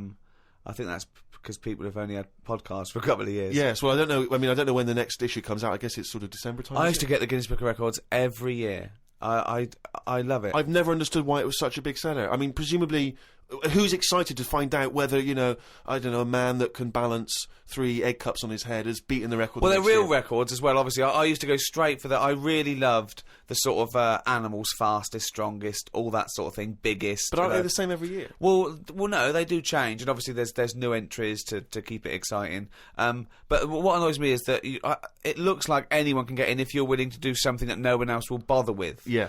They did one on Big Brother where it was the stacking sugar cubes, and I was thinking, well, no one's going to bother beating that. No. There's people that walk along with a milk bottle on their head, and no one's going, oh, I'm a bit jealous of Bill. Why? He's broken the record. What? For walking along with a milk bottle on his head? Yeah. Yeah. I'm going to go into training tomorrow. They're ridiculous. Yeah. But I do like the real ones. There was one in there I got on a couple of years ago, and it was about disasters. And there was one where there was some big ornamental incense burners at this thing in, I think, Thailand or Korea or somewhere. And they fell over and they killed 7 of the congregation. And the headline was Biggest Joss Stick Disaster. Now, again, there's no one trying to beat that. There's no one going, we need 8. Yeah. We need 8 people. We're going for it tonight. What do I have to do? You have to stand quite near those big joss sticks. Okay. And what record am I breaking again? We'll tell you after. Also, I think a lot of people waste their energy on this because there's one guy in there that can do the 100 metres in 11 seconds running backwards. And I want to say to him, turn round. Because I think you'd be fast forwards. Yeah, if you'd have only, from the age of 10, sort of, you might be, one of the fastest runners in the world. Because you're never going to be considered one of the great athletes for doing it no backwards. one knows about him. That's not going to ever be an Olympic sport, running backwards. No. Or, and now the 100 metres. Oh, one of them's putting a milk bottle on his head. yeah. This is one to watch. There was a guy in there, I've always been fascinated by the guy, he had the world's longest fingernails, and they were truly extraordinary, and they went out and they started to curl round, obviously, and in the end he almost looked like sort of there's a big spiral of gnarled old fingernail. But I just thought, it just seemed like such a terrible affliction, really, to be walking around, with these giant fingernails. So much you can't do, just missing out on, Jeff, you coming bowling? I can't. Just so many different things that you miss out on. I've never quite understood who's willing to have this eat into their life. It's going to take over their whole life just so they can have their photo in this book. It seems a very bizarre impulse. Carl, have you ever been tempted by any world-breaking attempts? Do you find them fascinating or futile? I mean, you don't get paid or anything, do you? No, they do it for the pride. But say like the fella who can run with a milk bottle, could he get a milk round? Do you know what I mean? I can understand that if you can use the skill, but like you say, if it's getting in the way of your life and that, then what's the point? There was a kid at school who said, I'm in the Guinness Book of Records. And I went, oh, yeah. He said, no, I am. And he brought it in. And now, I don't know if this is a valid claim. He claimed to have been in the audience for what, in this particular edition, was labelled, the largest audience ever for a sporting event, some giant Super Bowl game in America. He claimed to have been in the audience. Now, do you think he deserves to say he's in the Guinness Book of Records? Sort of. I think that's a lot. As it was the largest audience ever, I think a lot of people can claim that one. I mean, if he wanted to get a name check on doing that, he would have been best saying, I was sat in the audience in a bath of beans. Because then that would add to it, and you get a little, they'd have you in the picture, wouldn't they? So, he's Mr. Do it Trick that there. way. Yeah. The Ricky Gervais Show on Guardian Unlimited. Harry from Canterbury wants to know whether any of us have ever had any cruel nicknames. He claims that he's quite tall and rather hirsute, and he says he's often called Lurch or Wolfie. He's always thought that Carl looks a bit like Mr. Potato Head. Yeah. No, there's no potato that round, but I suppose you could fashion a potato to be that round. Maybe we could, if anyone can carve a potato into the roundest head ever, pop a couple of eyes on it. Make it look as much like Carl as possible. Exactly. But yeah, any nicknames? Did you ever have a nickname, Rick? No, mine was boring. I didn't have any. It was just around the name, like Jerv or something like that. No, I didn't have nicknames. I always wanted a nickname. I just thought it was quite cool for some reason, particularly because gangsters always seem to have nicknames. Lefty. Fingers. Yeah. Lefty, yeah. Scarface. Yeah. And so I decided that I thought, because no one was giving me a nickname at school, it was kind of annoying, or certainly not to my face, that I decided to just come up with one. Yeah. And so I remember I was at lunch once, and I just said to my mate Phil. How old were you? 12, 13. Brilliant. I just said to him, Phil, don't know if you know, mate, but people aren't calling me Steve anymore. Everyone's calling me Spud now.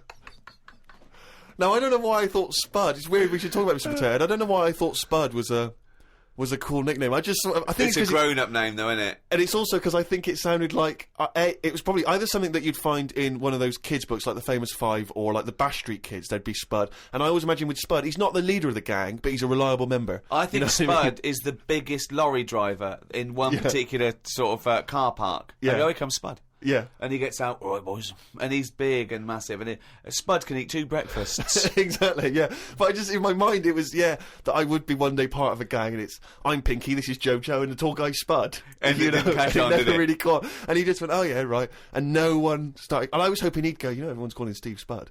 Yeah. But of course. Hey, Spud. The first time I said Spud, you go, what? Yeah, exactly. You'd be really proud, wouldn't you?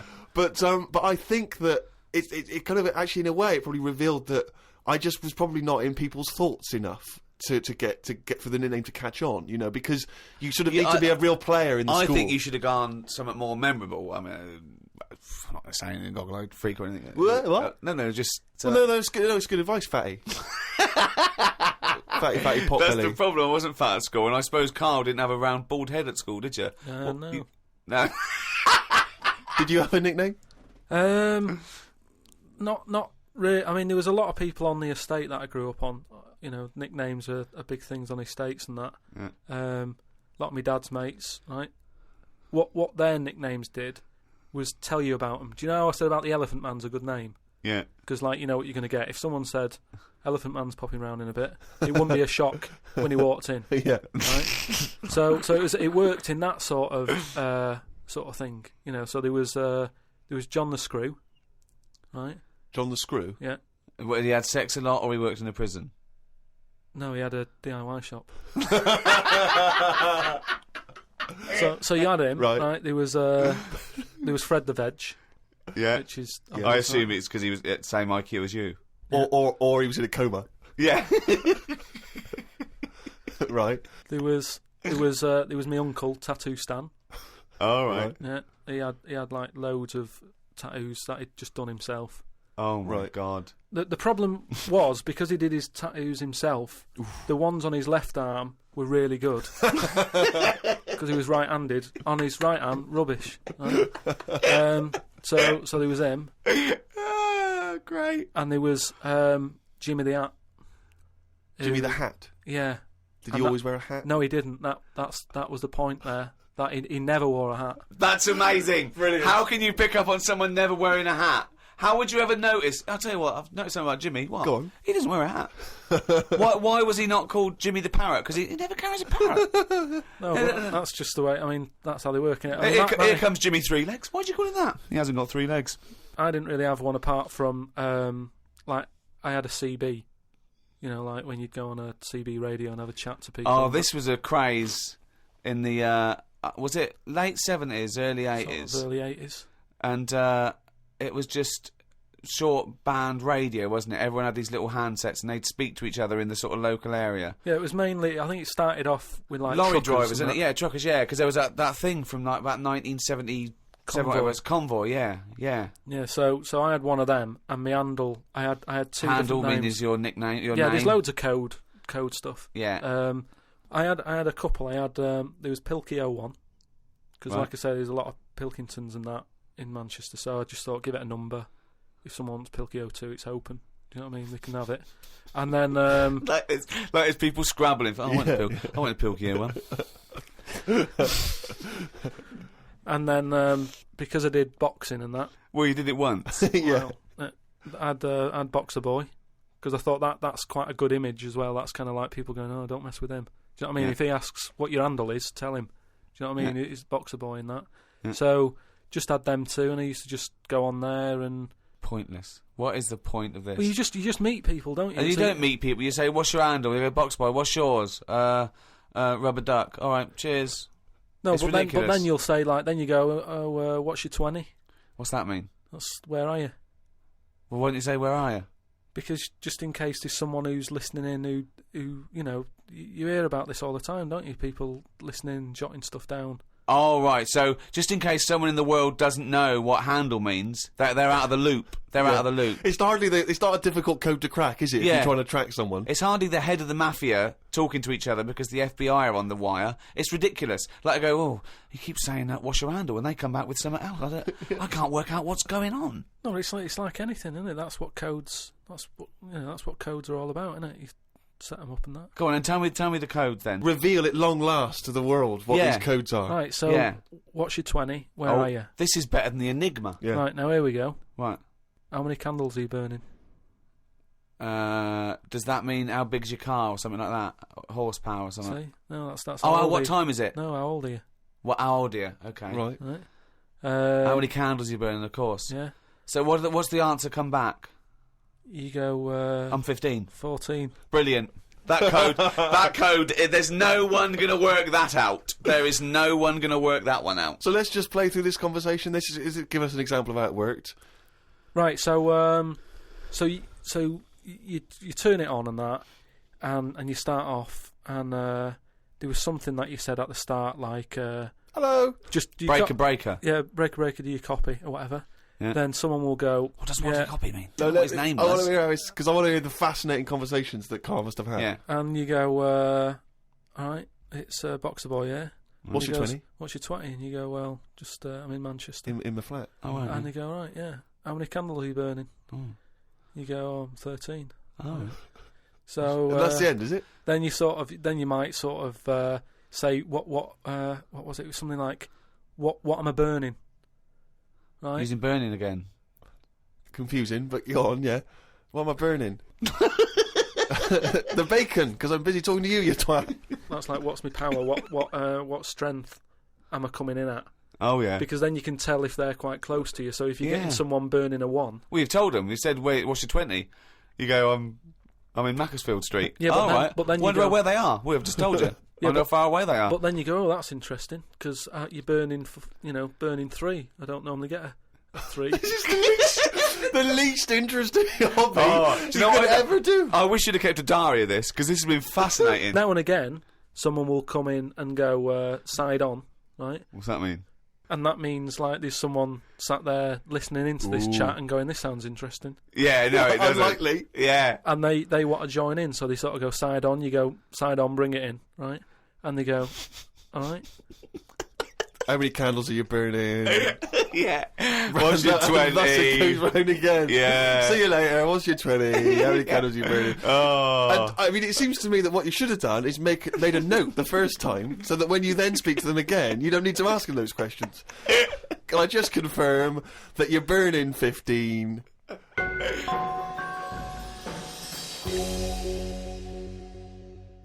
It's that time again. Do the jingle.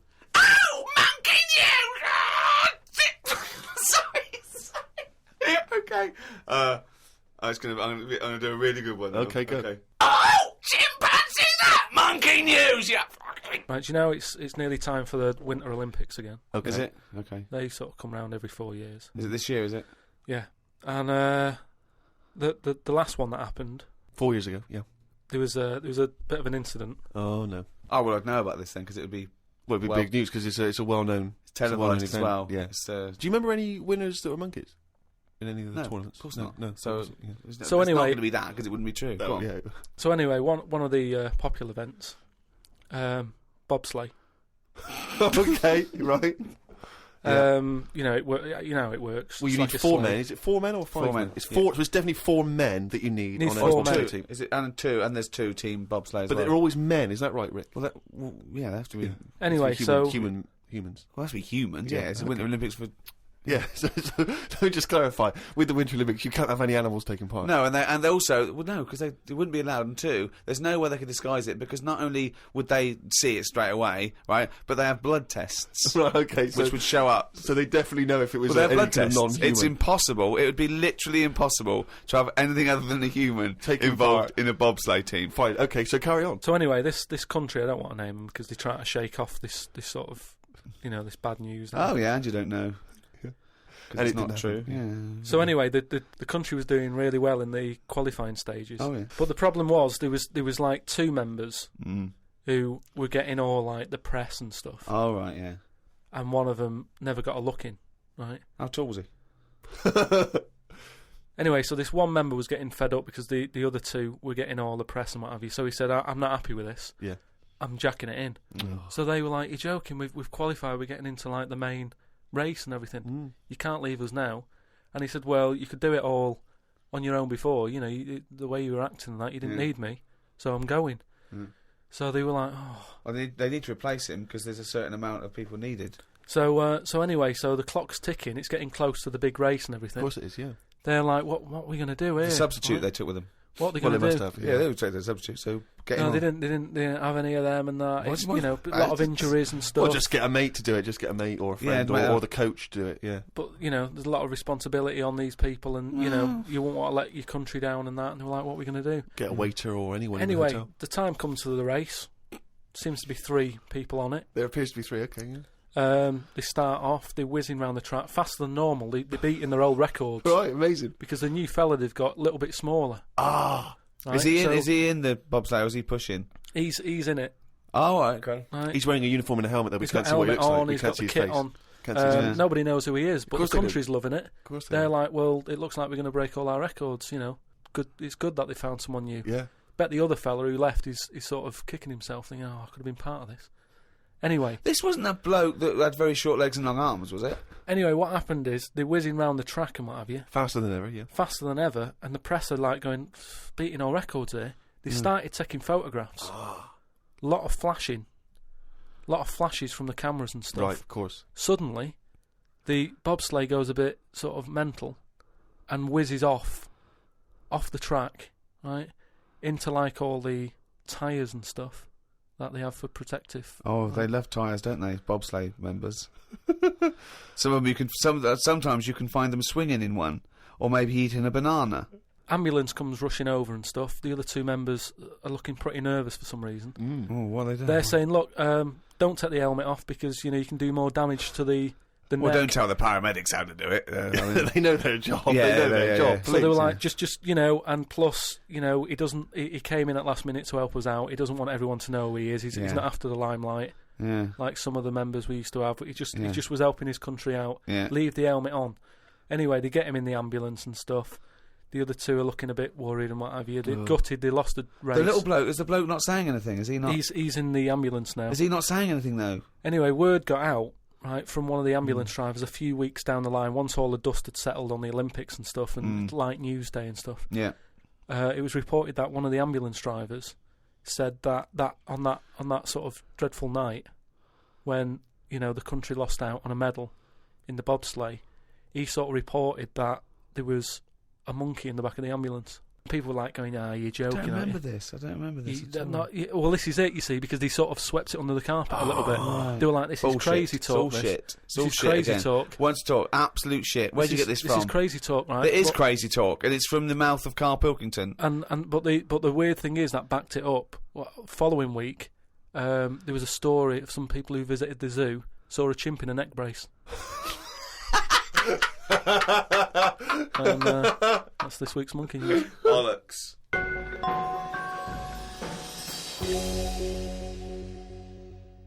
Hasta la vista, baby. I'll be back. I'm here to tell you about Friday night comedies on Channel 4. There's 3 great comedies. New Green Wing, it's nearly ready. My name is Earl and the It Crowd. The great new comedy from creator of Father Ted. Get your ass to Mars. Friday night comedy this Friday on Channel 4. Switch it on. I'll be back. Uzi 9mm. Cause I did it a divorce.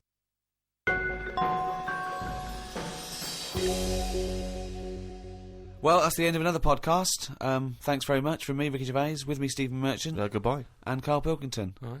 And thanks again to those guys at Positive Internet who host this podcast, the world's #1 podcast. We'd also like to congratulate Steve Carell from the American office, who won a Golden Globe. Yes, congratulations, Steve, and obviously everyone involved with the American office. And for our American listeners, if you haven't checked out the American office on NBC, it's dynamite. It really is a cracking show. I don't know if you're a fan of the original, but if you are, or even if you're not, just watch it. It's great. It gets better and better week by week. It's absolutely brilliant. That's NBC. I think that's Thursday nights, isn't it? After My Name Is Earl. That's got to be the first time a Golden Globe has been won by two different people for the same character.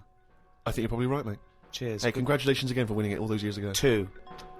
All right. 2. I don't need to mention 1, 2. Bye. The Ricky Gervais Show on Guardian Unlimited.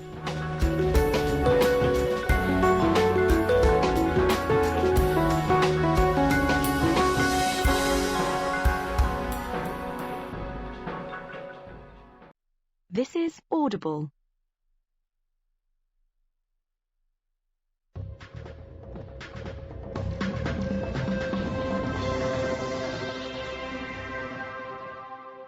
Welcome to number 4, season 2, the Ricky Gervais Show, with me, Ricky Gervais, Stephen Merchant. Hello. And Carl Pilkington. Right. Now, there's a lot of talk, Carl, that I bully you. Okay? You know, it's for your own good. I'm trying to train you, aren't I? Mm. Do you know what I mean? Because, and no disrespect, okay, you are what I would call a stupid idiot.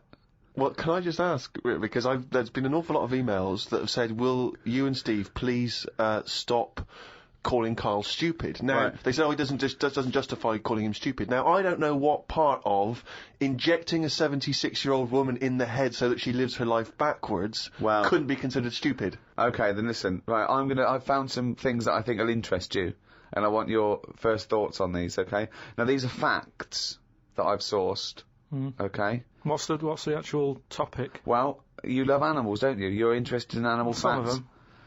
I don't love them. Some of them fascinate me and stuff, but a lot of them also get on my nerves. I don't know how an animal can get on your nerves. They just do. Sometimes you sort of just think, what are they doing here? What are they offering anyone? Right. See, I'm worried that these facts will annoy you now, but they're meant to fascinate you, and... Okay. No, I think anything's good as long as it gets you thinking. It doesn't matter what opinion you have of something. Yeah. But as long as it gets a reaction. Okay, then, here you go. There's a frog, Carl, just a little frog, a poison arrow frog, that contains enough poison to kill over 1,000 human beings. Why is it that annoyed? It's not annoyed. Well, why is it going about killing 1,000 people? No, it has the potential to. It has enough poison, it has enough toxin in it that could kill 1,000 human beings. But does it need that? Whereabouts is this? Where's it living? In the rainforest, I think. And does it need that sort of power? Is it in that much? Is it getting threatened a lot? Is what I mean. Well, no, because it's saying don't come near me, and it shows it with its colours. It's got the colours that say it doesn't want to be eaten. It doesn't want people to chew a bit, right, and go, oh, I'm an idiot. It's saying, look at my colours, don't eat me. You don't want to come near me. But then why give it bright colours? Because now it's standing out. Yeah, and it's going, don't eat me. Yeah, but make it a colour that fits in, like camouflage. Why make it orange? Of course it's going to stand out, and then they'll attack it. And then it'll turn round and bite them and kill 1,000 men or whatever. No, it doesn't bite. It's the fact that if you were to eat it, you would die. Yeah, but who's going to eat it? Well, things that eat frogs. The French. And they go, sacre bleu! You have killed me and 999 of my friends. But why is everything, like, surviving like this, though? I thought it was all about survival of the fittest, not the one who looks the hardest. Well, but survival of the fittest is whether you're chosen or not by nature. No, but I'd survive if I could go about killing 1,000 men at one bite. It's not fair. It doesn't bite. It's... Well, whatever, if it licks you or whatever. But no, it doesn't not if it licks you, if you lick it. Well, I'm not going to lick it. It's not going to happen. I will not be licking a frog. So it's of no danger to me. So I could still kill it, and there's no chance, at no point am I going to lick a little frog's head. Not when it's alive or when it's dead. I love the fact it's all about you. It's all about how it relates to you. And he's annoyed that they're getting away with something. He doesn't like any sly animals. He doesn't like animals hiding. He wants them to hide. He doesn't want animals killing things. Then he wants them to kill things. He doesn't know what he wants. When they say survival of the fittest, they don't mean that, say, lions have been working out in a gym. It Do you means understand? it means the fittest gene pool, and the fittest gene pool is a gene pool that's still around. That's all it is. Yeah, if it's here, it worked. I was trying to explain to you the other day. A slug is as evolved as us. It's not, though, is it? It is. You think evolution is aiming towards miles being away human? From where we are. What? It's nowhere near what we're like. But you're looking at it in terms of this evolution has a will. It doesn't have a will. It's chosen or it's not chosen by nature. A slug got it right. A slug has got it as right as... What do you mean it hasn't? Well, what was it like before it got it right?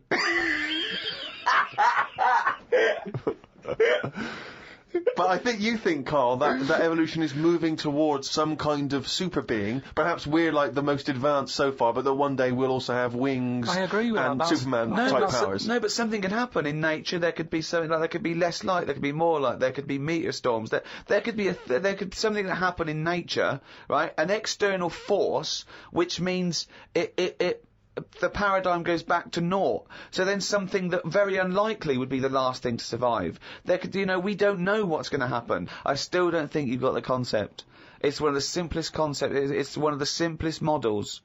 This is why Darwin's a genius. But you think that everything, slugs, cats, are all somehow, their ambition is to be like us, to be human, or to have the attributes like us, that they can speak, they can talk, they can think, they can act. Only because they don't. Yeah, but I only think that because when you see people with these pets, lizards, cats, whatever, they treat them like the humans. So I think if you do that enough times, they're going to start getting familiar with certain... Planet of the Apes. No, yeah. I'm talking of Planet of the Apes. Say like you with your cat, the way you talk to it, you give it a little cheeky massage and that when it's stressed out. No, you made that up that it was stressed out. I'm just playing with my cat, right? If anything, the cat is to de-stress me. So you're talking to your cat, Rick. Is it answering back much? How are the conversations going with your cat? Well, I have more intelligent conversations with my cat than I do with him. Yeah, here's one, right? When my gran died, right, she had this rubbish dog, right, and that's all we got left. It's like this little poodle. It was rubbish, right? Right. It was called Fluffy. And, like, my gran looked after it in a way that it was treated like a human. Do you know what I mean? Had a little coat on when it went out and all that. Anyway, so she died. We get left it. My dad's like, oh, bloody hell, right? Before you know it only took about a month. It was a wreck. Because we weren't sort of bathing it the way she bathed it. We let it out if it wanted to go out. It got covered in oil. It used to go under the car and everything. So it went from looking like this fluffy, poodle to just being a bit of a wreck. It got hit by a car, it ran sideways like a crab and all that. In the course of how long? A month? Probably about two months or something. Yeah. Now, so it went from being over-treated to just being treated like a dog. Yeah, but a dog isn't, is not a indigenous species anywhere. We sort of bred those from, jackals and wolves. Change it. Take away the dog thing, give someone a frog, and they'll still overdo it. They'll be trying to treat it like, if you had a frog, I mean that lizard thing you've got... Salamander. It's still sort of treated as part of the family, even though it's not. How is it treated as part of the family? Just the way, it's looked after, that big area that it's got to itself. We stick it in a case and feed it a cricket now and again. How is that like one of the family? It doesn't matter, because it's in your flat. It is in Carl's family. It's in your flat, innit, and it's sat in that corner. I just mean, as time goes on...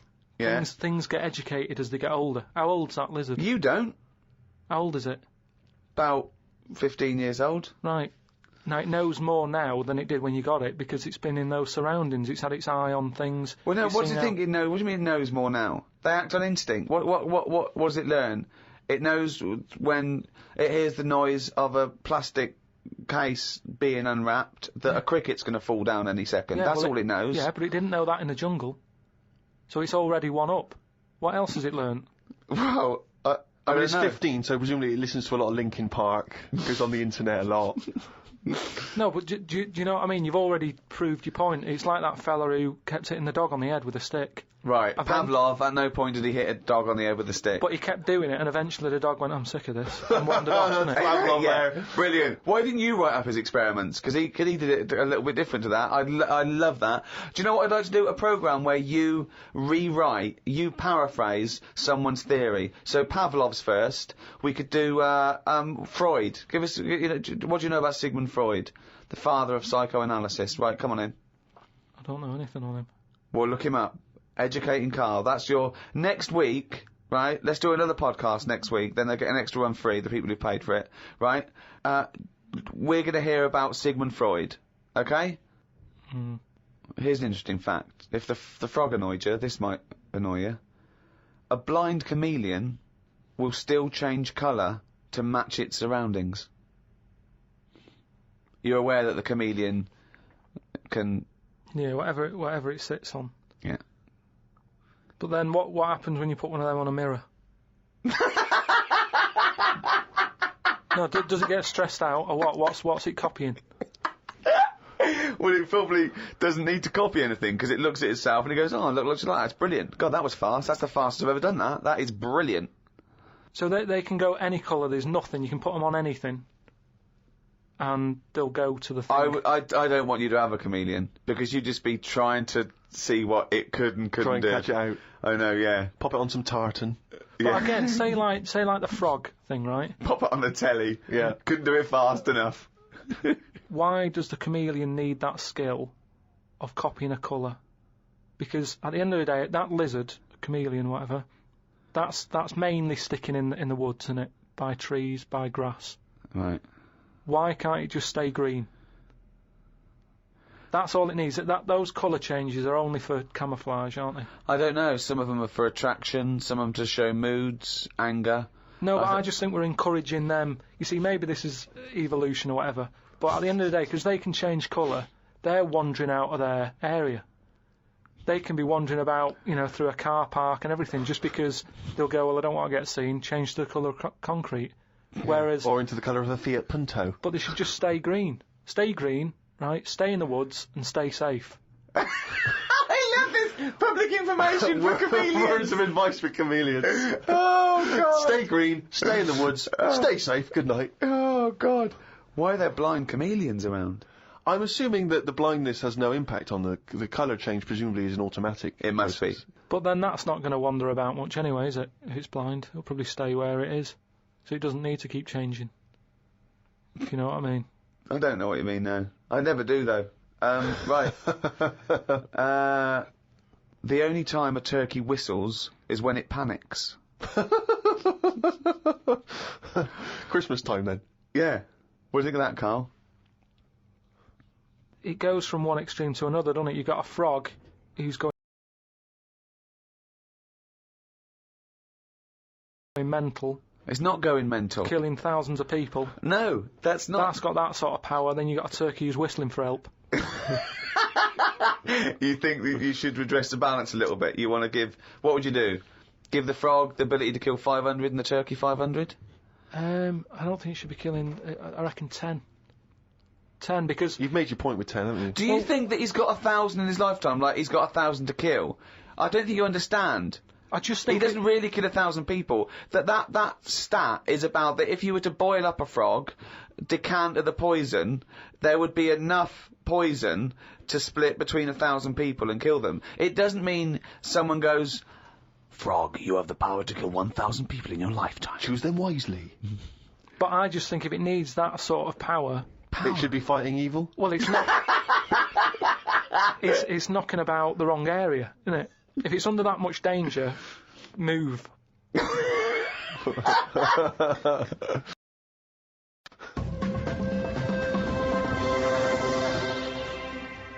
As ever, thanks very much indeed for all of your emails, podcast@rickygervais.com.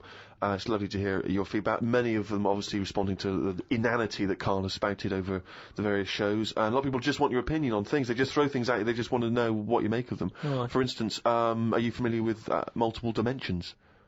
The idea of multiple dimensions? Go on. Well, there are theories which state that we are just in one of an infinite number of dimensions. And in all of those other dimensions, every possible variation that you could imagine exists. So there is a Carl in one of those other dimensions that's both man and woman. There is a Carl that's got hair. There is a Carl that's got a penis growing out of his face. There is every conceivable Carl. And this is a scientific theory, not science fiction. It's a scientific theory. Is it a planet? No, it's a multiple dimension. It's another dimension that exists in parallel with the dimension we are living in now. So we're living in our dimension, and right next to us, intangible, unable to communicate with it or touch it or interact with it. So I'm there are still multiple doing dimensions. what I'm doing now, but I'd be sat here with a knob on my head. Exactly. Exactly the same life. Exactly the same life, but with the knob on the head. Now, because there's an infinite number of dimensions, there's another one where you're not doing this. You're sat there with a knob on your head, but you're talking French. Why is this happening? There is one, Carl, and this is a fact, that you're talking French with a knob in your mouth. Exactly. And no one can make his head or tail of what you're saying. No, because it's pidgin French anyway. Exactly. But who came up with this? Well, it's because there are phenomenons that happen at the subatomic level that people are explaining as being that, for instance, atoms or very, very small molecules are disappearing and reappearing. And people are saying... The fact that we try to dissect this theory, and you said very, very small molecules. Well, yeah, okay. Atoms, neutrons... And is there anything that we look at on this planet that we go, that's weird, but it would fit in normal in another dimension? It's just so happens. I think no, but say like the Elephant Man. Yeah. Was he all right? But he was just in the wrong dimension. I love this. Well, it's an interesting thought. I mean, of course, there is one dimension that where you are the ruler of the world, and everyone thinks you are a genius. Yeah. I'd hate that though. I just don't understand why we're worrying about this, though. No, nor do I. Well, we're not worrying about it. Well, they are, because scientists and that sat in a room somewhere going, what's going on? What's happening in the other dimension?